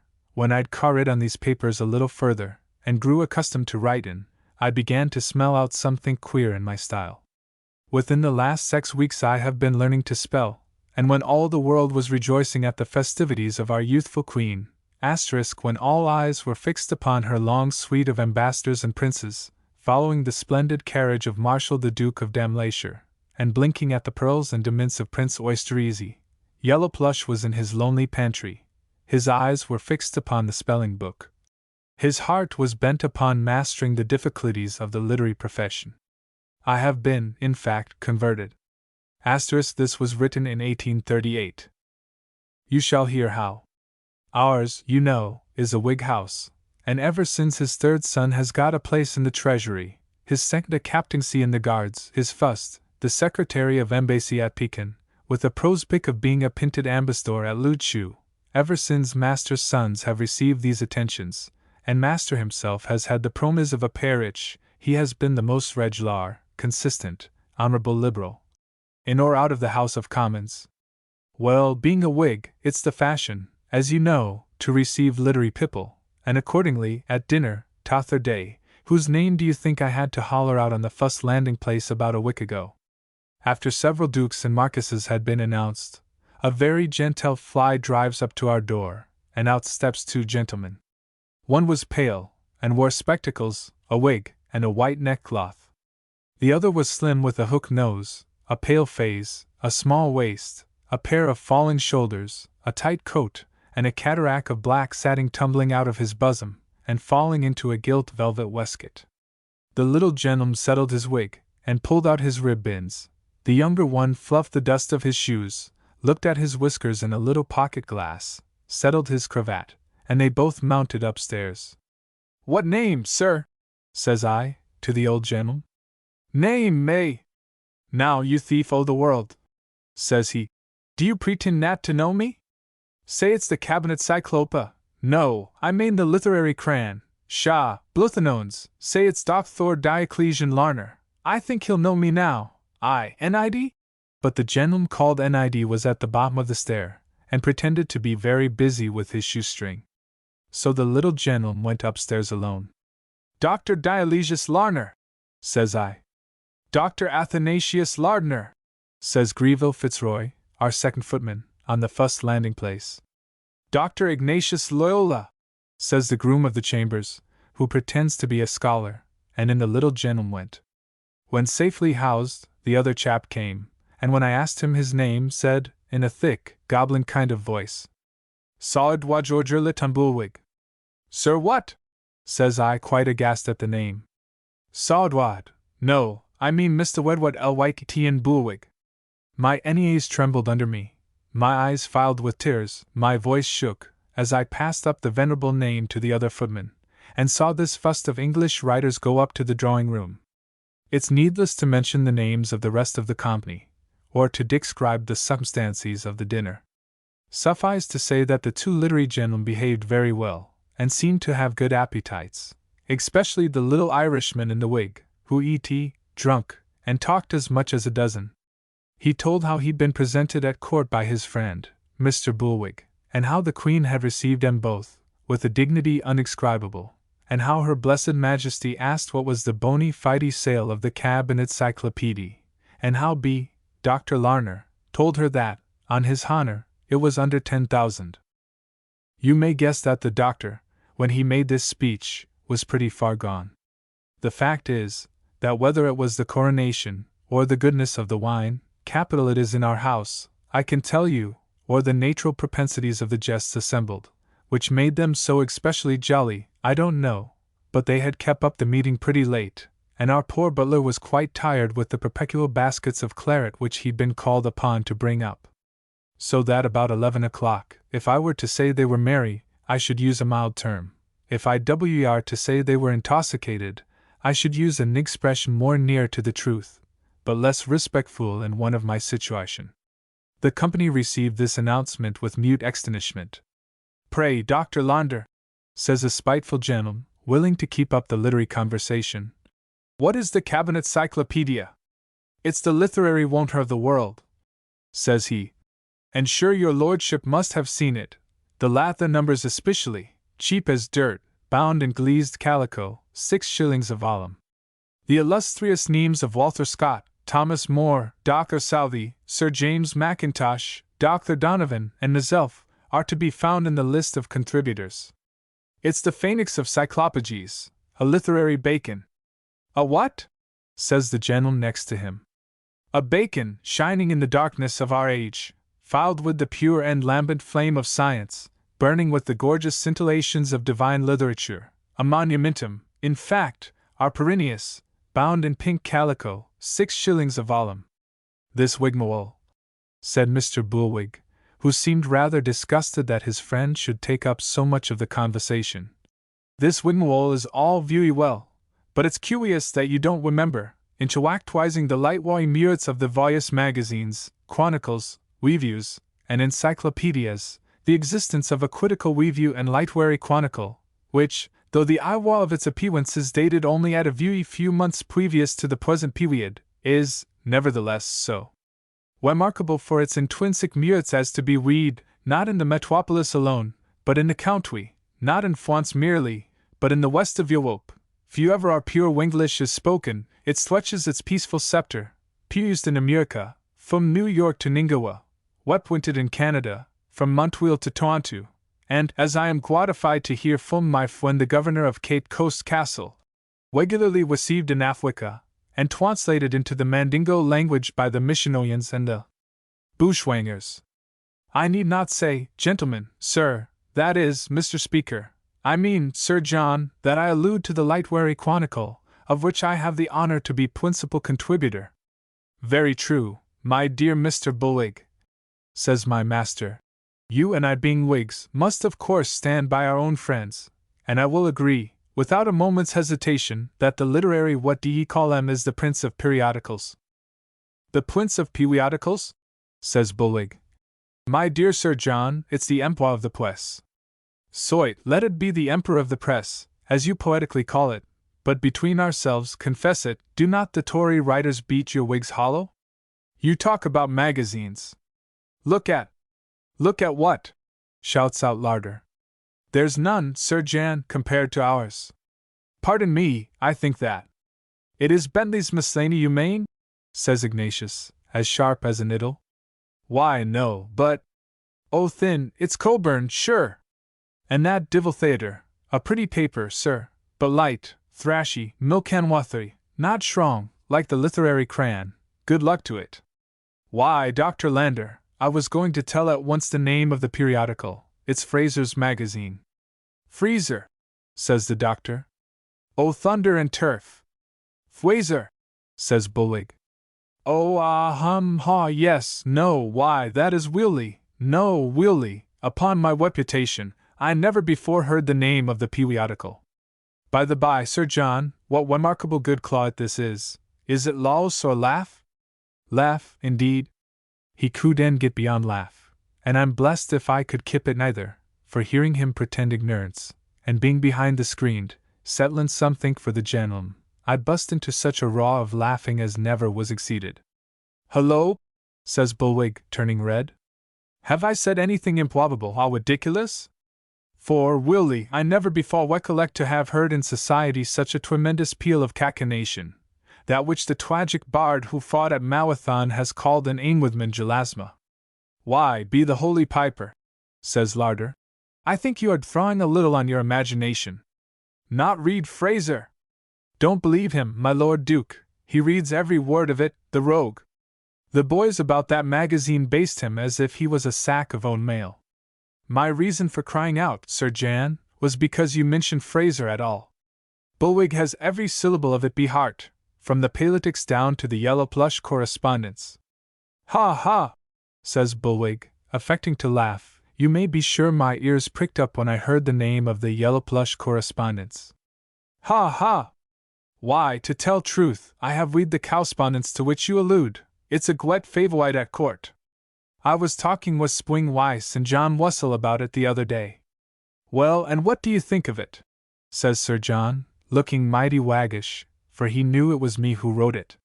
Why, really and truly, there's conceivable cleverness about the quetcher, but it's low, disgustingly low, it violates probability, and the orthography is so carefully inaccurate that it requires a positive study to comprehend it. Yes, faith, says Larner. The orthography is detestable. It's as bad for a man to write bad spellin' as it is for him to speak with a brogue. Education first, and genius afterwards. Your health, my lord, and good luck to you. Your remark, says Bullwig, is very appropriate.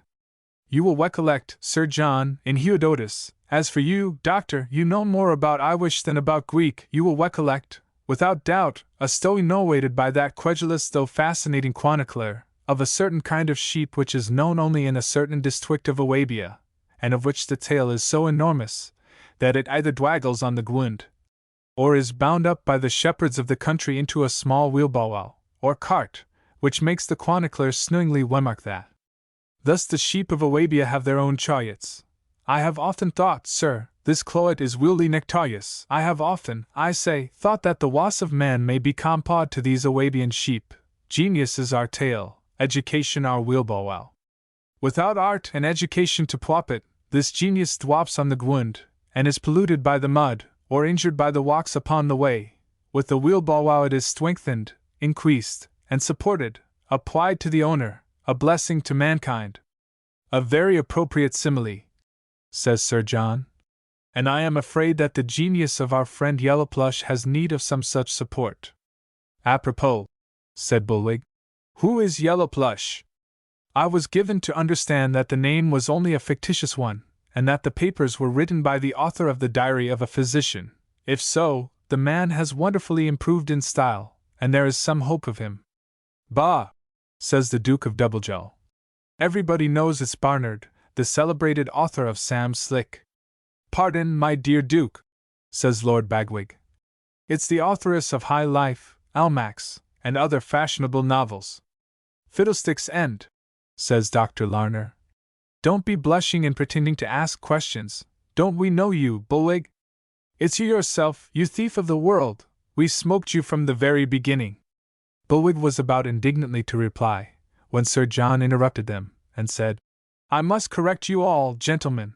Mr. Yellowplush is no other than Mr. Yellowplush. He gave you, my dear Bullwig, your last glass of champagne at dinner, and is now an inmate of my house, and an ornament of my kitchen. Gad, says Doublejowl. Let's have him up. Here, here, says Bagwig. Ah, now, says Larner, your Grace is not going to call up and talk to a footman, sure? Is it genteel? To say the least of it, says Bullwig. The practice is irregular and indecorous, and I really don't see how the interview can be in any way profitable. But the vices of the company went against the two literary men, and everybody except them was for having up poor me. The bell was rung. Butler came. Send up Charles, says master, and Charles, who was standing behind the screen, was personally obliged to come in. Charles, says master, I have been telling these gentlemen who is the author of the Yellowplush correspondence in Fraser's magazine. It's the best magazine in Europe, says the Duke. And no mistake, says my lord. What? Says Larner. And where's the literary crayon? I said myself nothing, but made a bow, and blushed like pickled cabbage. Mr. Yellowplush, says his Grace, will you, in the first place, drink a glass of wine? I bowed again. And what wine do you prefer, sir? Humble port or imperial burgundy? Why, your Grace, says I know my place, and ain't above kitchen wines. I will take a glass of port, and drink it to the health of this honorable company. When I'd swigged off the bumper, which his Grace himself did me the honor to pour out for me, there was a silence for a minute, when my master said, Charles Yellowplush, I have perused your memoirs in Fraser's magazine with so much curiosity, and have so high an opinion of your talents as a writer, that I really cannot keep you as a footman any longer, or allow you to discharge duties for which you are now quite unfit. With all my admiration for your talents, Mr. Yellowplush, I still am confident that many of your friends in the servants' hall will clean my boots a great deal better than a gentleman of your genius can ever be expected to do. It is for this purpose I employ footmen, and not that they may be writing articles in magazines. But you need not look so red, my good fellow, and had better take another glass of port. I don't wish to throw you upon the wide world without the means of a livelihood, and have made interest for a little place which you will have under government, and which will give you an income of £80 per annum, which you can double, I presume, by your literary labors. Sir, says I, clasping my hands and busting into tears, do not, for heaven's sake, do not think of any such thing, or drive me from your service, because I have been fool enough to write in magazines. Glance but one moment at your honor's plate, every spoon is as bright as a mirror. Condescend to examine your shoes, your honor may see reflected in them the phases of every one in the company. I black them shoes, I clean that their plate. If occasionally I've forgot the footman in the literary man, and committed to paper my reminiscences of fashionable life, it was from a sincere desire to do good, and promote knowledge, and I appeal to your honor, I lay my hand on my bosom, and in the phase of this noble company beg you to say, when you rung your bell, who came to you first? When you stopped out at Brooks till morning, who sat up for you? When you was ill, who forgot the natural dignities of his station, and answered the two-pair bell? Oh, sir, says I know what's what, don't send me away. I know them literary chaps, and believe me, I'd rather be a footman.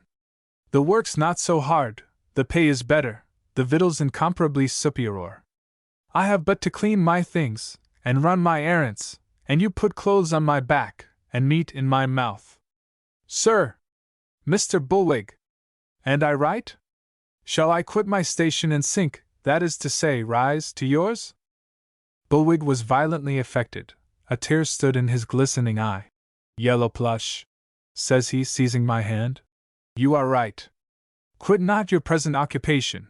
Black boots, clean knives, wear plush, all your life, but don't turn literary man. Look at me.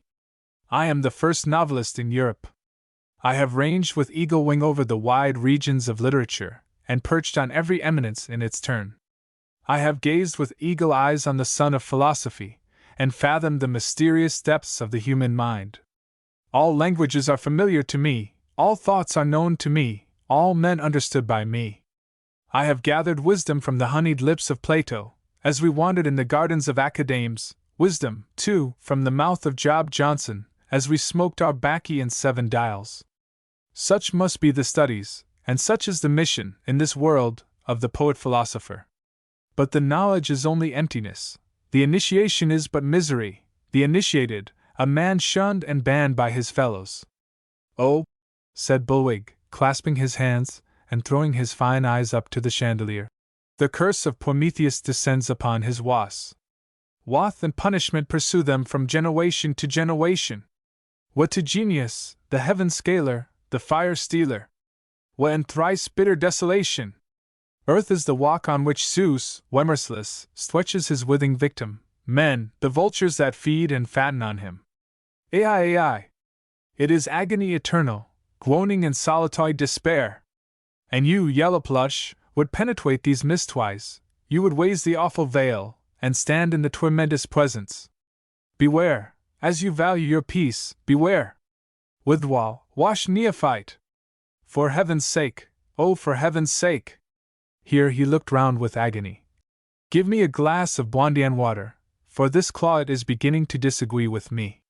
Bulwig, having concluded this speech, very much to his own satisfaction, looked round to the company for applause, and then swigged off the glass of brandy and water, giving a solemn sigh as he took the last gulp, and then Dr. Ignatius, who longed for a chance, and in order to show his independence, began flatly contradicting his friend, addressed me, and the rest of the gentlemen present, in the following manner.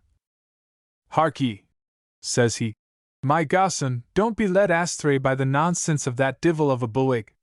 He's jealous of ye, my boy, that's the raw, undoubted truth, and it's only to keep you out of literary life that he's palavering you in this way. I'll tell you what, Plush, ye blackguard, my honorable friend the member there has told me 100 times by the smallest computation of his intense admiration of your talents, and the wonderful stir they were making in the world. He can't bear a rival. He's mad with envy, hatred, uncharitableness. Look at him, Plush, and look at me. My father was not a Duke exactly, nor even a Marquis, and see, nevertheless, to what a pitch I am come. I spare no expense, I'm the editor of a couple of periodicals, I'd thrive about in me carriage, I'd dine with the lords of the land, and why, in the name of the piper that plead before Moses' highway? Because I'm a literary man. Because I know how to play me cards. Because I'm Dr. Larner, in fact, and member of every society in and out of Europe. I might have remained all my life in Trinity College, and never made such an income as that offered you by Sir Jan, but I came to London, my boy, and now see! Look again at me, friend Bulwig. He is a gentleman, to be sure, and bad luck to him, say I, and what has been the result of his literary labor? I'll tell you what, and I'll tell this genteel society, by the shade of St. Patrick, they're going to make him a baronet. A baronet, doctor, says I. You don't mean to say they're going to make him a baronet? As sure as I've made myself a doctor, says Larner. What, a baronet like Sir John?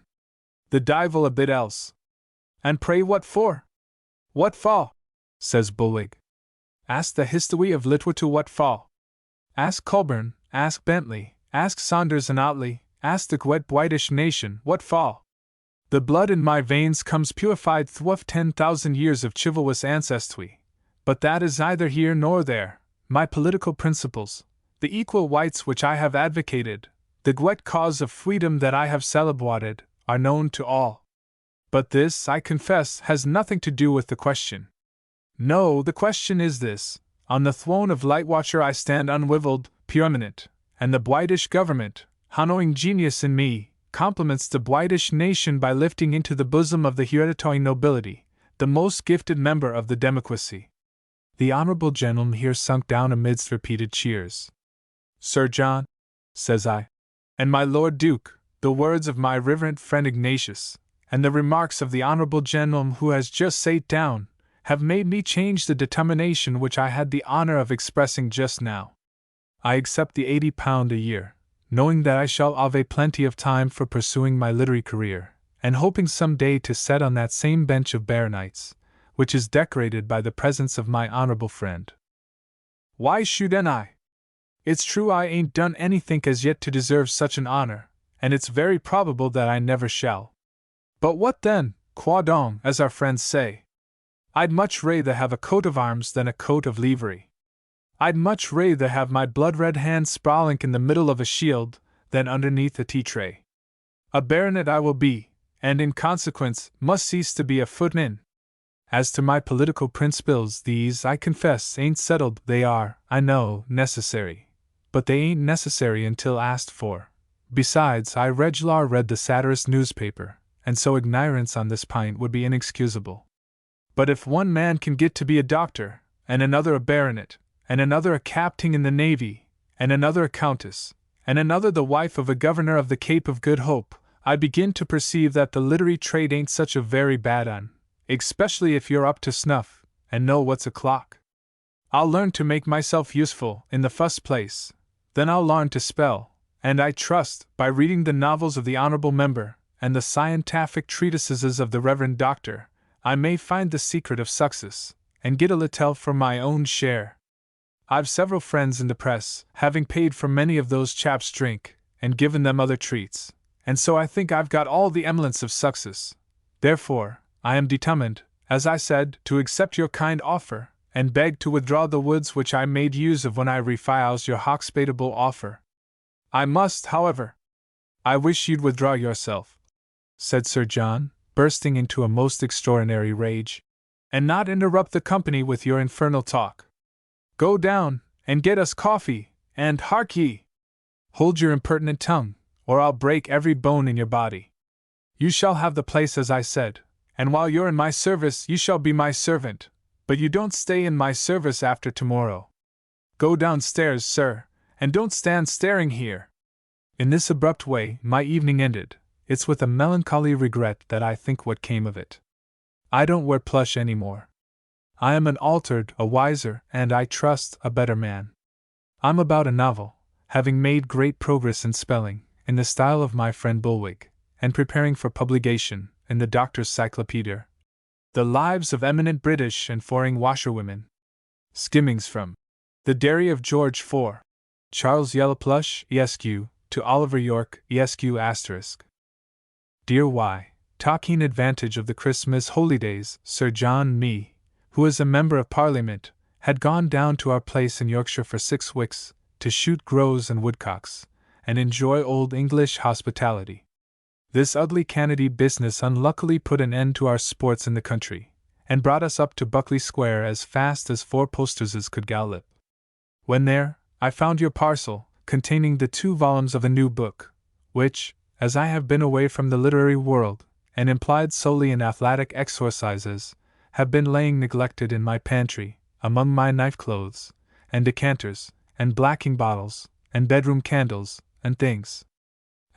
These memoirs were originally published in Fraser's Magazine, and it may be stated for the benefit of the unlearned in such matters, that Oliver York is the assumed name of the editor of that periodical. This will, I'm sure, account for my delay in noticing the work.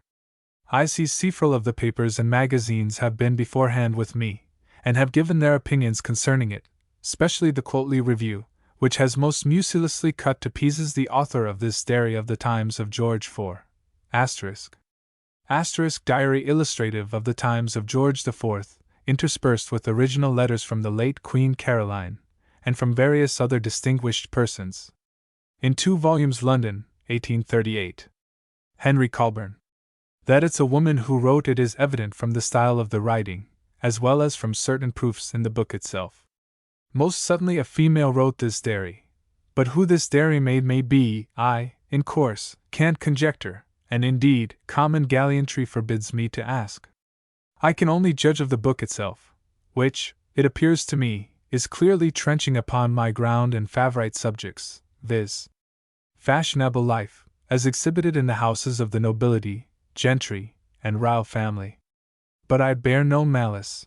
Information is information, and it doesn't matter where the infamy comes from, and whether the dairy be from that distinguished pen to which it is ordinarily attributed, whether, I say, it comes from a lady of honor to the late Queen, or a scullion to that defunct Majesty, no matter. All we ask is knowledge, never mind how we have it. Knowledge, as our cook says, is like trichoposset, it's always good, though you was to drink it out of an old shoe. Well then, although this dairy is likely seriously to injure my personal interests, by forestalling a deal of what I had to say in my private memoirs, though many guineas is taken from my pocket, by cutting short the tale of my narrative, though much that I had to say in superior language, greased with all the elegance of my oratory, the benefit of my classical reading, the charms of my agreeable wit, is thus abruptly brought before the world by an inferior genius, either knowing nor writing English. Yet I say, that nevertheless I must say, what I am perfectly prepared to say, to gainsay which no man can say a word, yet I say, that I consider this publication welcome. Far from viewing it with envy, I greet it with applause, because it increases that most excellent species of knowledge, I mean, fashionable knowledge, compared to which all other knowledge is nonsense, a bag of gold to a pair of snuffers. Could Lord Brougham, on the Kennedy question, say more? Or say what he had to say better? We are martyrs, both of us, to principle, and everybody who knows either knows that we would sacrifice anything rather than that. Fashion is the goddess I adore. This delightful work is an offering on her shrine, and as such all her worshippers are bound to hail it. Here is not a question of trumpery lords and honorables, generals and baronites, but the crown itself, and the king and queen's actions, which may be considered as the crown jewels. Here's princes, and grand dukes and heirs apparent, and heaven knows what, all with blood royal in their veins, and their names mentioned in the very first page of the peerage. In this book you become so inmate with the Prince of Wales, that you may follow him, if you please, to his marriage bed, or if you prefer the Princess Charlotte, you may have with her an hour's tete-a-tete. Asterisk. Asterisk our estimable correspondent means, we presume, tete-a-tete. Oh, why? Now, though most of the remarkable extracts from this book have been given already, the cream of the dairy, as I wittily say, I shall trouble you, nevertheless, with a few, partly because they can't be repeated too often, and because the tone of observation with which they have been generally received by the press is not exactly such as I think they merit. How, indeed, can these common magazine and newspaper people know anything of fashionable life, let alone real? Conceiving, then, that the publication of the dairy has done real good on this score, and may probably do a deal more, I shall look through it, for the purpose of selecting the most elegant passages, and which I think may be peculiarly adapted to the reader's benefit. For you see, my dear Mr. York, that in the first place, that this is no common catch-me book, like that of most authors and authoresses, who write for the base lucre of gain. Heaven bless you! The dairy maid is above anything mercenary. She is a woman of rank, and no mistake, and is as much above doing a common or vulgar action as I am superior to taking beer after dinner with my cheese. She proves that most satisfactorily, as we see in the following passage.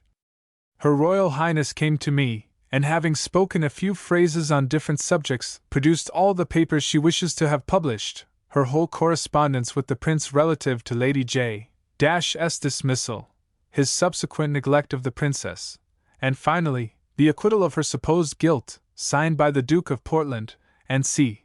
at the time of the secret inquiry, when, if proof could have been brought against her, it certainly would have been done, and which acquittal, to the disgrace of all parties concerned, as well as to the justice of the nation in general, was not made public at the time. A common criminal is publicly condemned or acquitted. Her Royal Highness commanded me to have these letters published forthwith, saying, you may sell them for a great sum. At first, for she had spoken to me before concerning this business, I thought of availing myself of the opportunity, but upon second thoughts, I turned from this idea with detestation, for, if I do wrong by obeying her wishes and endeavoring to serve her, I will do so at least from good and disinterested motives, not from any sordid views. The Princess commands me, and I will obey her, whatever may be the issue, but not for fare or fee. I own I tremble, not so much for myself, as for the idea that she is not taking the best and most dignified way of having these papers published. Why make a secret of it at all? If wrong, it should not be done; if right, it should be done openly, and in the face of her enemies.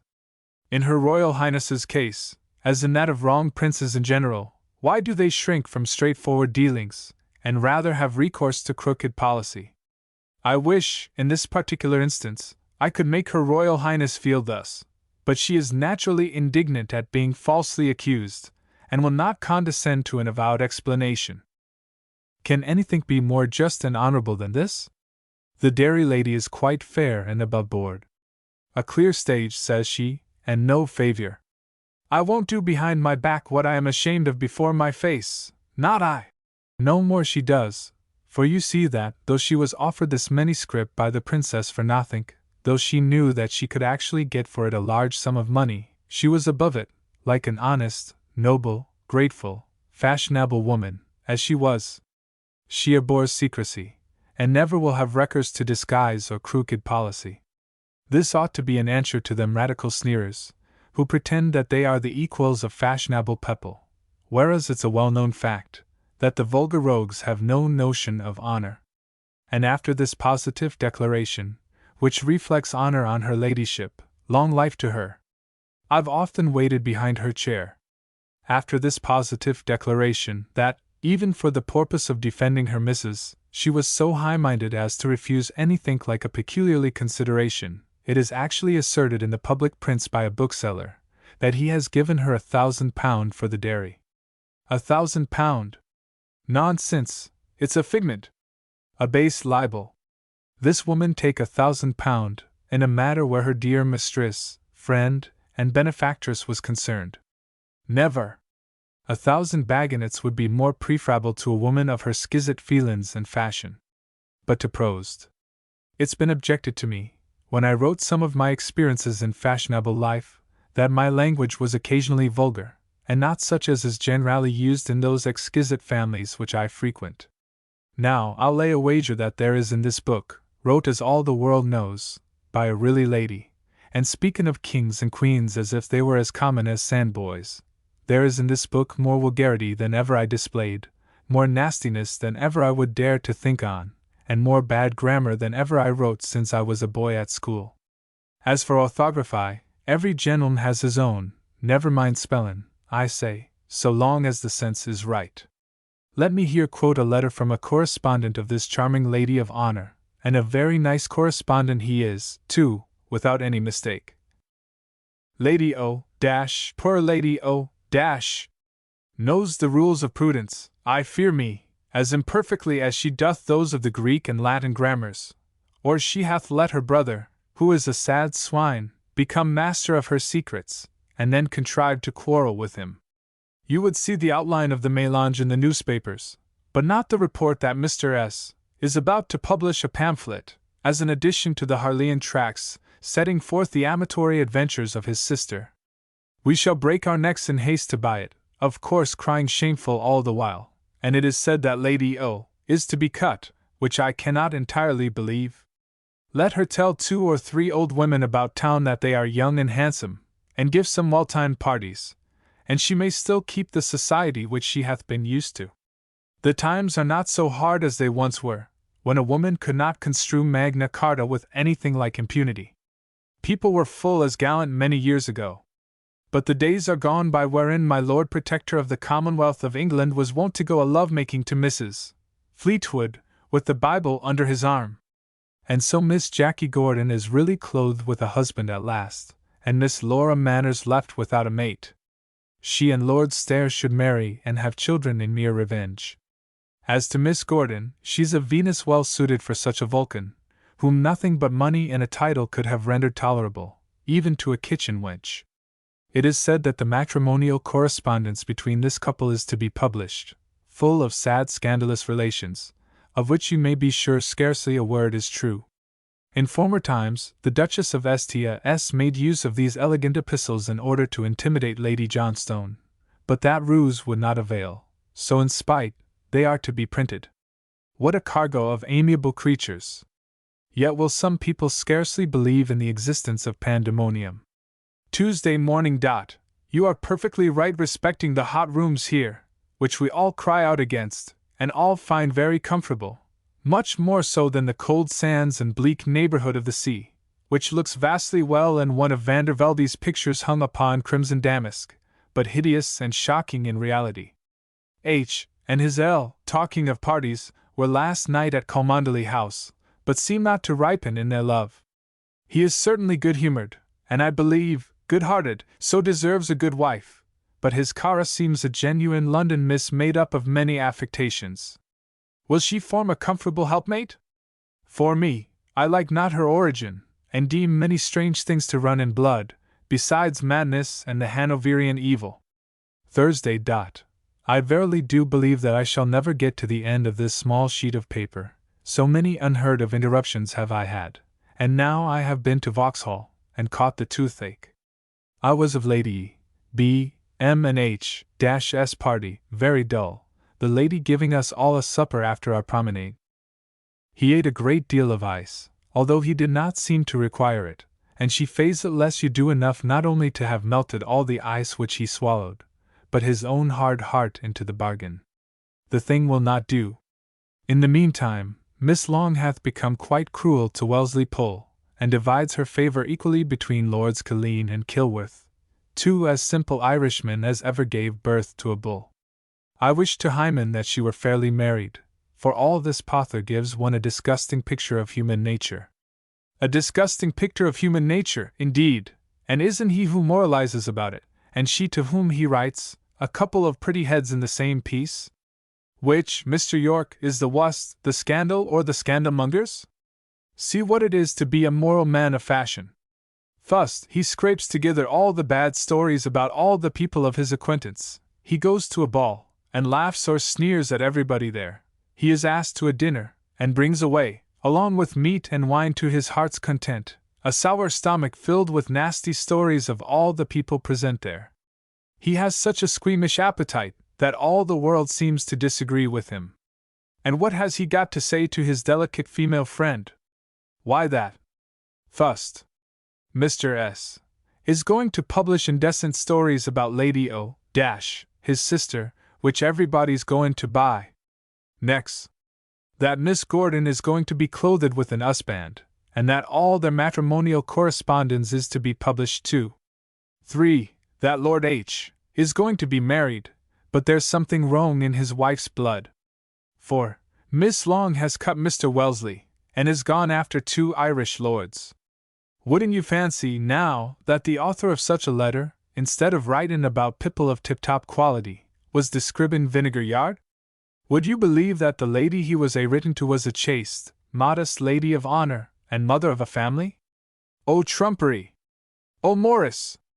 As Homer says, this is a hideous picture of manners, such as I wept to think of, as every moral man must weep.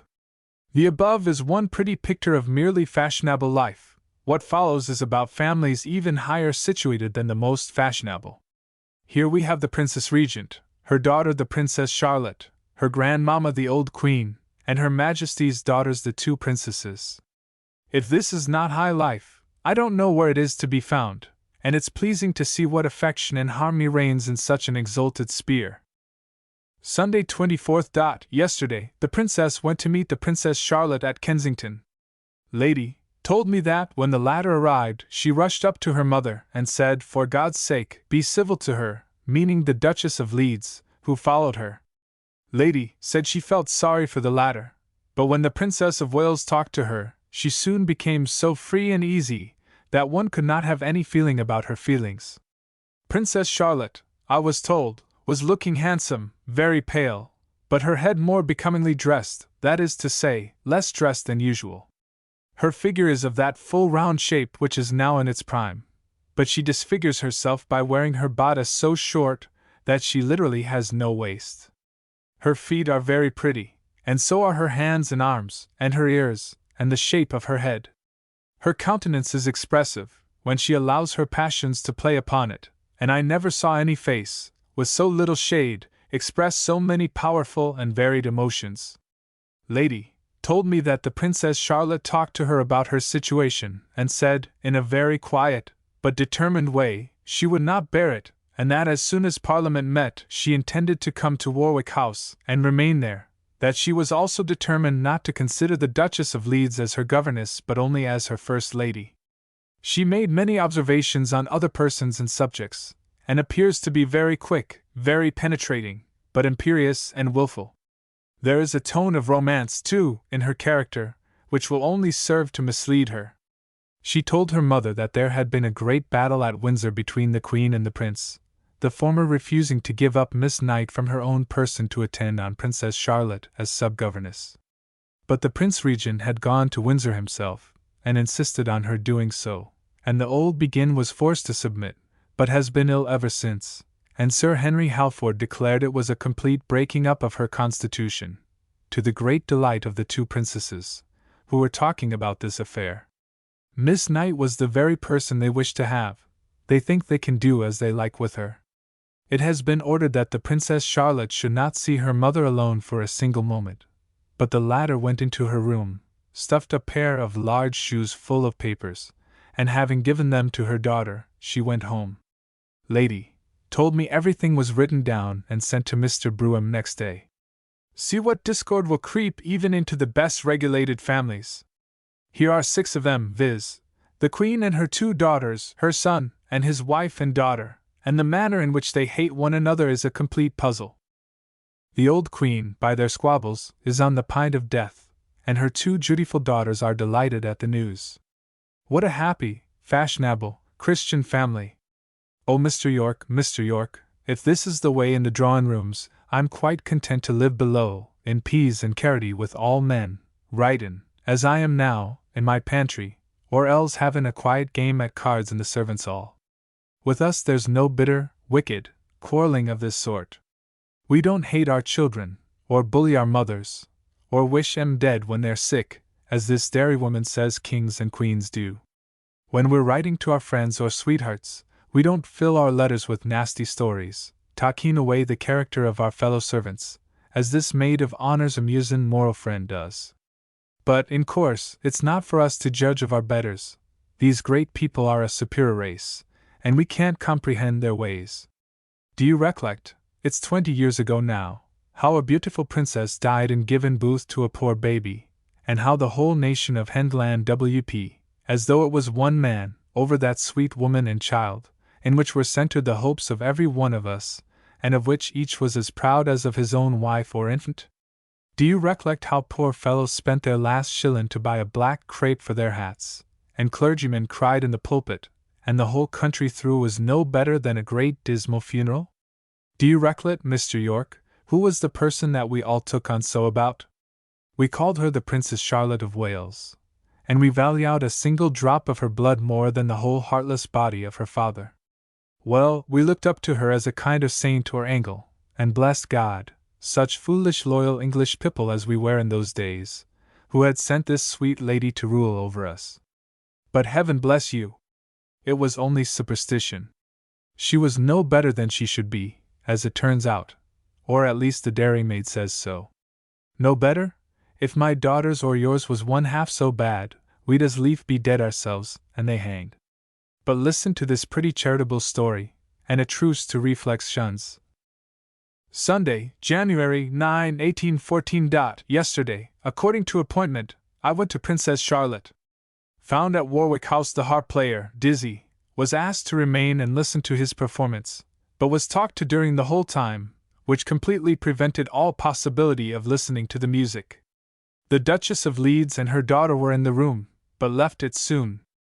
Next arrived Miss Knight, who remained all the time I was there. Princess Charlotte was very gracious, showed me all her bonny dies, as B. would have called them, pictures, and cases, and jewels, and C. She talked in a very desultory way, and it would be difficult to say of what. She observed her mother was in very low spirits. I asked her how she supposed she could be otherwise? This questioning answer saves a great deal of trouble, and serves 2 purposes, i.e. avoids committing oneself, or giving offense by silence. There was hung in the apartment one portrait, amongst others, that very much resembled the Duke of D., Dash. I asked Miss Knight whom it represented. She said that was not known, it had been supposed a likeness of the Pretender when young. This answer suited my thoughts so comically I could have laughed, if one ever did at courts anything but the contrary of what one was inclined to do. Princess Charlotte has a very great variety of expression in her countenance, a play of features, and a force of muscle, rarely seen in connection with such soft and shadeless coloring. Her hands and arms are beautiful, but I think her figure is already gone, and will soon be precisely like her mother's. In short, it is the very picture of her, and not in miniature. I could not help analyzing my own sensations during the time I was with her, and thought more of them than I did of her. Why was I at all flattered, at all more amused, at all more supple to this young princess, than to her who was only the same sort of person set in the shade of circumstances and of years? It is that youth, and the approach of power, and the latent views of self-interest, sway the heart and dazzle the understanding. If this is so with a heart not, I trust, corrupt, and a head not particularly formed for interested calculations, what effect must not the same causes produce on the generality of mankind? In the course of the conversation, the Princess Charlotte contrived to edge in a good deal of tum-de-dy, and would, if I had entered into the thing, have gone on with it, while looking at a little picture of herself, which had about 30 or 40 different dresses to put over it, done on isinglass, and which allowed the general coloring of the picture to be seen through its transparency. It was, I thought, a pretty enough conceit, though rather like dressing up a doll. Ah, said Miss Knight, I am not content though, madam, for I yet should have liked one more dress, that of the favorite sultana. No, no, said the princess, I never was a favorite, and never can be one, looking at a picture which she said was her father's, but which I do not believe was done for the regent any more than for me, but represented a young man in a hussar's dress, probably a former favorite. The Princess Charlotte seemed much hurt at the little notice that was taken of her birthday. After keeping me for 2 hours and a half she dismissed me, and I am sure I could not say what she said, except that it was an olio of decussus and heterogeneous things, partaking of the characteristics of her mother, grafted on a younger scion. I dined tete-a-tete with my dear old aunt. Hers is always a sweet and soothing society to me. There's a pleasing, ladylike, moral extract for you. An innocent young thing of 15 has pictures of 2 lovers in her room, and expects a good number more. This delicate young creature edges in a good deal of tum-de-dy. I can't find it in Johnson's dictionary, and would have gone on with the thing, elegance of language, if the dairy lady would have let her. Now, to tell you the truth, Mr. York, I don't believe a single syllable of this story. This lady of honor says, in the first place, that the princess would have talked a good deal of tum-de-dy, which means, I suppose, indecency, if she, the lady of honor, would have let her. This is a good one. Why, she lets everybody else talk tum-de-dy to their heart's content. She lets her friends write tum-de-dy, and after keeping it for a quarter of a century, she prints it. Why then, be so squeamish about hearing a little? And then, there's the story of the 2 poor tricks. This woman has the honor to be received in the friendliest manner by a British princess, and what does the grateful loyal creature do? 2 pictures of the princess's relations are hanging in her room, and the dairywoman swears away the poor young princess's character, by swearing they are pictures of her lovers. For shame, oh, for shame! You slanderin' backbitin' dairywoman, you! If you told all them things to your dear old aunt, on going to dine with her, you must have had very sweet and soothing society. Indeed, I had marked out many more extracts, which I intended to write about, but I think I have said enough about this dairy. In fact, the butler and the gals in the servants' hall are not well pleased that I should go on reading this naughty book, so we'll have no more of it, only one passage about politics, which is certainly quite new. No one was so likely to be able to defeat Bonaparte as the Crown Prince, from the intimate knowledge he possessed of his character. Bernadotte was also instigated against Bonaparte by one who not only owed him a personal hatred, but who possessed a mind equal to his, and who gave the Crown Prince both information and advice how to act. This was no less a person than Madame de Staël. It was not, as some have asserted, that she was in love with Bernadotte, for, at the time of their intimacy, Madame de Staël was in love with Rocca. But she used her influence, which was not small, with the Crown Prince, to make him fight against Bonaparte, and to her wisdom may be attributed much of the success which accompanied his attack upon him. Bernadotte has raised a flame of liberty, which seems fortunately to blaze all around. May it liberate Europe, and from the ashes of the laurel may olive branches spring up, and overshadow the earth. There's a discovery that the overthrow of Bonaparte is owing to Madame de Staël. What nonsense for Colonel Southey or Dr. Napier to write histories of the war with that capsicum upstart and murderer, when here we have the whole affair explained by the Lady of Honor. Sunday, April 10, 1814. The incidents which take place every hour are miraculous. Bonaparte is deposed, but alive, subdued, but allowed to choose his place of residence. The island of Elba is the spot he has selected for his ignominious retreat. France is holding forth repentant arms to her banished sovereign. The Poissards who dragged Louis XVI to the scaffold are presenting flowers to the Emperor of Russia, the restorer of the legitimate king. What a stupendous field for philosophy to expatiate in! What an endless material for thought! What humiliation to the pride of mere human greatness! How are the mighty fallen! Of all that was great in Napoleon, what remains? Despoiled of his usurped power, he sinks to insignificance. There was no moral greatness in the man. The meteor dazzled, scorched, is put out utterly and forever. But the power which rests in those who have delivered the nations from bondage is a power that is delegated to them from heaven, and the manner in which they have used it is a guarantee for its continuance. The Duke of Wellington has gained laurels unstained by any useless flow of blood. He has done more than conquer others. He has conquered himself, and in the midst of the blaze and flush of victory, surrounded by the homage of nations, he has not been betrayed into the commission of any act of cruelty or wanton offense. He was as cool and self-possessed under the blaze and dazzle of fame as a common man would be under the shade of his garden tree, or by the hearth of his home. But the tyrant who kept Europe in awe is now a pitiable object for scorn to point the finger of derision at, and humanity shudders as it remembers the scourge with which this man's ambition was permitted to devastate every home tie, and every heartfelt joy. And now, after this sublime passage, as full of awful reflections and pious sentiments as those of Mrs. Cole in the play, I shall only quote one little extract more. All goes gloomily with the poor princess. Lady Charlotte Campbell told me she regrets not seeing all these curious personages. But she says, the more the princess is forsaken, the more happy she is at having offered to attend her at this time. This is very amiable in her, and cannot fail to be gratifying to the princess. So it is, very amiable, very kind and considerate in her, indeed. Poor princess! How lucky you was to find a friend who loved you for your own sake, and when all the rest of the wood turned its back kept steady to you. As for believing that Lady Charlotte had any hand in this book, heaven forbid. She is all gratitude, pure gratitude, depend upon it. She would not go for to blacken her old friend and patron's character, after having been so outrageously faithful to her. She wouldn't do it, and no price, depend upon it. How sorry she must be that others ain't quite so squeamish, and show up in this indecent way the follies of her kind, generous, foolish benefactress.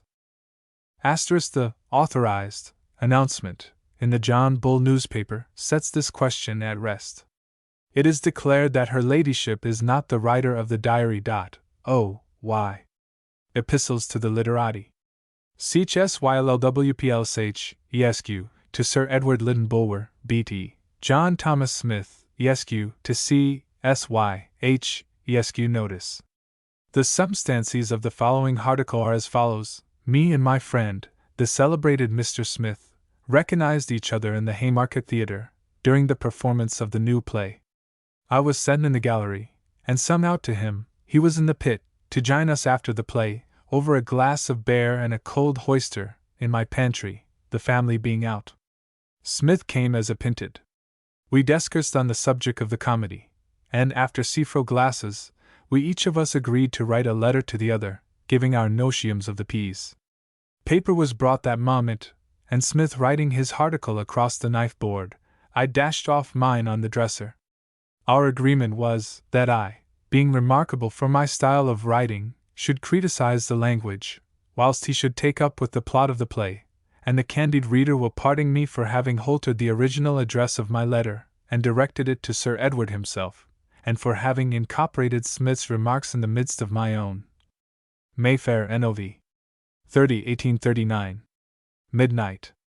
Honorable Barnet, retired from the literary world a year or more, I didn't think anything would induce me to come forwards again, for I was content with my share of reputation, and proposed to add nothing to those immortal works which have rendered this magazine so celebrated. Shall I tell you the reason of my reappearance? A desire for the benefit of my fellow creatures? Fiddlestick! A mighty truth with which my bosom labored, and which I must bring forth or die. Nonsense, stuff, money's the secret, my dear Barnet, money, elargong, gelt, specunia. Here's quarter-day coming, and I'm blessed if I can pay my landlord, unless I can add artificially to my income. This is, however, betwixt you and me. There's no need to blackguard the streets with it, or to tell the British public that Fitzroy Llwplsh is short of money, or that the celebrated author of the papers is in pecuniary difficulties, or is fatigued by his superhuman literary labors, or by his family circumstances, or by any other personal matter. My maxim, dear B, is on these pints to be as quiet as possible. What the Jews does the public care for you or me? Why must we always, in prefaces and what not, be talking about ourselves and our extraordinary merits, woes, and injuries? It is on this subject that I purpose, my dear Barnet, to speak to you in a friendly way, and perhaps you'll find my advice tolerably wholesome. Well, then, if you care about the opinions, for good or evil, of us poor servants, I tell you, in the most candid way, I like you, Barnet.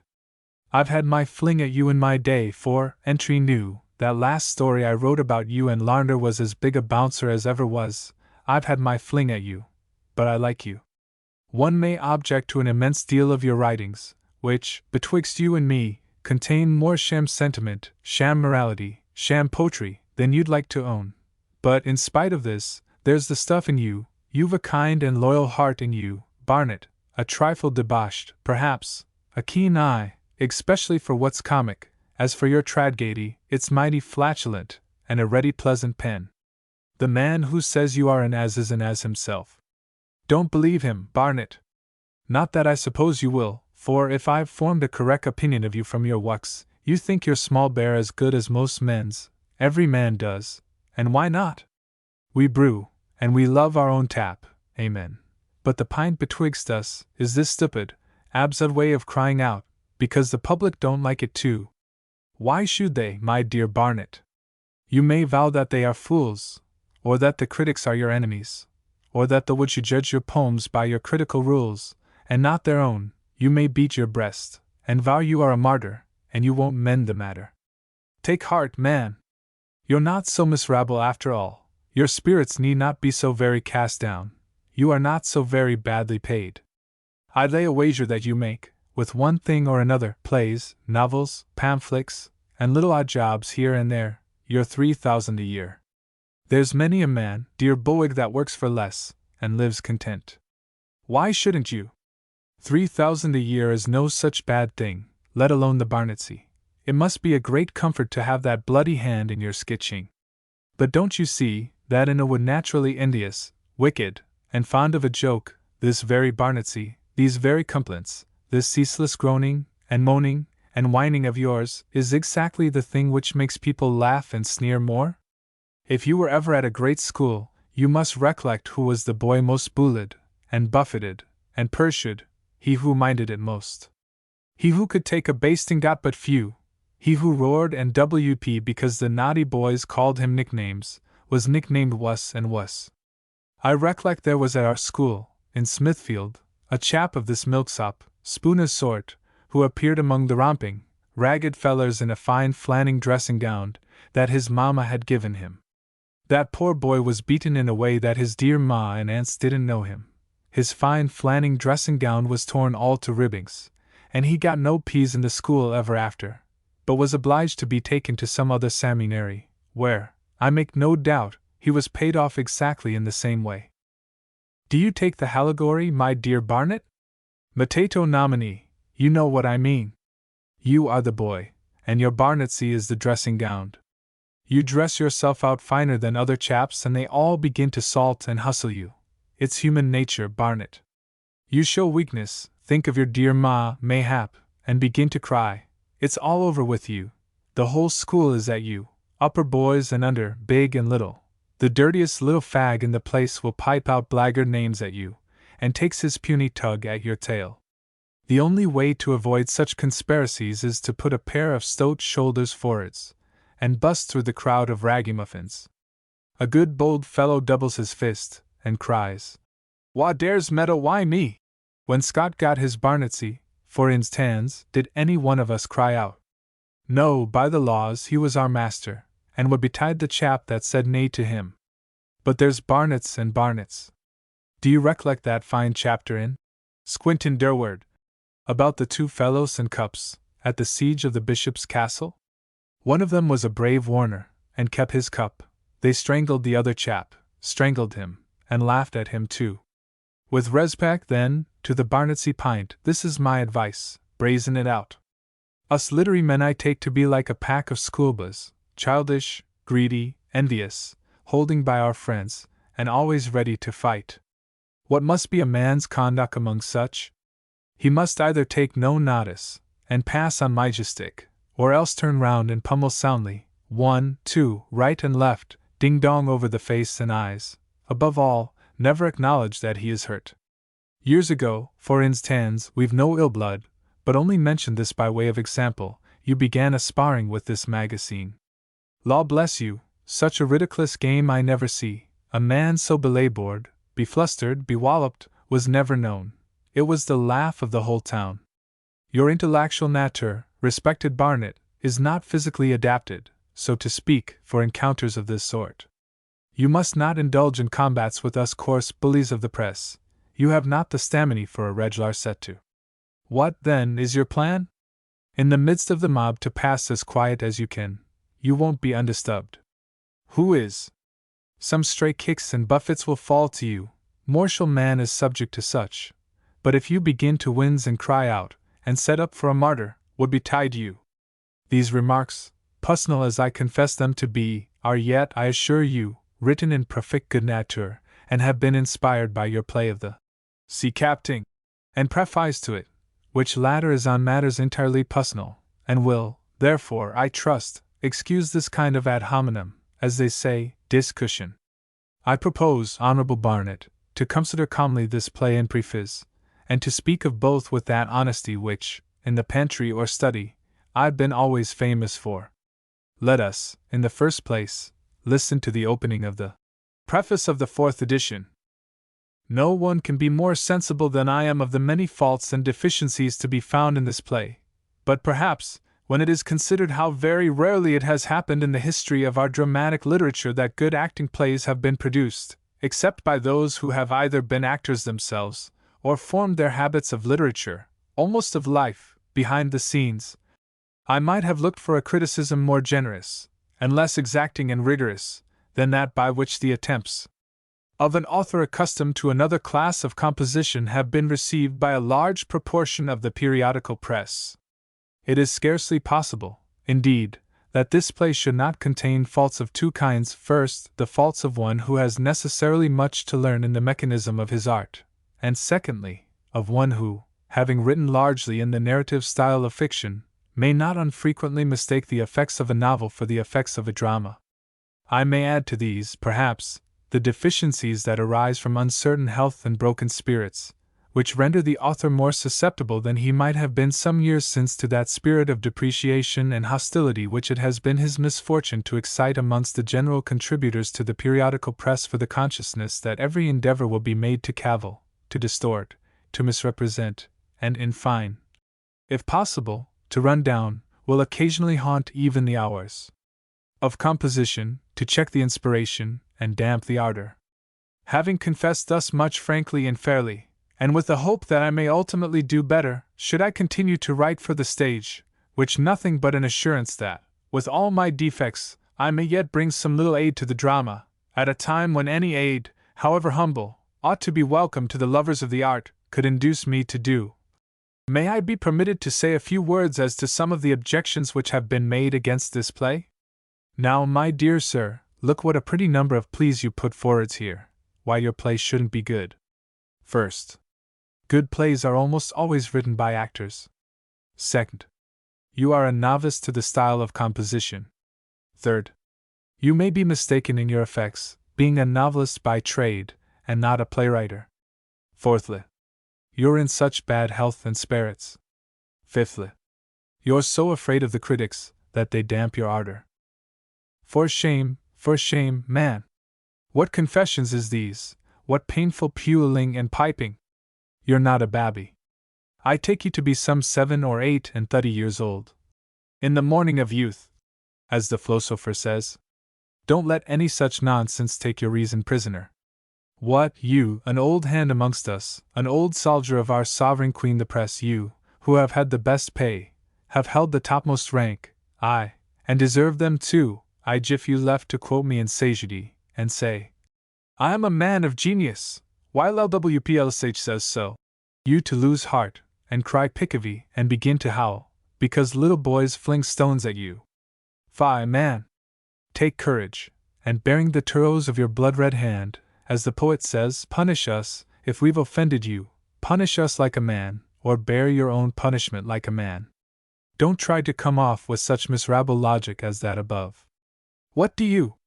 You give 4 satisfactory reasons that the play is bad, the second is not, for you're no such chicking at playwriting, this being the 4th. You show that the play must be bad, and then begin to deal with the critics for finding fault. Was there ever was generalship? The play is bad, you're right, a was I never see or read. But why need you say so? If it was so very bad, why publish it? Because you wished to serve the drama? Oh, fie! Don't lay that flattering function to your soul, as Milton observes. Do you believe that this, capting, can serve the drama?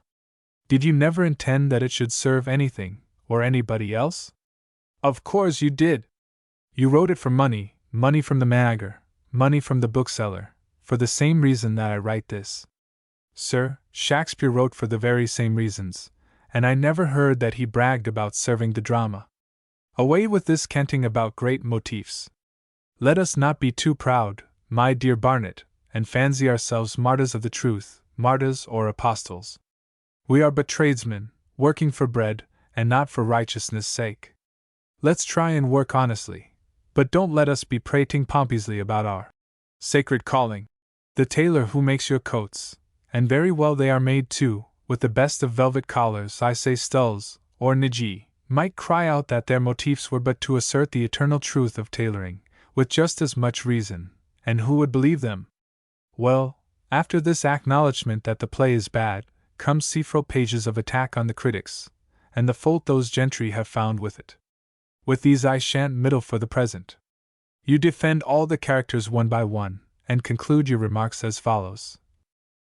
I must be pardoned for this disquisition on my own designs. When every means is employed to misrepresent, it becomes, perhaps, allowable to explain. And if I do not think that my faults as a dramatic author are to be found in the study and delineation of character, it is precisely because that is the point on which all my previous pursuits in literature and actual life would be most likely to preserve me from the errors I own elsewhere, whether of misjudgment or inexperience. I have now only to add my thanks to the actors for the zeal and talent with which they have embodied the characters entrusted to them. The sweetness and grace with which Miss Fawcett embellished the part of Violet, which, though only a sketch, is most necessary to the coloring and harmony of the play, were perhaps the more pleasing to the audience from the generosity, rare with actors, which induced her to take a part so far inferior to her powers. The applause which attends the performance of Mrs. Warner and Mr. Strickland attests their success in characters of unusual difficulty, while the singular beauty and nobleness, whether of conception or execution, with which the greatest of living actors has elevated the part of Norman, so totally different from his ordinary range of character, is a new proof of his versatility and accomplishment in all that belongs to his art. It would be scarcely gracious to conclude these remarks without expressing my acknowledgment of that generous and indulgent sense of justice which, forgetting all political differences in a literary arena, has enabled me to appeal to approving audiences, from hostile critics. And it is this which alone encourages me to hope that, sooner or later, I may add to the dramatic literature of my country something that may find, perhaps, almost as many friends in the next age as it has been the fate of the author to find enemies in this. See, now, what a good comfortable vanity is! Pepple have quarreled with the dramatic characters of your play. No, says you. If I am remarkable for anything, it's for my study and delineation of character. That is precisely the point to which my literary pursuits have led me. Have you read Gil Blas? My dear sir? Have you perused that excellent tragedy, The Critic? There's something so like this in Sir Fretful Plaguey, and the Archbishop of Grenadiers, that I'm blessed if I can't laugh till my sides ache. Think of the critics fixing on the very pint for which you are famous, the rogues! And suppose they had said the plot was absurd, or the language absurder still, don't you think you would have had a word in defense of them too, you who hope to find friends for your dramatic works in the next age? Pooh! I tell thee, Barnet, that the next age will be wiser and better than this, and do you think that it will imply itself a reading of your tragedies? This is misanthropy, Barnet, regular Byronism, and you ought to have a better opinion of human nature. Your opinion about the actors I shan't here meddle with. They all acted excellently as far as my humble judgment goes, and you're right in giving them all possible praise. But let's consider the last sentence of the preface, my dear Barnet, and see what a pretty set of opinions you lay down. 1. The critics are your enemies in this age. 2. In the next, however, you hope to find numerous friends. 3. And it's a satisfaction to think that, in spite of political differences, you have found friendly audiences here. Now, my dear Barnet, for a man who begins so humbly with what my friend Father Prout calls an argumentum ad misericordem, who acknowledges that his play is bad, that his poor dear health is bad, and those cussed critics have played the deuce with him, I say, for a man who begins in such a humble tone, it's rather rich to see how you end. My dear Barnet, do you suppose that political differences prejudice Pepple against you? What are your politics? Whig, I presume. So are mine, entre nous. And what if they are Whig, or Radical, or Conservative? Does any mortal man in England care a fig for your politics? Do you think yourself such a mighty man in Parliament, that critics are to be angry with you, and audiences to be considered magnanimous because they treat you fairly? There, now, was Sharon, he who wrote the Rifles, and School for Scandal. I saw the Rifles, after your play. And oh, Barnet, if you knew what a relief it was! There, I say, was Sharon. He was a political character, if you please. He could make a speech or two. Do you suppose that Pitt, Percival, Castlerag, old George III himself, wouldn't go to see the Rivals, aye, and clap hands too, and laugh and roar, for all Sherry's Whiggery? Do you suppose the critics wouldn't applaud too? For shame, Barnet! What ninnies, what heartless rascals! You must believe them to be, in the first place, to fancy that you are a political genius, in the second, to let your politics interfere with their notions about literary merits. Put that nonsense out of your head, as Fox said to Bonaparte.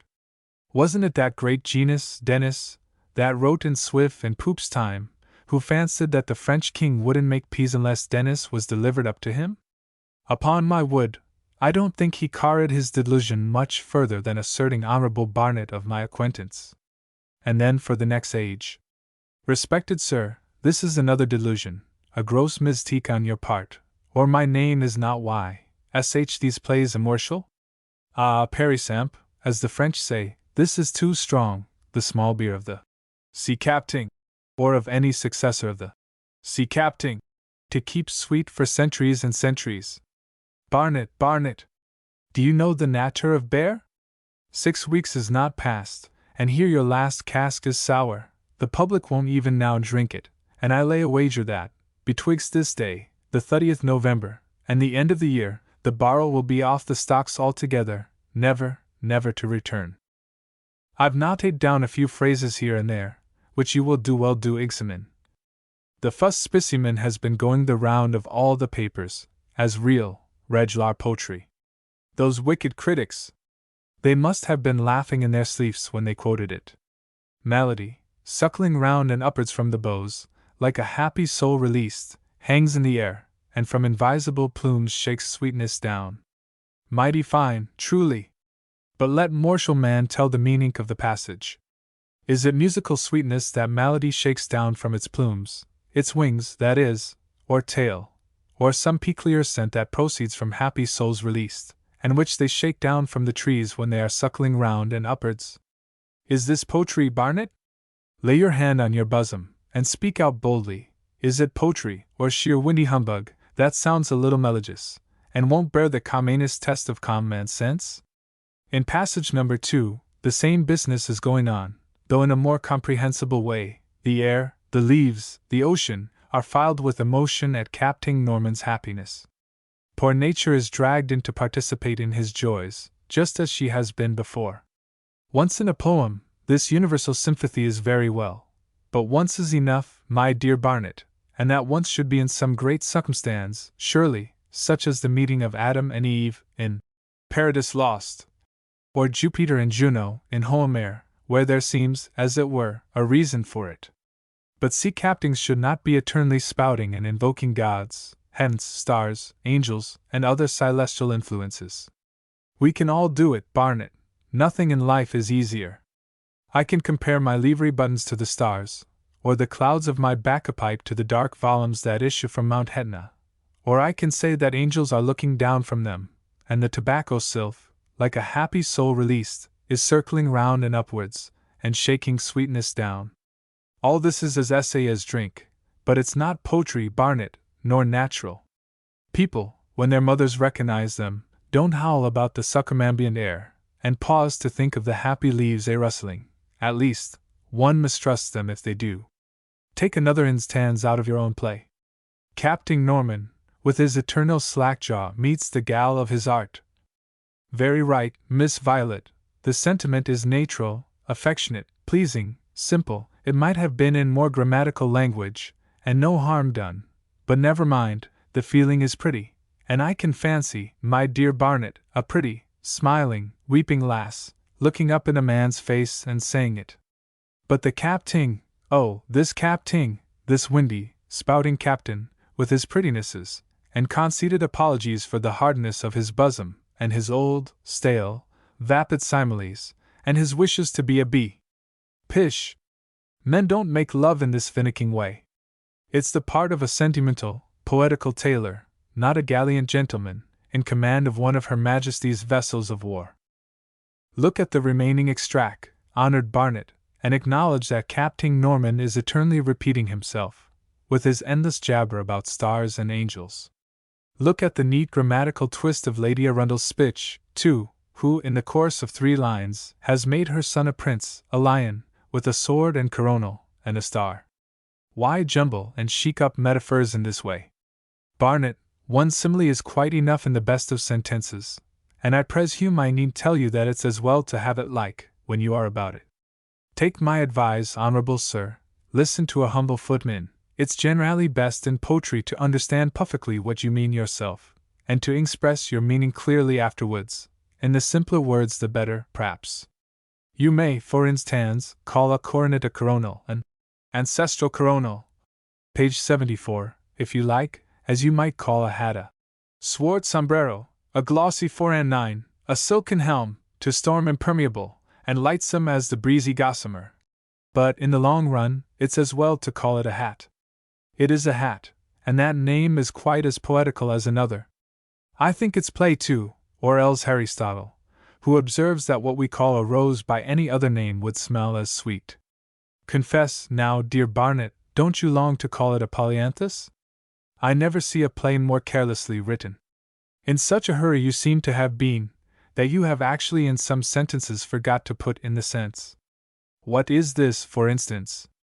In the name of all the angels that ever you invoked, Raphael, Gabriel, Uriel, Zadkiel, Azrael, what does this, holy sweetness, mean? We're not sphinxes to read such dirk conundrums. If you knew my state since I came upon this passage, I've neither slept nor eaten, I've neglected my pantry, I've been wandering from house to house with this riddle in my hand, and nobody can understand it. All Mr. Fraser's men are wild, looking gloomy at one another, and asking what this may be. All the contributors have been spoke to. The doctor, who knows every language, has tried and given up. We've sent to Dr. Pettigrew, who reads hieroglyphics a deal easier than my way of spellin', no answer. Quick! Quick with a 5th edition, honored Barnet, and set us at rest. While you're about it, please, too, to explain the 2 last lines.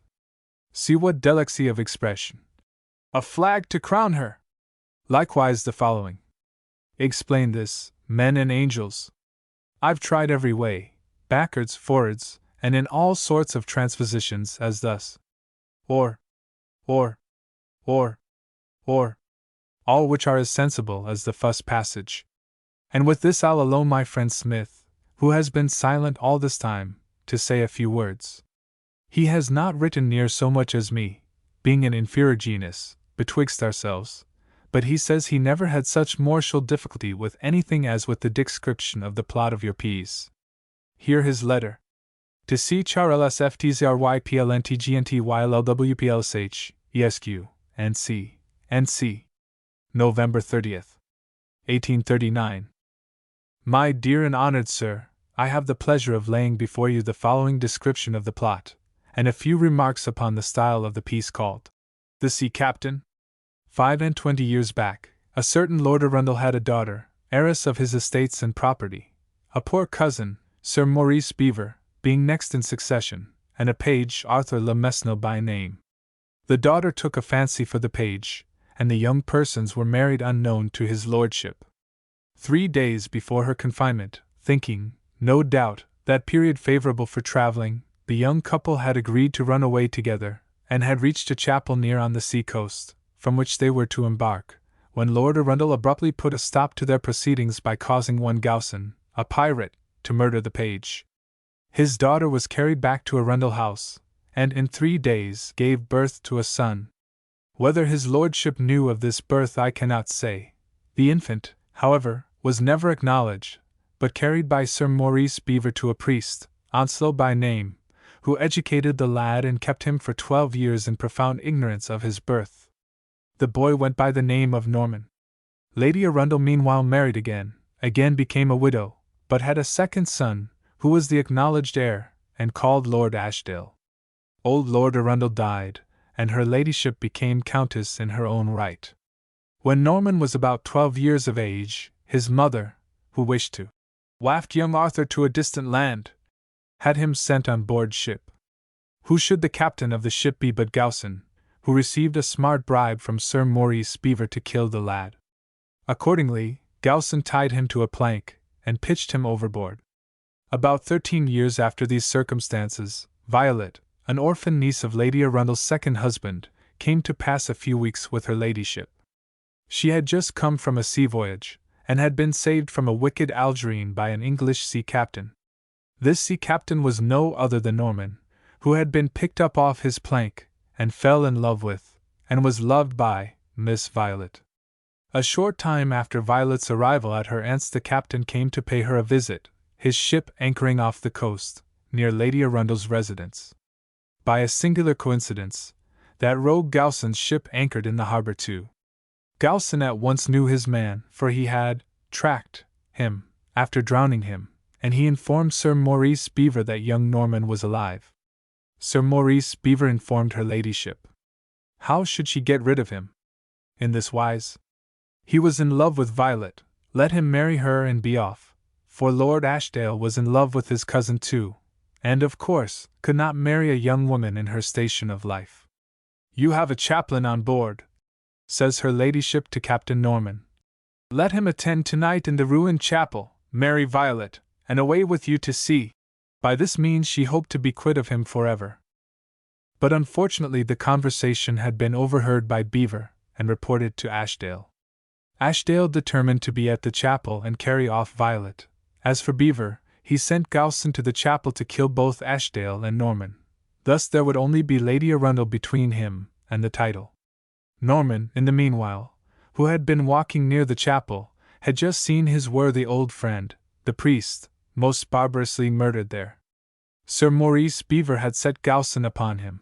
His reverence was coming with the papers concerning Norman's birth, which Beaver wanted in order to extort money from the Countess.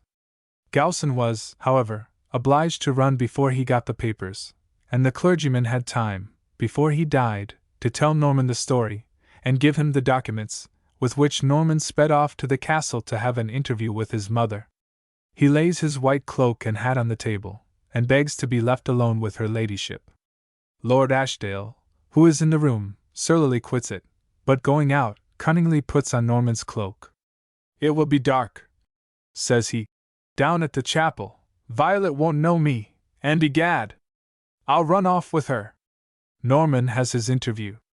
Her ladyship acknowledges him, for she cannot help it, but will not embrace him, love him, or have anything to do with him. Away he goes to the chapel. His chaplain was there waiting to marry him to Violet, his boat was there to carry him on board his ship, and Violet was there, too. "Norman," says she in the dark, "dear Norman, I knew you by your white cloak, here I am." And she and the man in a cloak go off to the inner chapel to be married. There waits Master Gaussen. He has seized the chaplain and the boat's crew, and is just about to murder the man in the cloak, when Norman rushes in and cuts him down, much to the surprise of Miss, for she never suspected it was sly Ashdale who had come, as we have seen, disguised, and very nearly paid for his masquerading. Ashdale is very grateful, but, when Norman persists in marrying Violet, he says, "No, he shan't. He shall fight. He is a coward if he doesn't fight." Norman flings down his sword, and says he won't fight, and Lady Arundel, who has been at prayers all this time, rushing in, says, "Hold! This is your brother, Percy, your elder brother!" Here is some restiveness on Ashdale's part, but he finishes by embracing his brother. Norman burns all the papers, vows he will never peach, reconciles himself with his mother, says he will go loser, but, having ordered his ship to veer round to the chapel, orders it to veer back again, for he will pass the honeymoon at Arundel Castle. As you have been pleased to ask my opinion, it strikes me that there are one or two very good notions in this plot. But the author does not fail, as he would modestly have us believe, from ignorance of stage business. He seems to know too much, rather than too little, about the stage, to be too anxious to cram in effects, incidents, perplexities. There is the perplexity concerning Ashdale's murder, and Norman's murder, and the priest's murder, and the page's murder, and Gaussen's murder. There is the perplexity about the papers, and that about the hat and cloak, a silly, foolish obstacle, which only tantalize the spectator, and retard the march of the drama's action. It is as if the author had said, "I must have a new incident in every act, I must keep tickling the spectator perpetually, and never let him off until the fall of the curtain." The same disagreeable bustle and petty complication of intrigue you may remark in the author's drama of Richelieu. The Lady of Lyons was a much simpler and better wrought plot, the incidents following each other either not too swiftly or startlingly. In Richelieu, it always seemed to me as if one heard doors perpetually clapping and banging. One was puzzled to follow the train of conversation, in the midst of the perpetual small noises that distracted one right and left. Nor is the list of characters of the Sea Captain to be despised. The outlines of all of them are good. A mother, for whom one feels a proper tragic mixture of hatred and pity, a gallant single-hearted son, whom she disdains, and who conquers her at last by his noble conduct, a dashing haughty Tybalt of a brother, a wicked poor cousin, a pretty maid, and a fierce buccaneer. These people might pass 3 hours very well on the stage, and interest the audience hugely, but the author fails in filling up the outlines. His language is absurdly stilted, frequently careless. The reader or spectator hears a number of loud speeches, but scarce a dozen lines that seem to belong of nature to the speakers. Nothing can be more fulsome or loathsome to my mind than the continual sham religious claptraps which the author has put into the mouth of his hero. Nothing more unsailor-like than his namby-pamby starlit descriptions, which my ingenious colleague has, I see, alluded to. "Thy faith my anchor, and thine eyes my haven," cries the gallant captain to his lady. See how loosely the sentence is constructed, like 1,000 others in the book. The captain is to cast anchor with the girl's faith in her own eyes. Either image might pass by itself, but together, like the quadrupeds of Kokini, they devour each other. The captain tells his lieutenant to bid his bark veer round to a point in the harbor. Was ever such language? My lady gives Sir Maurice £1,000 to waft him, her son, to some distant shore. Nonsense, sheer nonsense, and what is worse, affected nonsense. Look at the comedy of the poor cousin. There is a great deal of game on the estate, partridges, hares, wild geese, snipes, and plovers smacking his lips, besides a magnificent preserve of sparrows, which I can sell to the little blackguards in the streets at a penny a hundred. But I am very poor, a very poor old knight. Is this wit or nature? It is a kind of sham wit. It reads as if it were wit, but it is not. What poor stuff about the little blackguard boys? What flimsy ecstasies and silly smacking of lips about the plovers? Is this the man who writes for the next age? Oh, fie! Here is another joke. Is not this rare wit? Zounds! How can I keep mice? Is well enough for a miser, not too new or brilliant either, but this miserable dilution of a thin joke, this wretched hunting down of the poor mouse. It is humiliating to think of a man of esprit harping so long on such a mean, pitiful string. A man who aspires to immortality, too. I doubt whether it is to be gained thus, whether our author's words are not too loosely built to make starry pointing pyramids of. Horace clipped and squared his blocks more carefully before he laid the monument which Imber Edax, or Aquila Impotens, or Fuga Temporum might assail in vain. Even old Ovid, when he raised his stately, shining heathen temple, had placed some columns in it, and hewn out a statue or two which deserved the immortality that he prophesied, somewhat arrogantly, for himself. But let not all be looking forward to a future, and fancying that incerti spatium dum finiat evi, our books are to be immortal. Alas! The way to immortality is not so easy, nor will our sea captain be permitted such an unconscionable cruise. If all the immortalities were really to have their wish, what a work would our descendants have to study them all! Not yet, in my humble opinion, has the honorable baronet achieved this deathless consummation. There will come a day, may it be long distant, when the very best of his novels will be forgotten, and it is reasonable to suppose that his dramas will pass out of existence, some time or other, in the lapse of the secula seculorum. In the meantime, my dear Plush, if you ask me what the great obstacle is towards the dramatic fame and merit of our friend, I would say that it does not lie so much in hostile critics or feeble health, as in a careless habit of writing, and a peevish vanity which causes him to shut his eyes to his faults. The question of original capacity I will not moot. One may think very highly of the honorable baronet's talent, without rating it quite so high as he seems disposed to do.